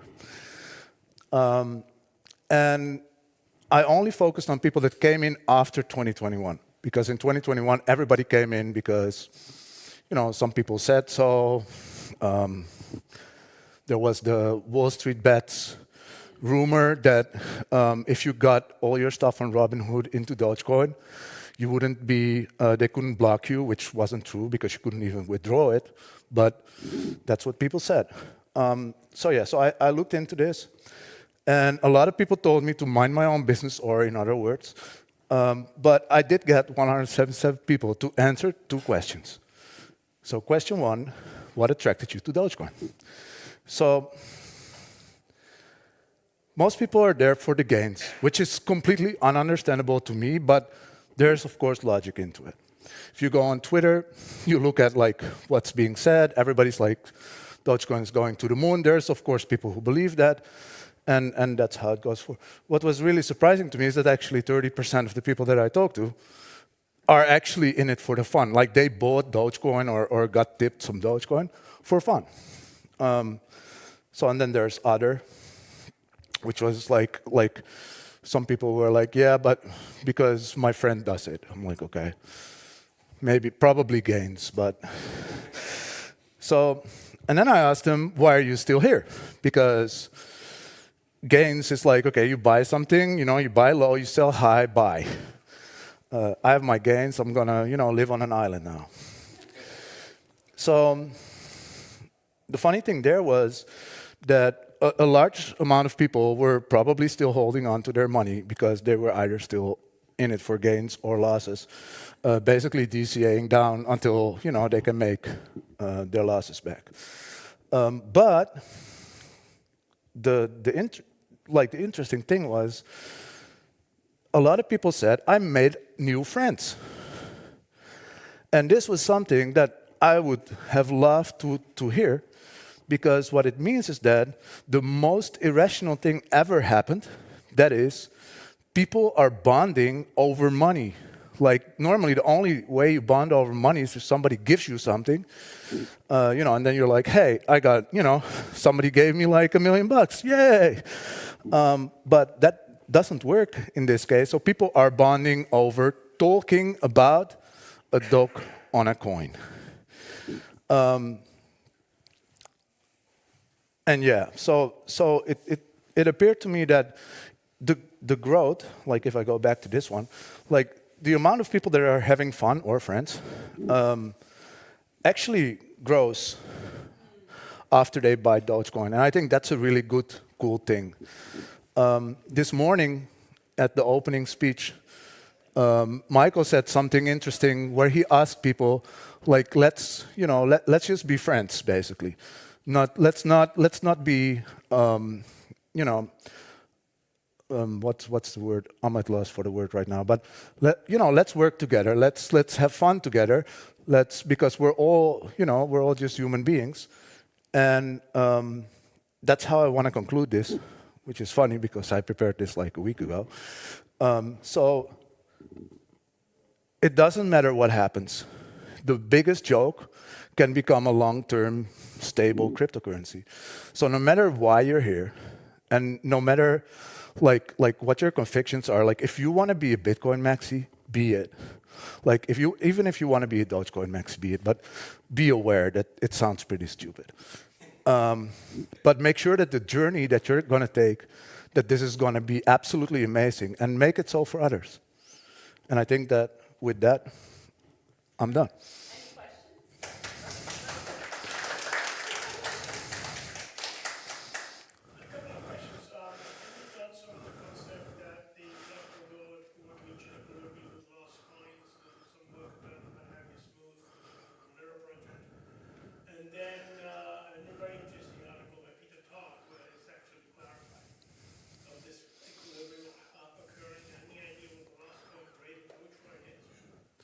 What the? Oh yeah.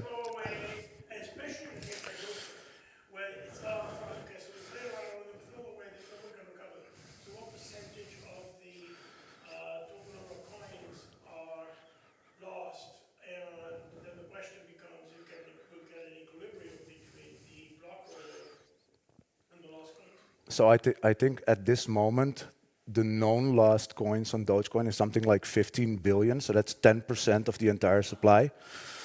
Some of them were burned on purpose. Some of them are in an exchange wallet that got lost after the owner got arrested in 2014. So there's a bunch of those, but I think like verifiably lost, that's 15 billion. So that's like a significant amount.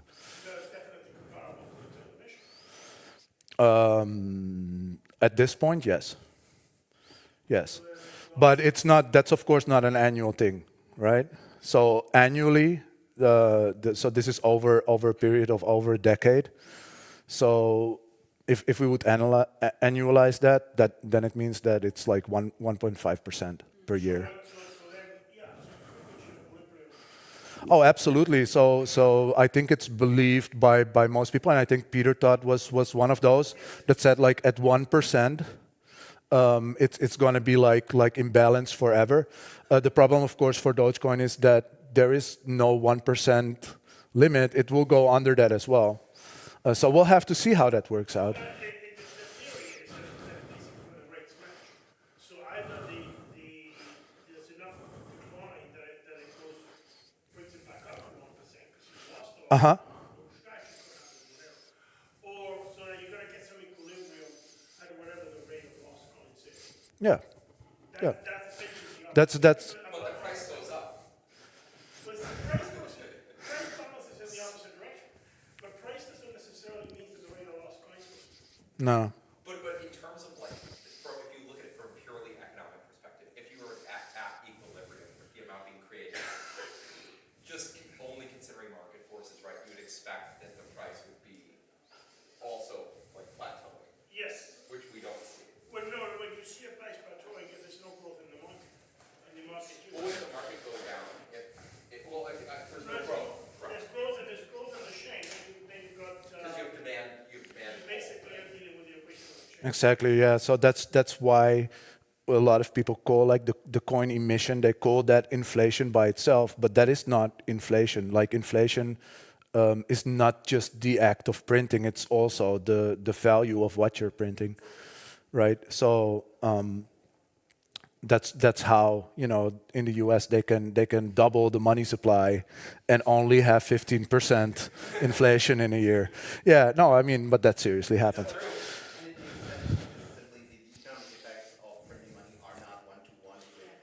Exactly. Exactly, and you can see that on Dogecoin, and you can compare that to the markets. Which, by the way, yeah, I've given up. So that's why there was also no market chart in here, because I've given up.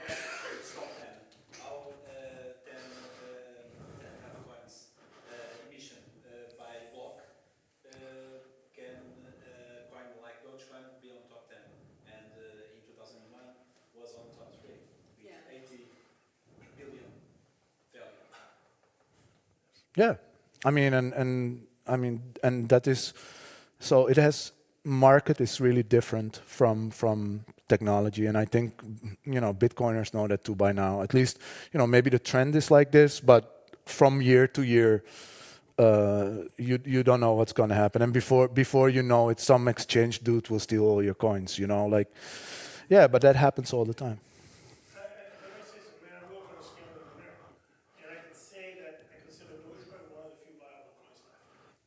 Thank you. There's a gentleman over there that really agrees. Because also 40% of the people don't care about the financials. Exactly. That's a big deal. That's, yeah. We like the stock. Right? Yeah, we like the stock, so we buy it. We like the coin, so we buy it.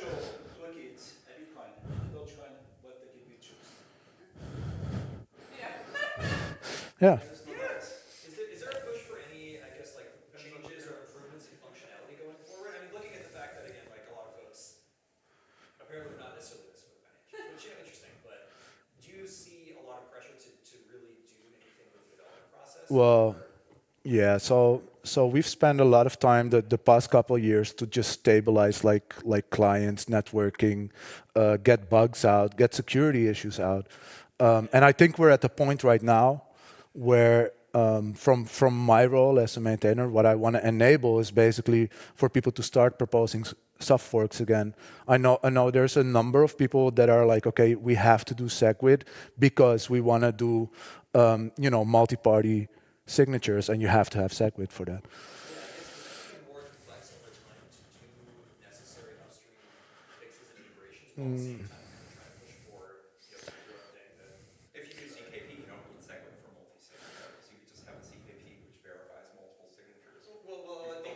Whoa. No, but I'm just saying that, you know, if you're running a code base where a lot of the work is, you know, integrating upstream fixes and changes, while at the same time wanting to do any other integrations that are not part of upstream, whatever they are. But the thing is, like, with ZK, no, you're right. for whatever you like, right? So if you want to implement a functionality change, you can implement it at the level of the zero-knowledge system, and it's like the verifier that's actually in the Dogecoin code base. No, I get what you're saying, but I also think that we have to leave space for a greater amount of you know, ideas and people that want to try something, because I'm not like the gatekeeper for what's gonna work. For that we have, like, you know, miners and economic actors that make that so. I think what is most important from a protocol perspective is to basically say, yes, guys, we're going to enable you to make those proposals, and then we'll see what happens. All right. Well, thank you, Patrick. All right. We're going to get ready for the next speaker. You can maybe talk amongst yourselves as we get the next presentation up.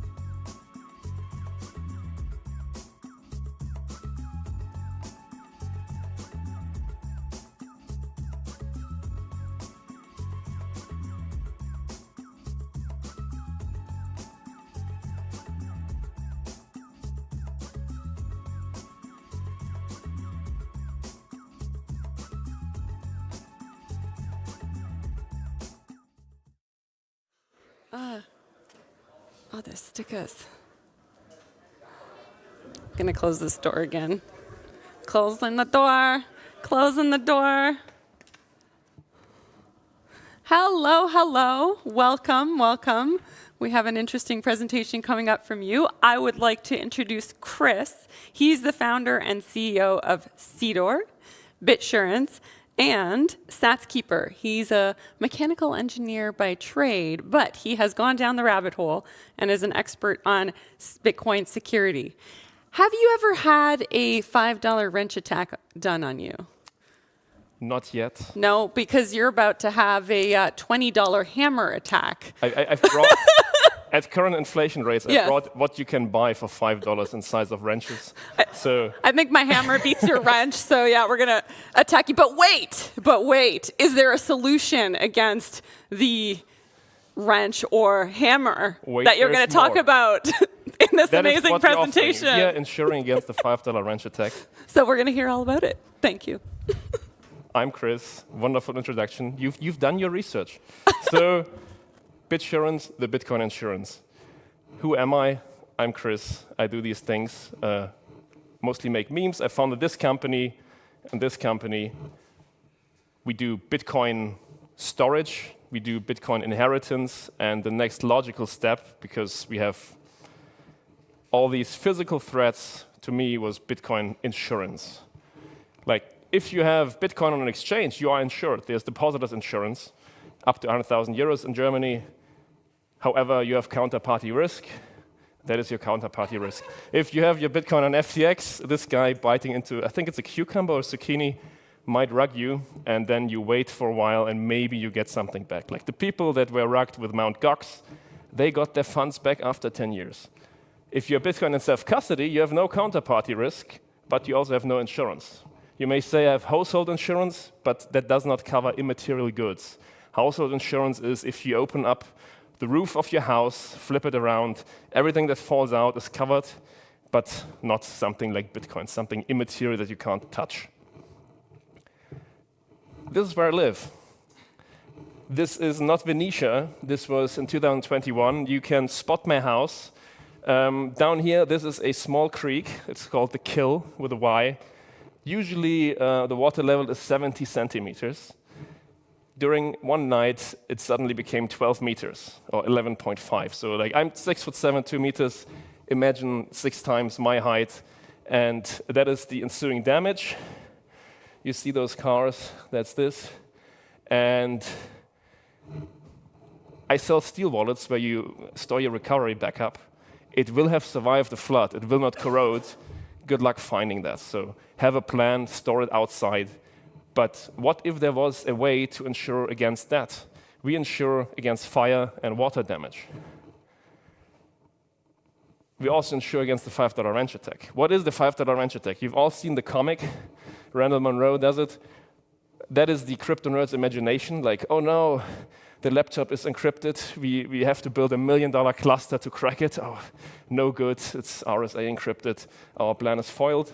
In reality, drug him, hit him with a $5 wrench until he gives us the password.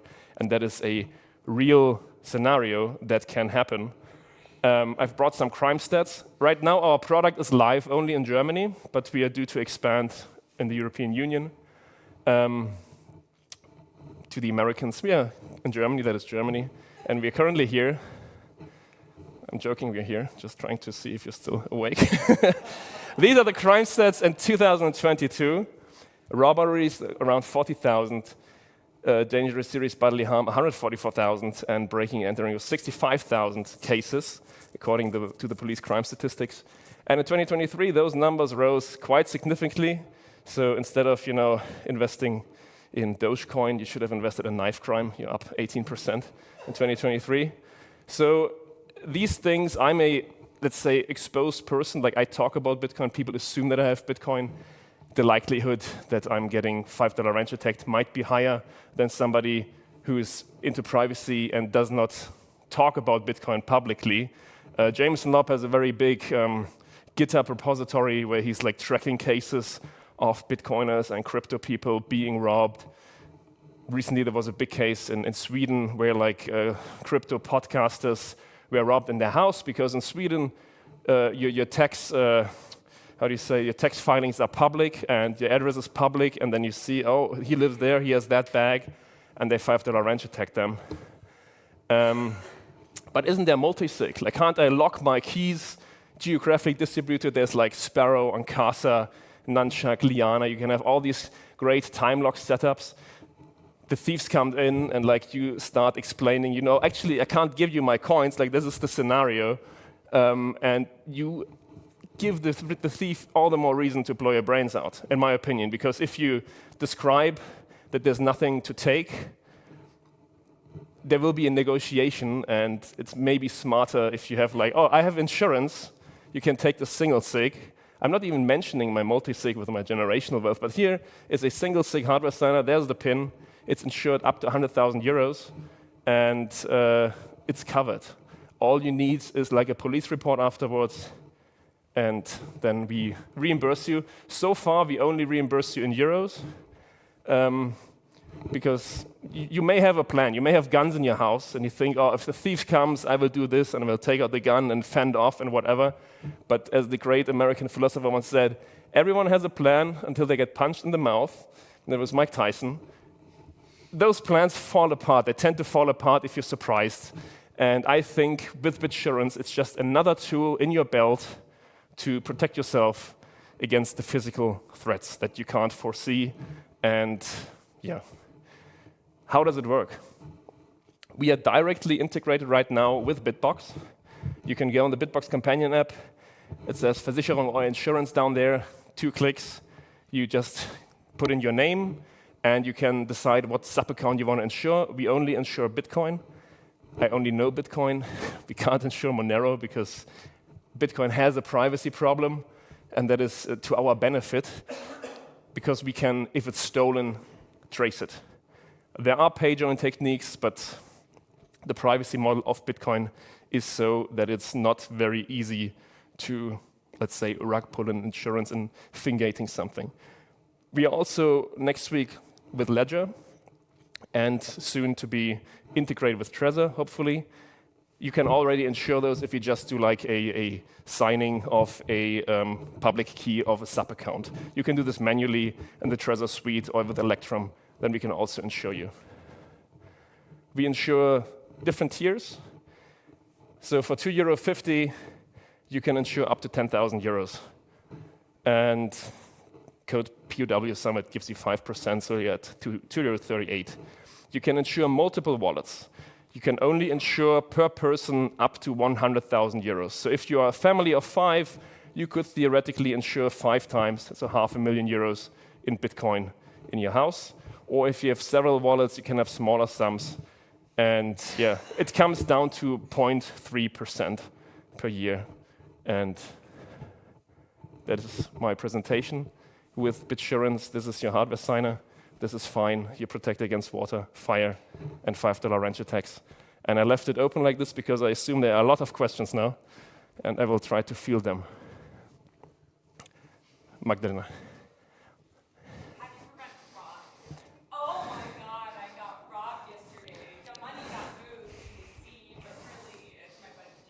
Yes. So that's the reason why we only insure up to 100,000 euros. So in Germany, I do not believe that people would risk having to look over their shoulder for the rest of their life if they do a false police report, an insurance fraud, potentially incurring jail time if you defraud something. It might happen, but my Twitter handle is @CoinJoint. I know most of those techniques on how to do privacy transactions. It's really difficult. And forward-facing, the anonymity set might be like discombobulated. Like we all thought Samurai was doing a pretty good job. Now we don't know what happened to the servers. If you didn't run your own dojo, you don't know if that XPub has been leaked now to the FBI. If all of those transactions you thought were private can now be, yeah.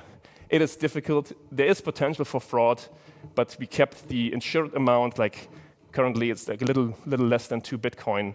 That should cover most people, I think, but it's not enough to, rug pull people. We work with an insurer that it's a renowned German back insurer that also insures fine wines, that insures gold bars.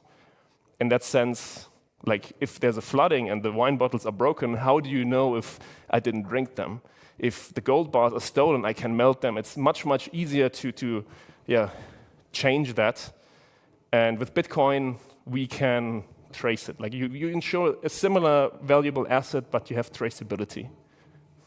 So if I understand correctly, you rely on the blockchain surveillance companies to mitigate the risk of fraud by tracing Bitcoin. So essentially, when there's an insurance claim, we would try to do our best to, because we will pay you out, and in that moment, those Bitcoin that were stolen, that the ownership transfers to us, and we will have an incentive to track them back.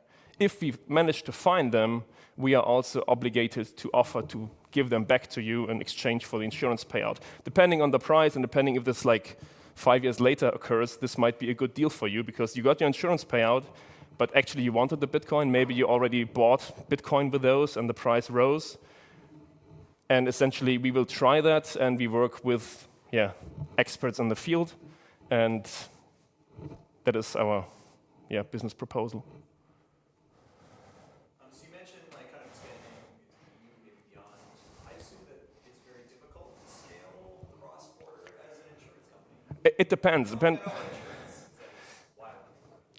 So insurance is very interesting. I'm a mechanical engineer, but in our company we have 3 insurance professionals that know what to do. Like there's another Lightning developer, you might know Rutsal. He's like the lead developer behind Raspberry Blitz. And like 3 insurance special professionals. And we've had a lot of conversation with insurance companies. And theoretically, some of those have worldwide coverage. Like Europe is one thing, Switzerland is another thing, the United States is another thing. But those would be the main markets we try to focus on. And this can happen with different insurers, that we can have different back insurers in different countries. The conversation entirely changed around Bitcoin around January 10th this year. Before, large insurers like Allianz, they had like a no signing anything touching crypto or Bitcoin. Like they wouldn't touch it with a 10-foot pole. Suddenly Larry Fink and his boys like, oh, we have a Bitcoin ETF. That asset has a much broader acceptance, and insurance companies talk to us, and then we have like those facts. We do not insure cyber hacking. We require you to have a hardware signing device with a secure element. Sorry, there's a portal is not included. Trezor has secure elements these days. The Trezor Model 1 doesn't have that. No. Yes, specific models, but like Trezor Safe 5, Safe 4, Safe 3, those we can insure. And to my knowledge, there has not been a single case where somebody has been cyber hacked on a hardware signing device with Bitcoin. It happened with like staking tokens, it happens with Ledger Live, with all those things, but just Bitcoin and cold storage, cyber hacking exposure, inexistent. And that's what insurances also do not want to cover. That's why we don't cover. We only cover those physical threats. So similar to household insurance, but including immaterial goods. What have your claims been like? Has there been a lot of them? Or? No. We have several dozen signups, and can't go into details with the claims, but the insurer that we work with, they insure caravans, they insure bicycle thefts. They are a solid company that does pay out, and the requirement is just have a police report that proves there was breaking and entering, something like that, and then we take it from there. Then again, I'm trying to improve the product if you have ideas. Like I want to improve the privacy, I want to improve the way that how it is paid. I would like to accept Bitcoin. In all my other business, I accept Bitcoin. With these insurance companies, they insist on, these telegraphic transfers, SEPA, we want to see the euros, and like I could like feel that and pay you in euros and take in the Bitcoin, and I also want to pay out in Bitcoin. But that is a different conversation. Insurance companies are traditional and old, and yeah, that's how we started.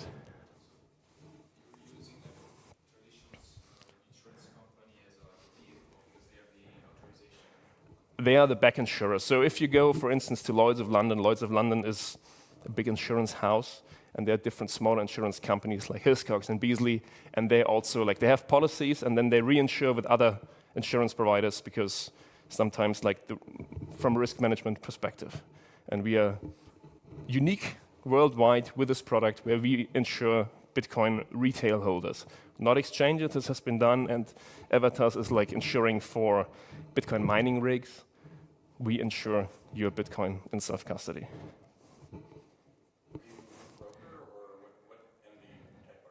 So we would be a managing general agent, MGA, yeah. Oh, you're from Avatars. Oh, yeah, okay.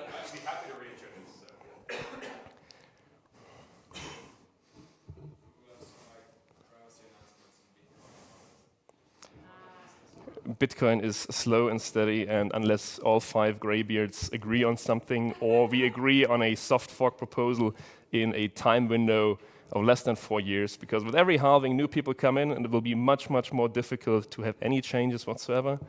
Of course, we would adapt, we would figure out a way. Right now, I can not recommend people use Bitcoin as a privacy tool. Not like Xiaomi and eCash, Lightning maybe, custodial Lightning, not so much. But on-chain Bitcoin, I would not recommend as a privacy payment service. Can you do businesses or just individuals? Currently, we only do individuals, but we are also looking in bank assurance and also companies.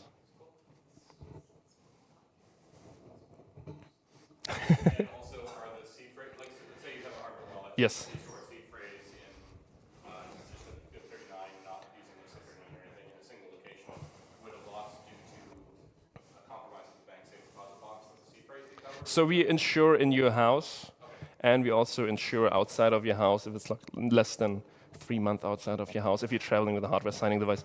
But the yeah, the seed, like we cover the hardware wallet, and if you're under duress, or if you're threatened by force, you can give up the PIN. You can save your own skin because that is then insured, so you don't have to have like look at the PIN. What we cannot insure is human error if you make a mistake, or if somebody like reads your seed words and there's no sign of breaking and entering. Like if you have like an evil maid, or you invite somebody to your place and they see the seed phrase, and then you could not even place the time when it was stolen.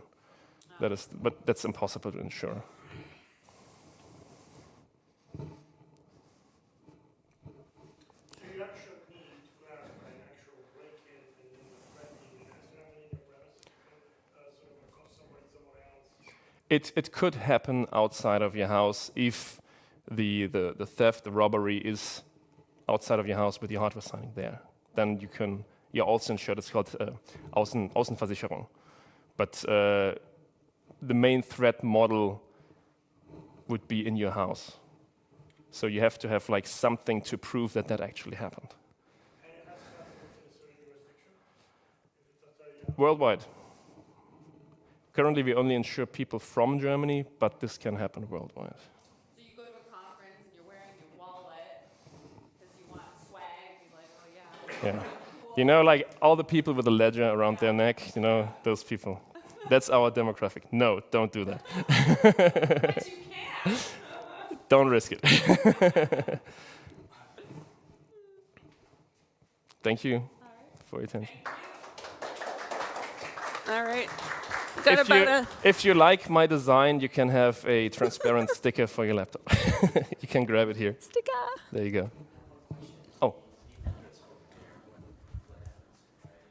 Oh, so this is Noster. So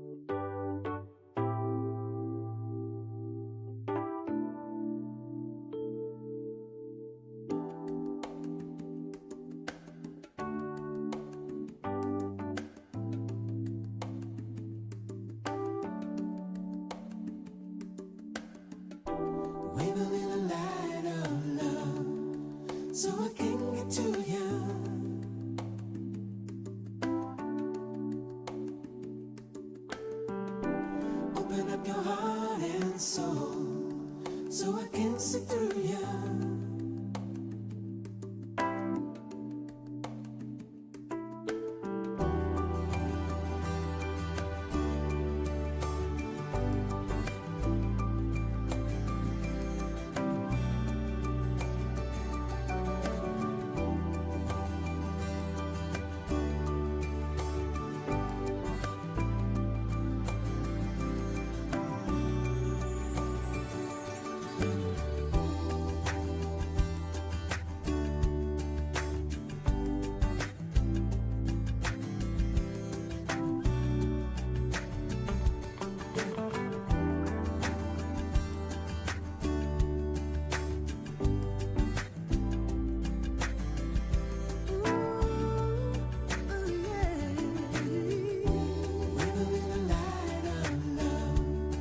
So I can get to you.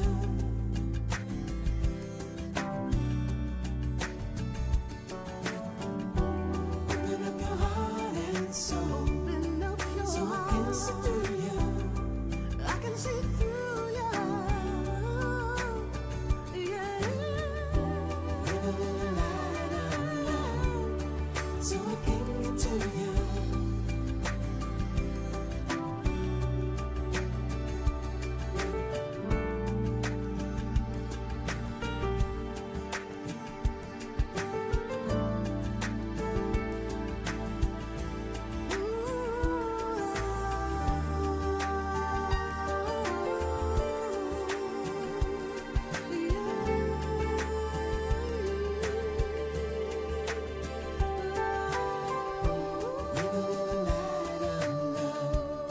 So I can get to you. See a little light of love. Open up your heart and soul, so I can see through you. I can see you. I can get to you. Bring a little light of love. Open up your so heart, I can get to you. And soul.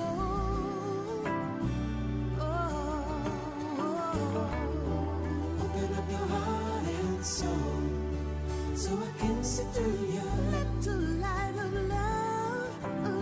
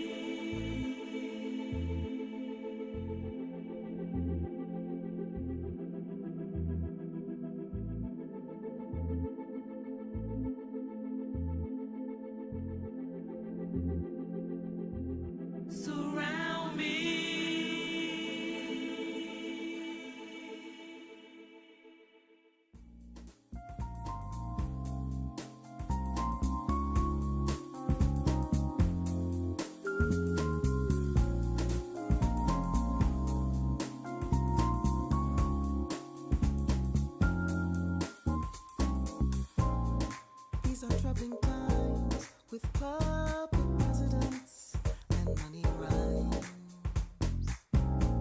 The hunters and the praise become a series of multi-layered graves. But we have might, for liberty won't die. The stakes are high, and wings are meant to fly.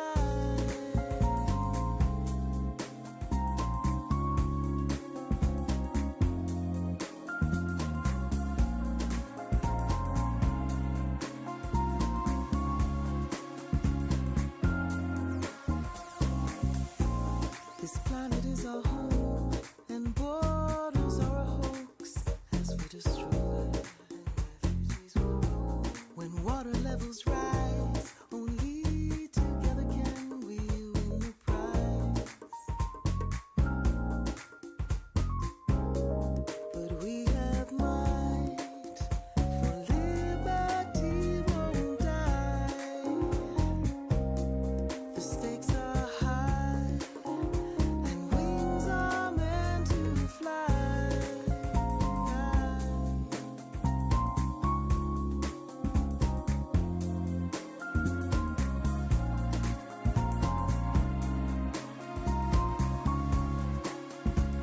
Wings are meant to fly.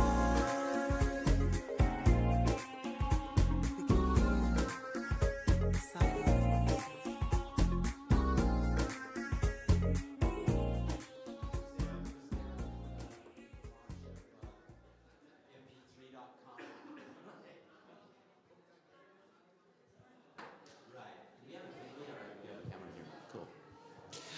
So here we are on the second stage with my colleague and OG cypherpunk Ryan Lackey from Evertas, and he's going to be talking to us about the critical infrastructure of mining which enables sovereignty. Ryan, please take it away.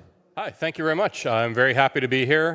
This is one of my favorite conferences, and I love coming to Europe. I was in Singapore until about 12 hours ago and got on a plane, and now I'm here.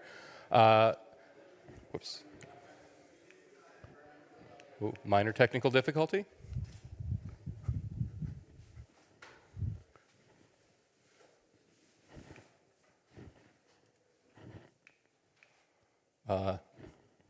Annoying technical difficulty? Yeah, that's the thing I'm about to do, yep. Yeah, yes, indeed. One other thing to try is to unplug the dongle, unplug it back in again, and it'll probably work. No? Okay, cool. Okay, so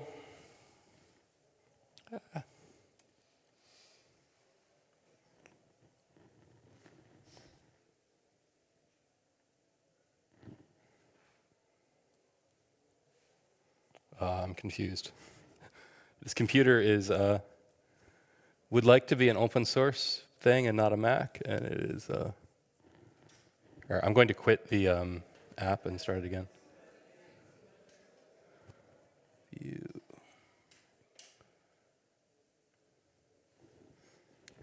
Okay, much better. Okay, cool. Starting over. So hi, happy to be here, and I was just going over how much more fun it would be if we had an open source presenting tool that I was using. So mining, critical infrastructure, it's deployed at such a scale that it's critical infrastructure, and it also enables sovereignty. So it's two sides of a pretty big coin, a coin with lots of stuff. Happy to be here. Who am I? So I'm a cypherpunk. I was on the cypherpunk's mailing list back in the 1990s. It was very interesting as a teenager to discover this world of like cryptography where you have no power to do anything at all when you're a 13-year-old kid.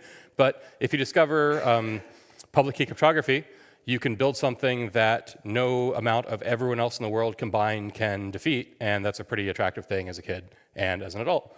I'm Chief Security Officer at Evertas. We're a crypto insurance company. We have been around for about 7 years now. We are a Lloyd's cover holder, MGA. We do a lot of insurance for crypto. We do about 35% of the world's Bitcoin hash rate, the property insurance behind it for a lot of the big public miners and everybody else. It's pretty fun. I'm very interested in security, sovereignty, network states, all sorts of stuff like that. I was just at the Network States Conference and Network School thing that Balaji from Coinbase had started. And it's out in Singapore and Malaysia. Very interesting, lots of cool stuff around that. I travel to a lot of conferences and see a lot of cool projects like this. We do a lot of crypto custody insurance, a lot of Bitcoin insurance, and it's a very interesting field, and we get to see, as an insurer, the best thing about insurance is you get to see when things go wrong, and you get to see what procedures people put in place to try to prevent those things from happening in the future. And risk is our business. So why would you ever use insurance? This is just a quick summary.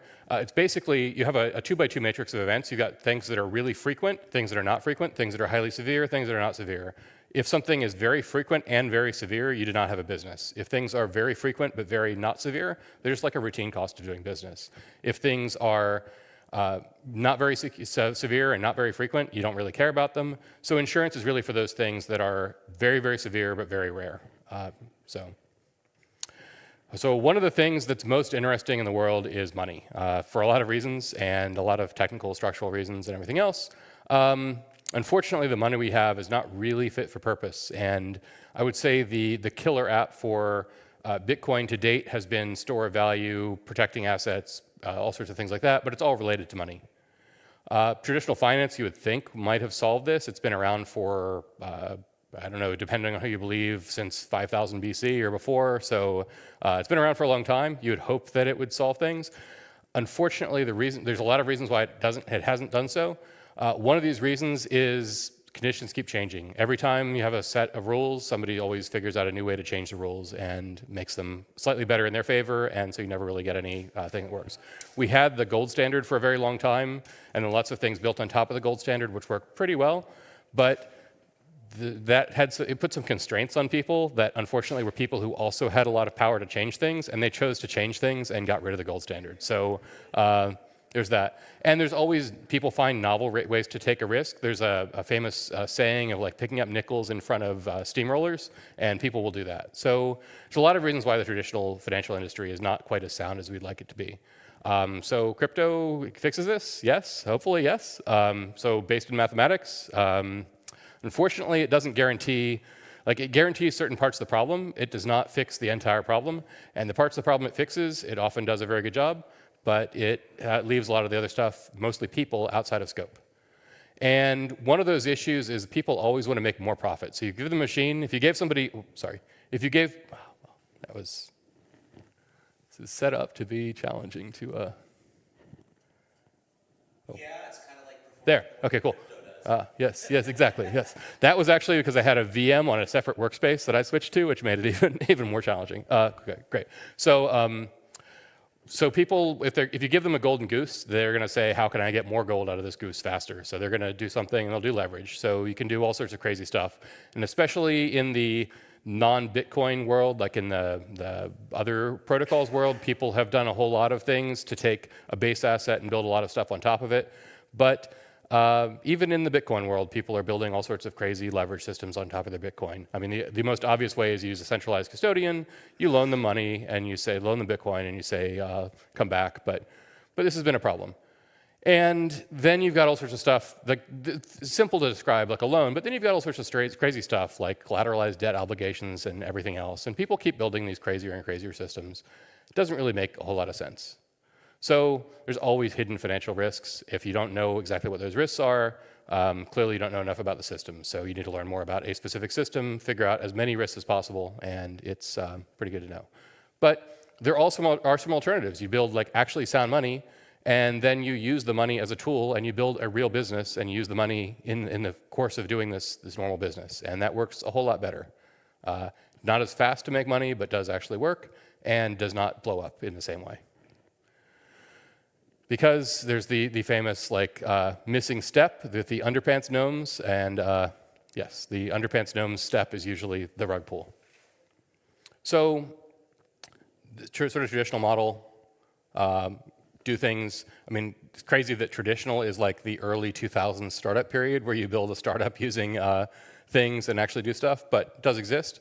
And now we have the crypto protocols where you build the crypto protocol white paper and then you exit before you start, and it does not work very well. And I must apologize that I was on a crypto foundation board for a while, so I'm pretty familiar with how a lot of the problems happen, and it is mostly step-by-step, not like a single process. So yes, we have these problems, and we keep building models. So these are all issues, and we've got some solutions that are much, much better than this. And unfortunately, one of these solutions is not re-centralizing risk. So one of the things that people tend to do is they build a system, and then they build other stuff on top of that system. And in a lot of cases, you end up with people wanting that end up in power certain systems that sort of change them to their own benefit, and it is not necessarily to everyone else's benefit. So you have had systems that were proof of work-based systems that have switched to proof of stake system, or proof of work systems that have switched to proof of stake systems, which worked well, and then you ended up with a lot of stuff built on top of it that wasn't necessarily ideal. So one of the things we've noticed is there's a lot of fundamental problems with staking systems that you do not get with proof of work systems. They basically come down to, while decentralization, it's the crazy problem that you basically tell people, if you have a problem, you only need a rule to prevent something that people want to do. So if you have a system where there's an inherent desire to become more and more centralized, you have to have artificial rules and talk about how much you want to be decentralized. If you have a system that's inherently decentralized, that it doesn't have any centralizing impulse, you don't need to have this sort of countervailing force. And unfortunately, staking seems to be something that has an inherently centralizing force.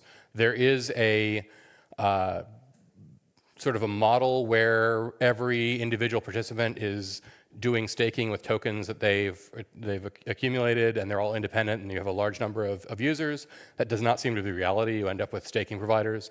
There was a really interesting report from Trail of Bits about a year and a half or 2 years ago that looked at the surface level of a lot of the staking systems, and there were limited numbers of participants. Some of the systems have thousands of participants, some of them have tens, but underneath them, there's a lot of infrastructure layers that are in common. So you ended up with like AWS is the primary infrastructure layer behind almost every one of these things. So you have centralized entities behind most of these systems. And it's highly, highly centralized, which is pretty terrifying. And we've been in a very interesting world where the sort of like a honeymoon period or whatever, where no one was really attacking these systems that were technically not as decentralized as they would like to be.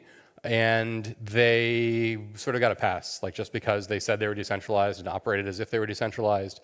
It did work pretty well, but that does not seem to necessarily be a long-term model. You mean the proof of stake? Proof of stake, yes, yes. I was the only one criticizing. For even here in this conference.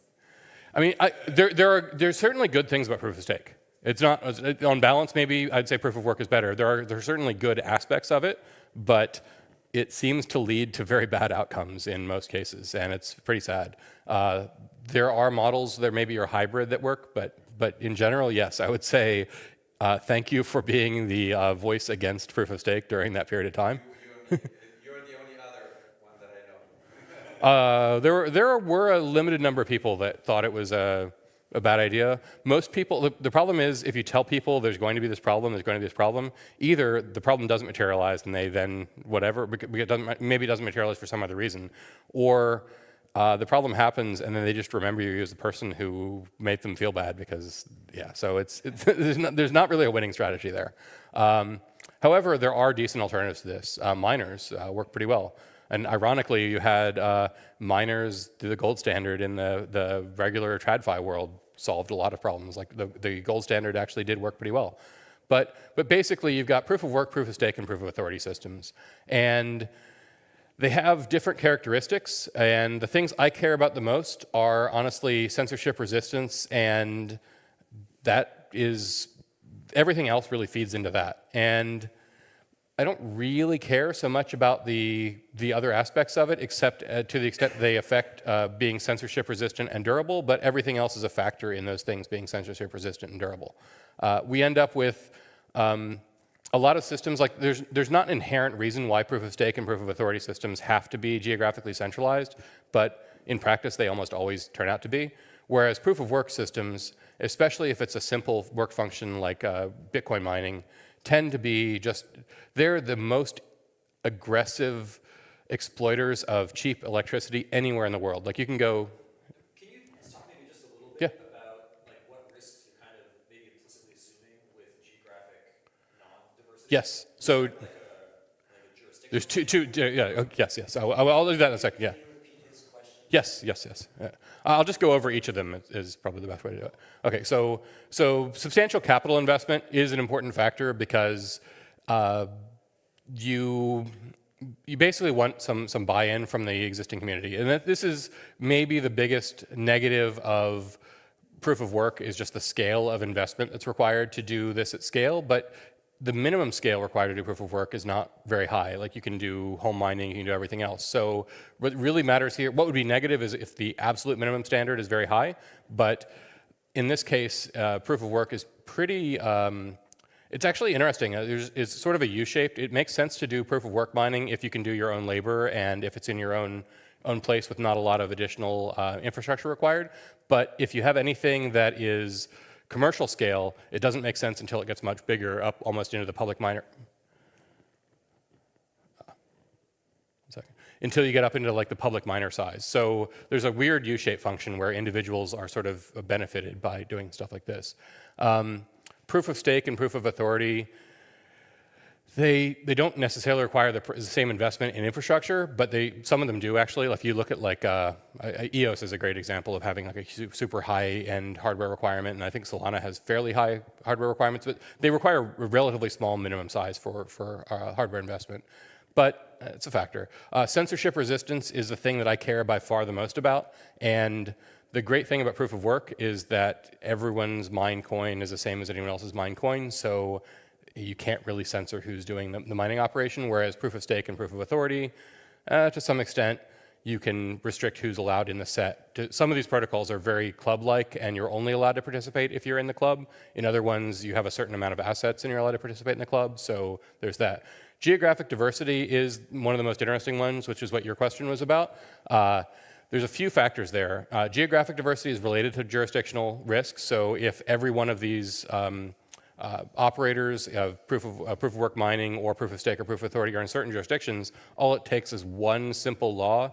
Actually, it's not even one simple law. It's one hint at a regulation applied to regulated entities. If you were to go to power utilities in the United States and say, we're going to cause lots of additional hassle and overhead if you're supporting Bitcoin mining, that would definitely impair Bitcoin mining in the United States. Fortunately, it would just immediately relocate to other places around the world that have similarly cheap electricity. It might lower the global hash rate if some huge country, like say China, were to hypothetically several years ago have said no more mining in China, but it didn't really affect things terribly bad. It was actually a great opportunity for a lot of other people, and it's why a lot of renewables in West Texas are now super profitable. So geographic diversity matters from a regulatory perspective, also matters from a risk, just general like physical risk perspective, especially because you end up with infrastructure providers like say Amazon Web Services or others that are all in one place, and you end up with a lot of people putting all their proof of stake nodes in like US East, and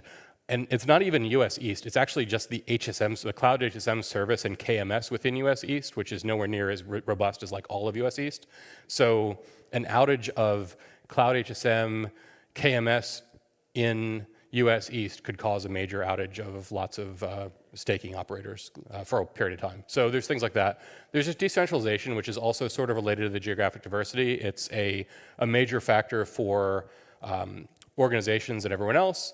And then there's accessibility. Like you really want to have you want it to be permissionless. Because one of the greatest things about crypto versus everything else is that you essentially can just join this network with no asking anyone's permission. You can just do this, which is true for Bitcoin, true for proof of work, not necessarily true of the other systems. More true for proof of stake, but yeah. So. Zero proof of work. Not even It's definitionally not true for proof of authority, though. So proof of authority, absolutely not true.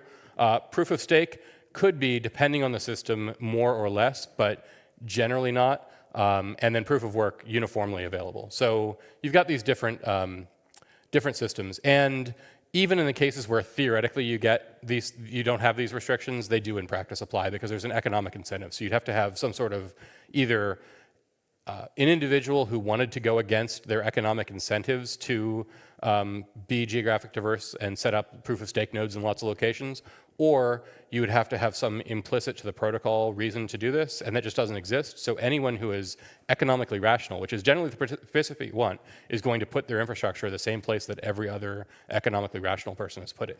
So that is an inherent problem with these systems. Proof of work, however, has a lot of great benefits.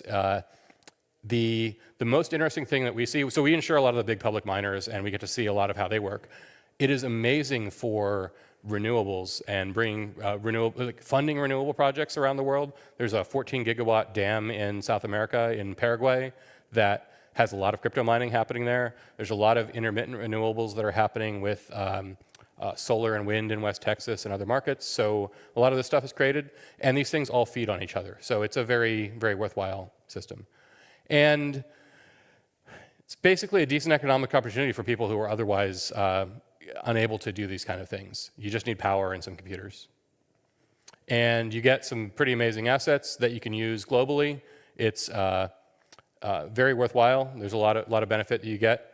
And so there's all these positive things. However, there's the positive and negative is that crypto has been successful. Bitcoin has been very successful. There are operations that we're not using, as someone said recently, like what, they said 5 or 9% of the world's electricity was the bogus thing. It's like 0.5%, but maybe in a few years it'll be 5%. Although I think AI data centers are going to take up a lot of that power. Or hopefully the total amount of power in the world goes up by like a factor of 10 or 100 or something, and Bitcoin goes up as well, but doesn't necessarily increase as a percentage. But mining is critical infrastructure just due to the scale, and it is important. But you can use this thing because it's a very powerful tool for both good and bad. And it allows a lot of people who otherwise wouldn't have access to global markets to have access to global markets. But the thing that I'm most interested in, aside from the pure censorship thing, is sovereignty enablement. Like I've been to people, 2 weeks ago I was in Africa, and there are people who have large solar deployments that are hated by their host governments and everything else. They've got megawatts of solar, and they're sitting there with solar. They can sell it back to the power utility at a rate lower than they want to sell it. But you can put a Bitcoin container there, and you can mine Bitcoin, and they can have access to the global financial system through this. And this actually, a lot of the other systems have been talking about banking the unbanked through like crypto and everything else. This actually is banking the unbanked. It allows people who have physical resources, power specifically, local physical security, things like that, to put together systems and essentially have access to the global financial system just by virtue of having electricity, which is in this case sunlight, and the ability to do local physical security. So it's quite a worthwhile thing. And even if you hate somebody else, you absolutely would much rather they engage in commerce with you rather than war with you. Like if countries are competing based on how much power they can generate and how much Bitcoin they can thus generate and other wealth or other economic activity, that is a far better way to compete and produce lots of positive externalities than physical conflict. So that's it. There's a lot of interesting stuff going on, and very nice to get to talk to you, and would love to have any questions about various projects around the world, crypto, Bitcoin, and insurance. So my first question would be,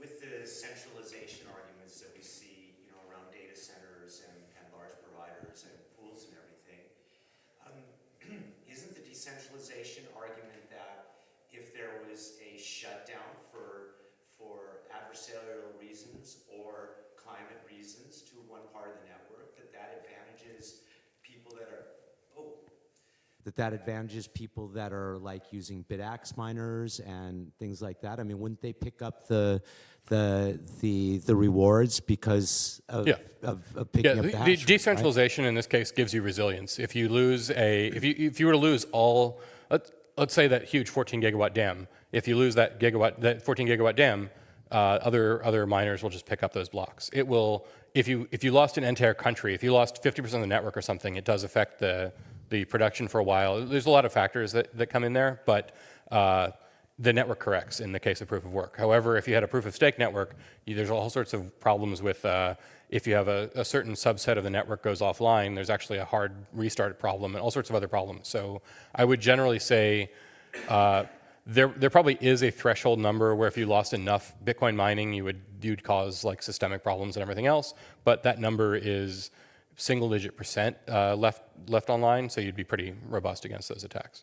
And then my second question would be that, you know, we throw decentralization around as a buzzword, and I would argue that at the highest we're actually a distributed system and not actually a decentralized system.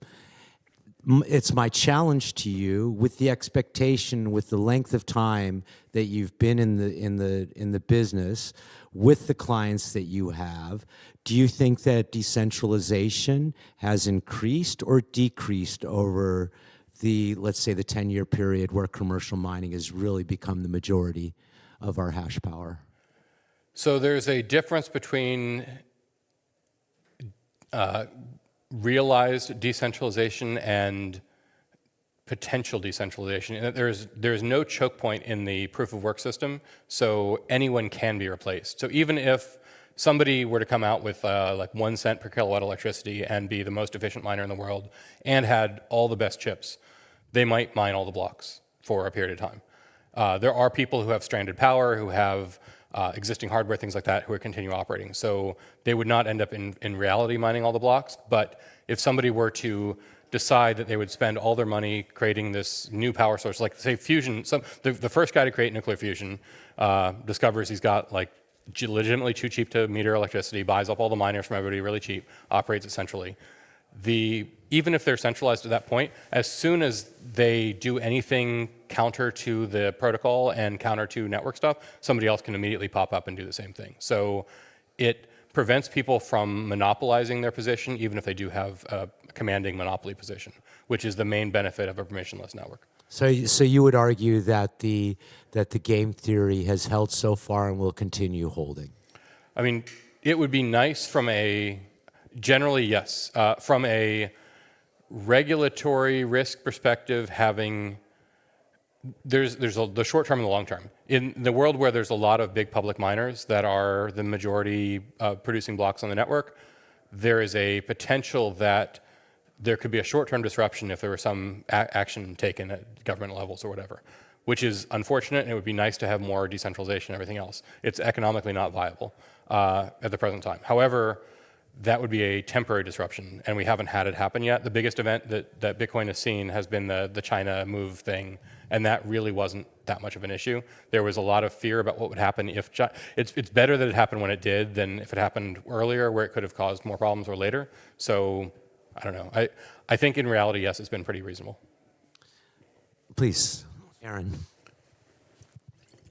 You mentioned one benefit of, I guess, considering mining as critical infrastructure as being improving grid resiliency. Yeah. Do you mean that in the sense of, you know, having use for excess capacity, or what are a few different reasons? So Bitcoin has been amazing for renewable energy because it's basically the perfect sink for power.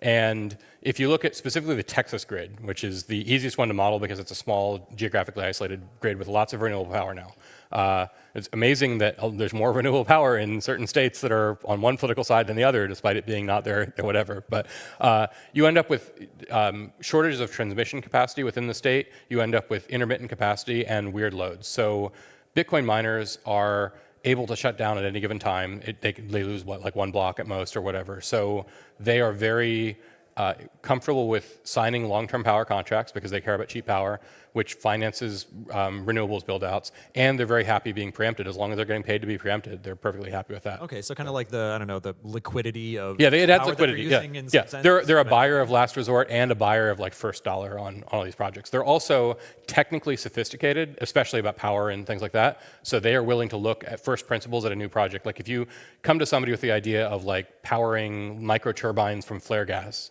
most people in the world that are power users, like me at home, things like that, we're not going to be at a scale to do this, or we're not going to care in like 50 kilowatt units. They're unique because they can be they have capital to do this, they have the intellectual resources to do stuff, plus they can be inherently decentralized or distributed across a lot of locations in a field. So they're very good as buyers of the services. Cool. Thank you. Cool. Well, cool. Thank you very much. Thank you.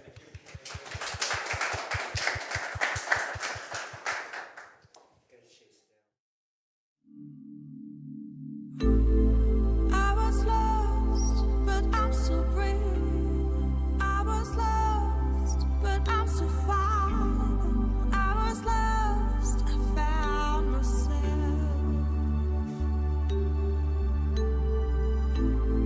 I was lost, but I'm so brave. I was lost, but I'm so fine. I was lost, I found myself.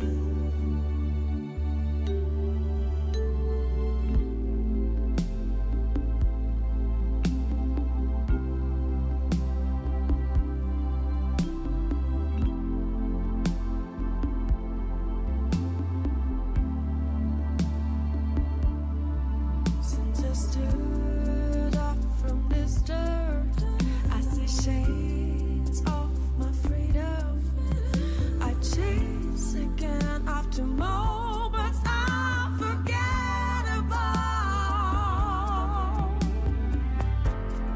I was lost, but I'm still free. I was lost, but I'm still fighting. I was lost, found myself.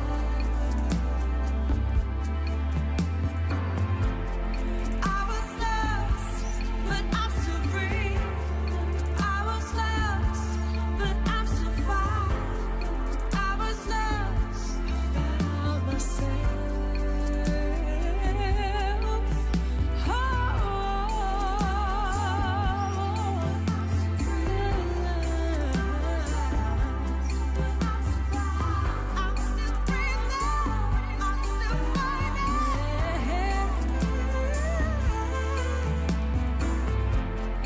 I'm still I was lost, but I'm still free. I was lost, but I'm still fine.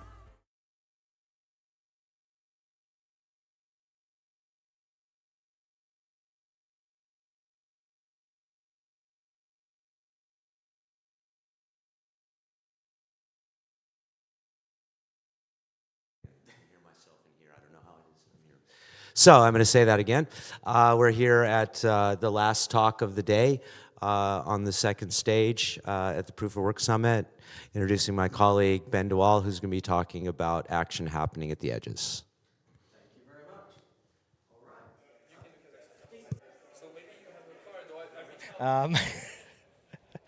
Okay, I'd like to start off by kind of pointing something out. I'm not young anymore. I used to be young, and then I kind of ended up not being young, and I'm not quite sure how that happened. But it's one of these things that just kind of happens over time. You become not young, and it's a little bit annoying, actually. But one of the things about not being young is that I've seen a lot of stuff change. I've seen the world change around me. I've seen people make stuff change, and I've seen stuff changing without people really thinking about how and why and just kind of letting things happen around them. And I've been thinking a lot about change. And one of the weird and interesting things with change is that change requires action. You can look at it even from the most fundamental physics perspective, if you want, and say that anything requires some kind of energy input in order to actually happen. If there's zero energy, zero heat, then nothing happens. Eventually the universe may end up in a heat death, and then nothing happens anymore. So for stuff to happen, you need action. You then have the question, well, okay, what is action and where does action happen? As per the title of this talk, action happens at the edges. So what does that really mean? Probably the first thing to really think about is that change never happens directly from the middle of a system, the very deep inside of a system. Change always seems to happen from external pressures, from stuff happening from outside the system, or maybe from the very edges of that system itself. And that's really what I'm talking about here with action that happens at the edges. So change can be good, change can be bad, change can be neutral. Change is just things happening, which are different. And often change is undirected. Undirected change tends to be very short-term goal oriented, as in you think about the need for I'm hungry, I want to eat something, then I won't be hungry anymore. It's a change, it's a positive change probably, but you're not really thinking about the long-term effects of it. You may, however, say, I want to lose weight, I want to become healthier, so I'm going to think about what I eat, and I'm going to think about when I eat and exactly what kinds of stuff. So that's a more long-term directed change. So you've got undirected change and you've got directed change.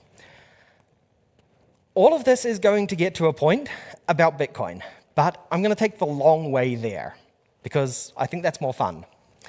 So instead of talking about Bitcoin, first I'm going to talk about biology.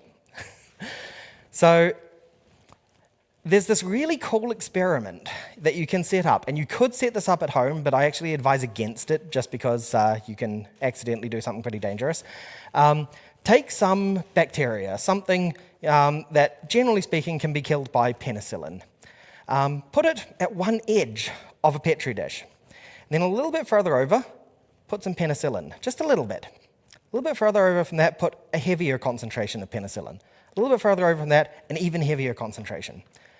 And then let it grow. Let the bacteria grow in this culture. What you'll see is the bacteria will grow up to the penicillin and then stop. Then some time will pass, and you'll see the bacteria grow a little bit further over that first layer of penicillin. And they'll stop at the next one. A little bit later, it'll grow again over the next layer, and so on and so on. What you are actually doing there is breeding a superbug, essentially in the exact same way that happens with MRSA in hospitals, methicillin-resistant Staphylococcus aureus. The penicillin is killing most of the bacteria. So the bacteria reach it and they die. But every so often, there's a mutation in the bacteria, and that allows some of them to survive a small amount of penicillin. So you now have penicillin-resistant, or slightly penicillin-resistant bacteria who can grow over that next layer. They hit the higher concentration, and you have to do the same thing again. If you took some of the heavy concentration of penicillin and dropped it on the other end, all of those would die. It would just kill them. But at the edge, where the bacteria reached that layer of penicillin, change happened. Evolution happened. You also see that with macroevolution. So without going into too much on different things, the peppered moth is a really cool example. Peppered moths come in two colors, white and black. White peppered moths are kind of mostly white with a few black speckles. Black peppered moths are mostly black with a few white speckles. And birds eat them, so they've got natural predators, that kind of thing. During the Industrial Revolution, around cities, the white peppered moth disappeared because all of the buildings, all of the trees, everything got darker from the smoke from the Industrial Revolution. And the white peppered moths got eaten. The black peppered moths did not get eaten. So, change happens when there is an external pressure coming in or when you hit a barrier of some kind. That's action happening at the edges. It happens with more than biology, of course. So language is a really cool one. By the way, all these pictures are AI generated, so excuse this guy not having a face. That's just what happens when you ask DALL-E to generate images for a PowerPoint slide. So the same thing happens with language. I think everyone's generally aware that Spanish, Italian, Romanian, French are they're Romance languages. They're in the Romance language family. They all evolved from Latin. At no point did a Latin mother give birth to a Spanish-speaking baby. That's ridiculous. That never happened. You generally think that your kids speak the same language that you do, but actually they don't. Your kids don't speak the same language that you do. How many of you are familiar with Gen Alpha kids? Phrases like skibbity toilet and Ohio Riz. Do you know what those things mean? I don't. But those are terms that Gen Alpha kids use. They're part of the language that's being used by young people. Over time, language drifts and it changes. And what once was Latin is now French and Spanish and Italian and Romanian and Romansh and a few others. So how did it change? Well, it's two main ways. One is exactly that example I gave, young people. The edge of our age range in humans is where that language change happens. The young people have their own language.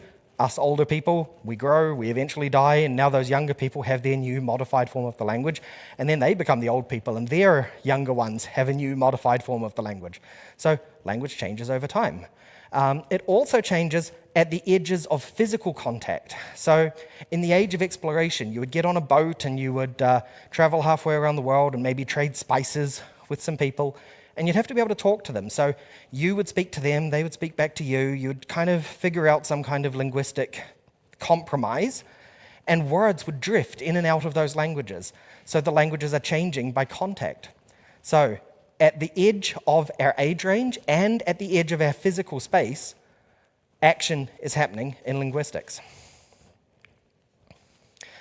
Action also happens in companies. Business innovation is a form of action happening at the edges.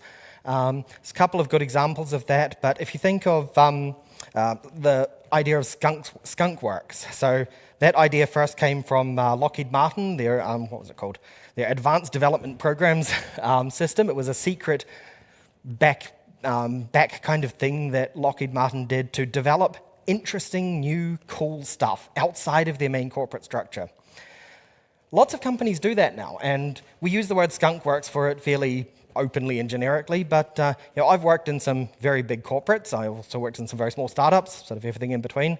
And in big corporates, you will often have an innovation department who doesn't have to follow the same rules as everyone else. They don't have to have the same kind of reporting into the central management. You get given some kind of budget, and you get to play with it. You get to experiment. You get to do things that other people inside the company in the other departments wouldn't be allowed to do, because that's how change happens. Action happens at the edges, not in this central core of the company. A nice little anecdote for a story like that is actually McDonald's. Who here likes eating at McDonald's? Okay, a couple of people. I was expecting kind of zero because it's not popular to say you like eating at McDonald's, but it's a thing. The filet of fish was not supposed to exist. There was a time McDonald's pretty much only sold the beef hamburgers, back early 1950s kind of thing. And all right, yep. And the management said not a lot of people are buying our burgers on Fridays and during times like Lent. So there are religious reasons that people choose to not eat the beef hamburgers. Can we offer them something else? And central management came up with the idea of the hula burger, which is basically a Big Mac where you replace the beef patties with slices of pineapple. It did not go over well. Nobody was really that interested in it. It didn't sell particularly well. But one guy in one small franchise said, I'm going to make a fish burger instead. There were some competition reasons for it and so on. Central management hated the idea, so they ran a competition. Everyone will sell hula burgers and this new fish burger side by side and see which one wins out, and of course the fish one won out. So worldwide, McDonald's now has filet of fish because one franchisee said, I'm going to do this instead of that silly pineapple thing.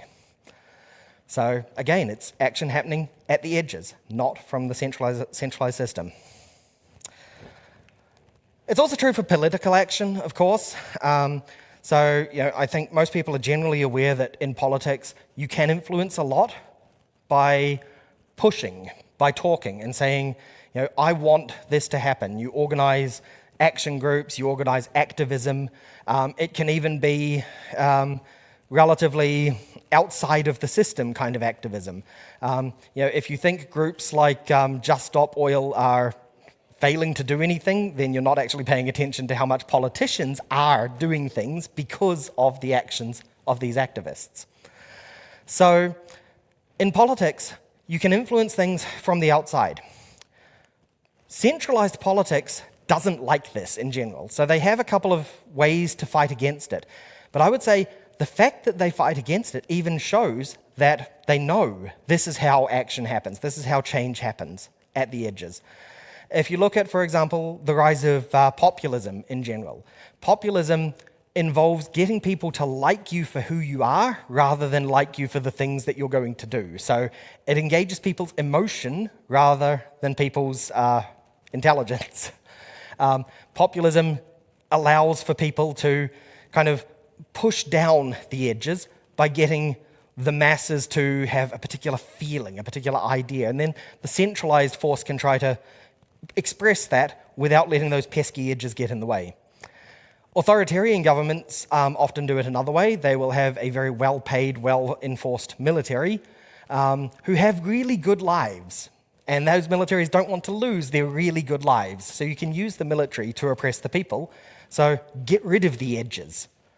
But you see what they're doing? They're getting rid of the edges because they know that action happens at the edges and they don't want to see change.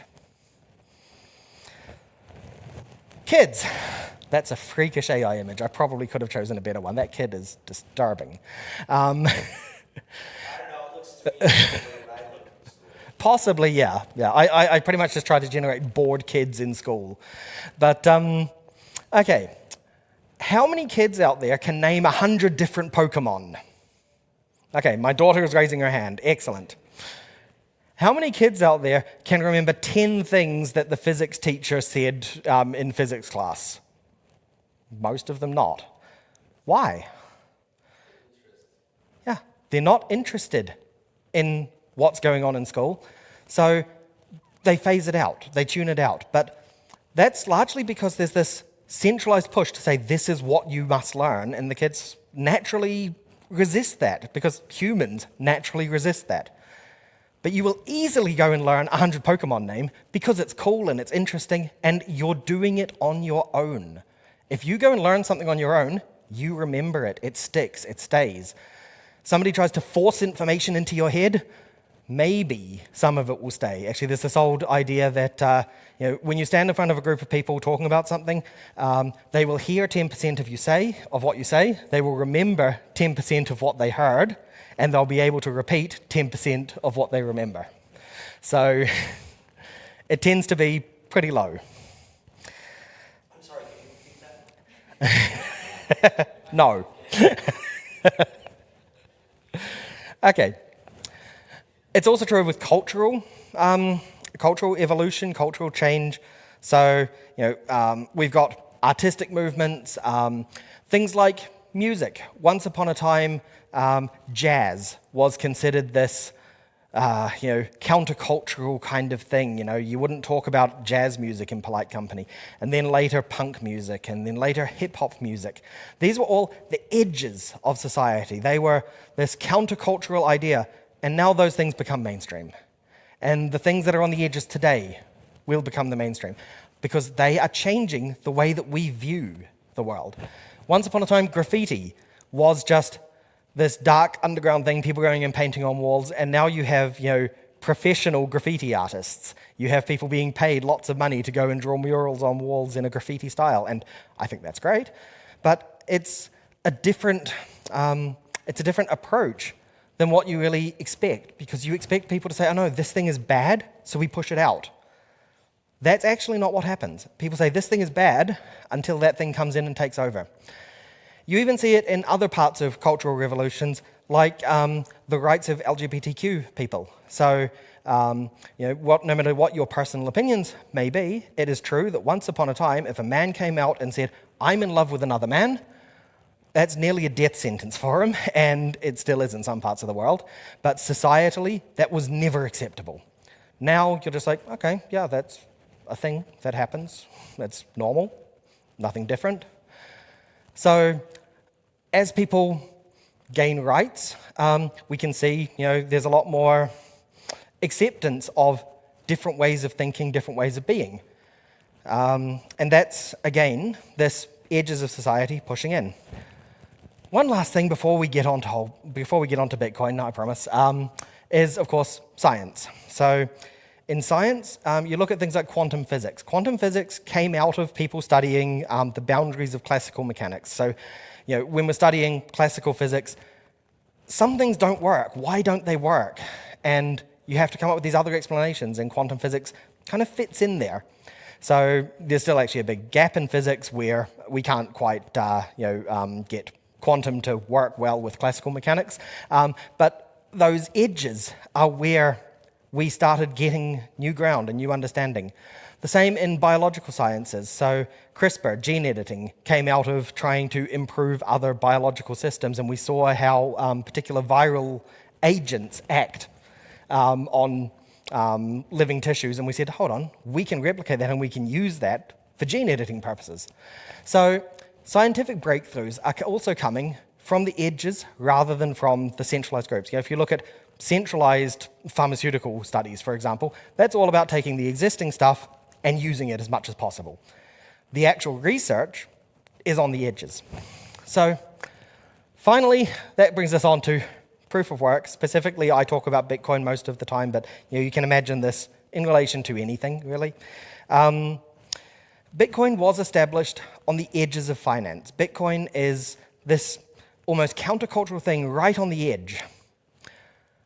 But the edge, in a lot of ways, is fractal. The edge of finance may be Bitcoin, and Bitcoin is bringing in all of these interesting things into the world of finance. But Bitcoin itself has a center, has a core, has a establishment, and then there's the edges around that. If you look at social media, I advise against it, but unfortunately Twitter keeps calling me back in, and you will see on Bitcoin Twitter, everybody's talking about how much money can I make, and they're pushing for certain politicians because they believe it's going to increase the value of their Bitcoin, and that's a good thing for them. But the people who are actually making changes to Bitcoin, the people who are actually doing stuff that changes how Bitcoin works, how things actually behave, are not those people. Those people are doing nothing for Bitcoin, nothing to Bitcoin. Those people are doing things to themselves. Trying to make themselves rich. Okay, fine, if they want to be rich, that's their prerogative. I don't care. I don't have that much of an interest in being rich. I have an interest in changing the world. I have an interest in making the world a better place. And that's where you see all of these other technologies that are especially being talked about in conferences like this. People coming along and saying, well, okay, what are all of these different scaling technologies? How about we use this technology in combination with that technology and bring them together and actually do something interesting? And all of these things are what actually changes Bitcoin and makes Bitcoin different and better, usually, in some cases, maybe worse in other cases. Like I said, not all change, not all action is positive, but it is at least change, and it's something you can try. So here's a little imaginary story. So we can, if there's any anthropologists listening to this now or later, I apologize. Let's go back to the caveman times, and there's two cavemen sitting there, Ugg and Bug. And Ugg says, I think we should eat rocks. And Bug says, there was a forest fire, and my pig meat tasted better after that forest fire. So I'm going to hold my pig meat over the fire from now on before I eat it. Ugg died with no descendants because eating rocks is pretty stupid. Bug did not die, and now we all cook our food. Like I said, I apologize to any anthropologists listening because that was a ridiculous story, but the same kind of thing will or can, does, and will happen with changes to Bitcoin. When we look at all of these different scaling technologies, some of them will work, some of them won't. When we look at all of these other ideas, whether it be ordinals, NFTs, some kind of new idea. Actually, I think proof of stake is a perfect example because it's stupid and doesn't work very well as an idea, my personal opinion here. But I think it will die on its own because it's the bad idea. It's the eating rocks. Whereas some other ideas will be the cooking food. And right now, maybe even for some of these ideas, we don't know which one is which. Maybe this idea that somebody's talking about is the eating rocks idea. Maybe it's the cooking food idea. But at least it's a change, and we can try it. And we can try a bunch of different things, and some of them will work, and some of them won't. But we need to be actually doing things. We need to be having action. So that's pretty much it. No matter what you do, what I'm encouraging is do something. Do some action at the edges, because that is what is going to change the entire system that you're trying to change. Thank you very much.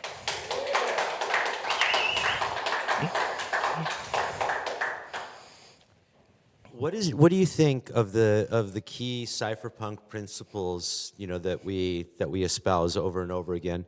Which one of them do you think led the most to, or enables most change to happen at the edges? That's a very good question. I would say probably the most important principle is critical thinking, in that you do not just dismiss things because you don't like the sound of them. You have to be willing to throw your own ideas and other people's ideas up against a wall and see what sticks, and trying things, essentially a form of open-mindedness. And I would say it's even not just a cypherpunk principle, it's a general anarchist principle of being willing to try different things and being willing to see what works and what doesn't, and the humility that goes along with it. So actually being willing to say, I was wrong, being willing to say, I don't know, to a lot of things. People always seem to get stuck on that one. They're like, oh, I don't want to say I don't know because it makes me look stupid. No, I don't know is a much better answer than the wrong answer. And I think those kinds of principles are the principles that enable good change. So I think curiosity, so intellectual curiosity, the willingness to experiment, right? The willingness to be wrong. I think those are all really, really super key principles. And the older I get, the more I've learned from experience how important that is. Because man, I've been wrong so many times. Yeah. Same.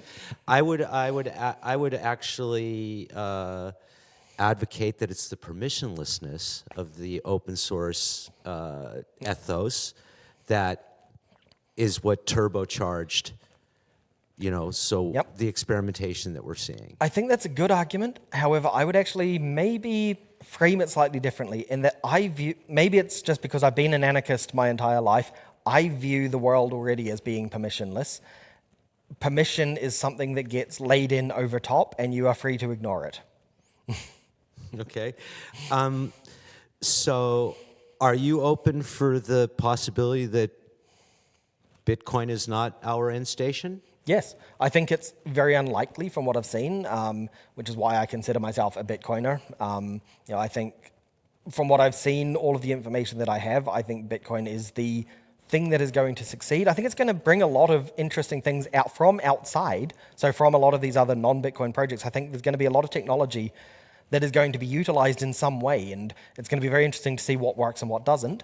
But I'm also willing to say, yes, I could be wrong on that, and maybe something will come along that's going to be way better than Bitcoin and will completely supplant it. I'm not against the idea. Right. So let's talk about actually this key point when we're talking about proof of work. Yep. Right? Is it literally the Bitcoin implementation of proof of work that you think is the key winner, or do you think it's the proof of work algorithm I think is the key winner? I think it's the proof of work algorithm that's the key winner, because proof of work itself is what makes Bitcoin what it is in reality. Proof of work with the difficulty adjustment, which is what we generally mean when we talk about proof of work, is the key innovation that Bitcoin created and what it really is. When people say, oh, the blockchain is the innovation, I disagree. It's just, that's the data store behind it. The proof of work with difficulty adjustment is the thing that made it unique and special. And now there's other things doing something similar and with tweaks and differences. I do think proof of work is the interesting thing. I also actually think proof of work, like a lot of things, will form some kind of natural monopoly. So I think it is actually the case that eventually one proof of work chain will actually have to win out against the others. When I say eventually, I do mean it even could be hundreds, perhaps thousands of years. So I'm not saying even short term at all, but I do think it's a natural thing that will happen, that one proof of work chain would have to kind of eat the others, just purely on a game theoretic standpoint. That said, though, right now I believe that will be Bitcoin, but I can't say that for certain. I don't ever like to prognosticate about the future. So I'd like to challenge you once more with a final question, and then we should all run upstairs for the proof of scale panel. If constant is the only change, and if change happens at the edges, what do you see on our immediate horizon for Bitcoin and proof of work? So I see a lot more things happening with some of the layer 2s. I think those are really where the big edges are at the moment. I'm really interested, for example, in things like multi-party lightning, which there was a paper written about it 2 years ago, and it hasn't gained much traction yet. But I think that's a really interesting idea, where you have a single multi-person smart contract rather than just being a 2 of 2 multi-sig, and that's a single channel involving multiple people. And that's the argument that's being made right now for BitVM and OpCat, right? Is the multi-party signatories, right? Exactly. And yet we already have that as a theoretical framework on Lightning. Yeah, so I think there are, and I also think some of these things can work well together. So I can imagine, for example, Arc being used to instantiate Lightning channels. Like, there's actually no reason you couldn't do that. So, I think some of these things can play together very well on the technical side and see, what works and what doesn't. But again, I don't want to say which ones are the eating rocks ideas and which ones are the cooking your food idea. That will come out with time. Okay, one last final question. Sure. Do you think your daughter knows better than you do what Bitcoin's going to be like in 20 years? I don't think she does know, but I think she'll be one of the people shaping it far more than I am, giving a few more years. Yeah. Amazing. Ben. Always a pleasure.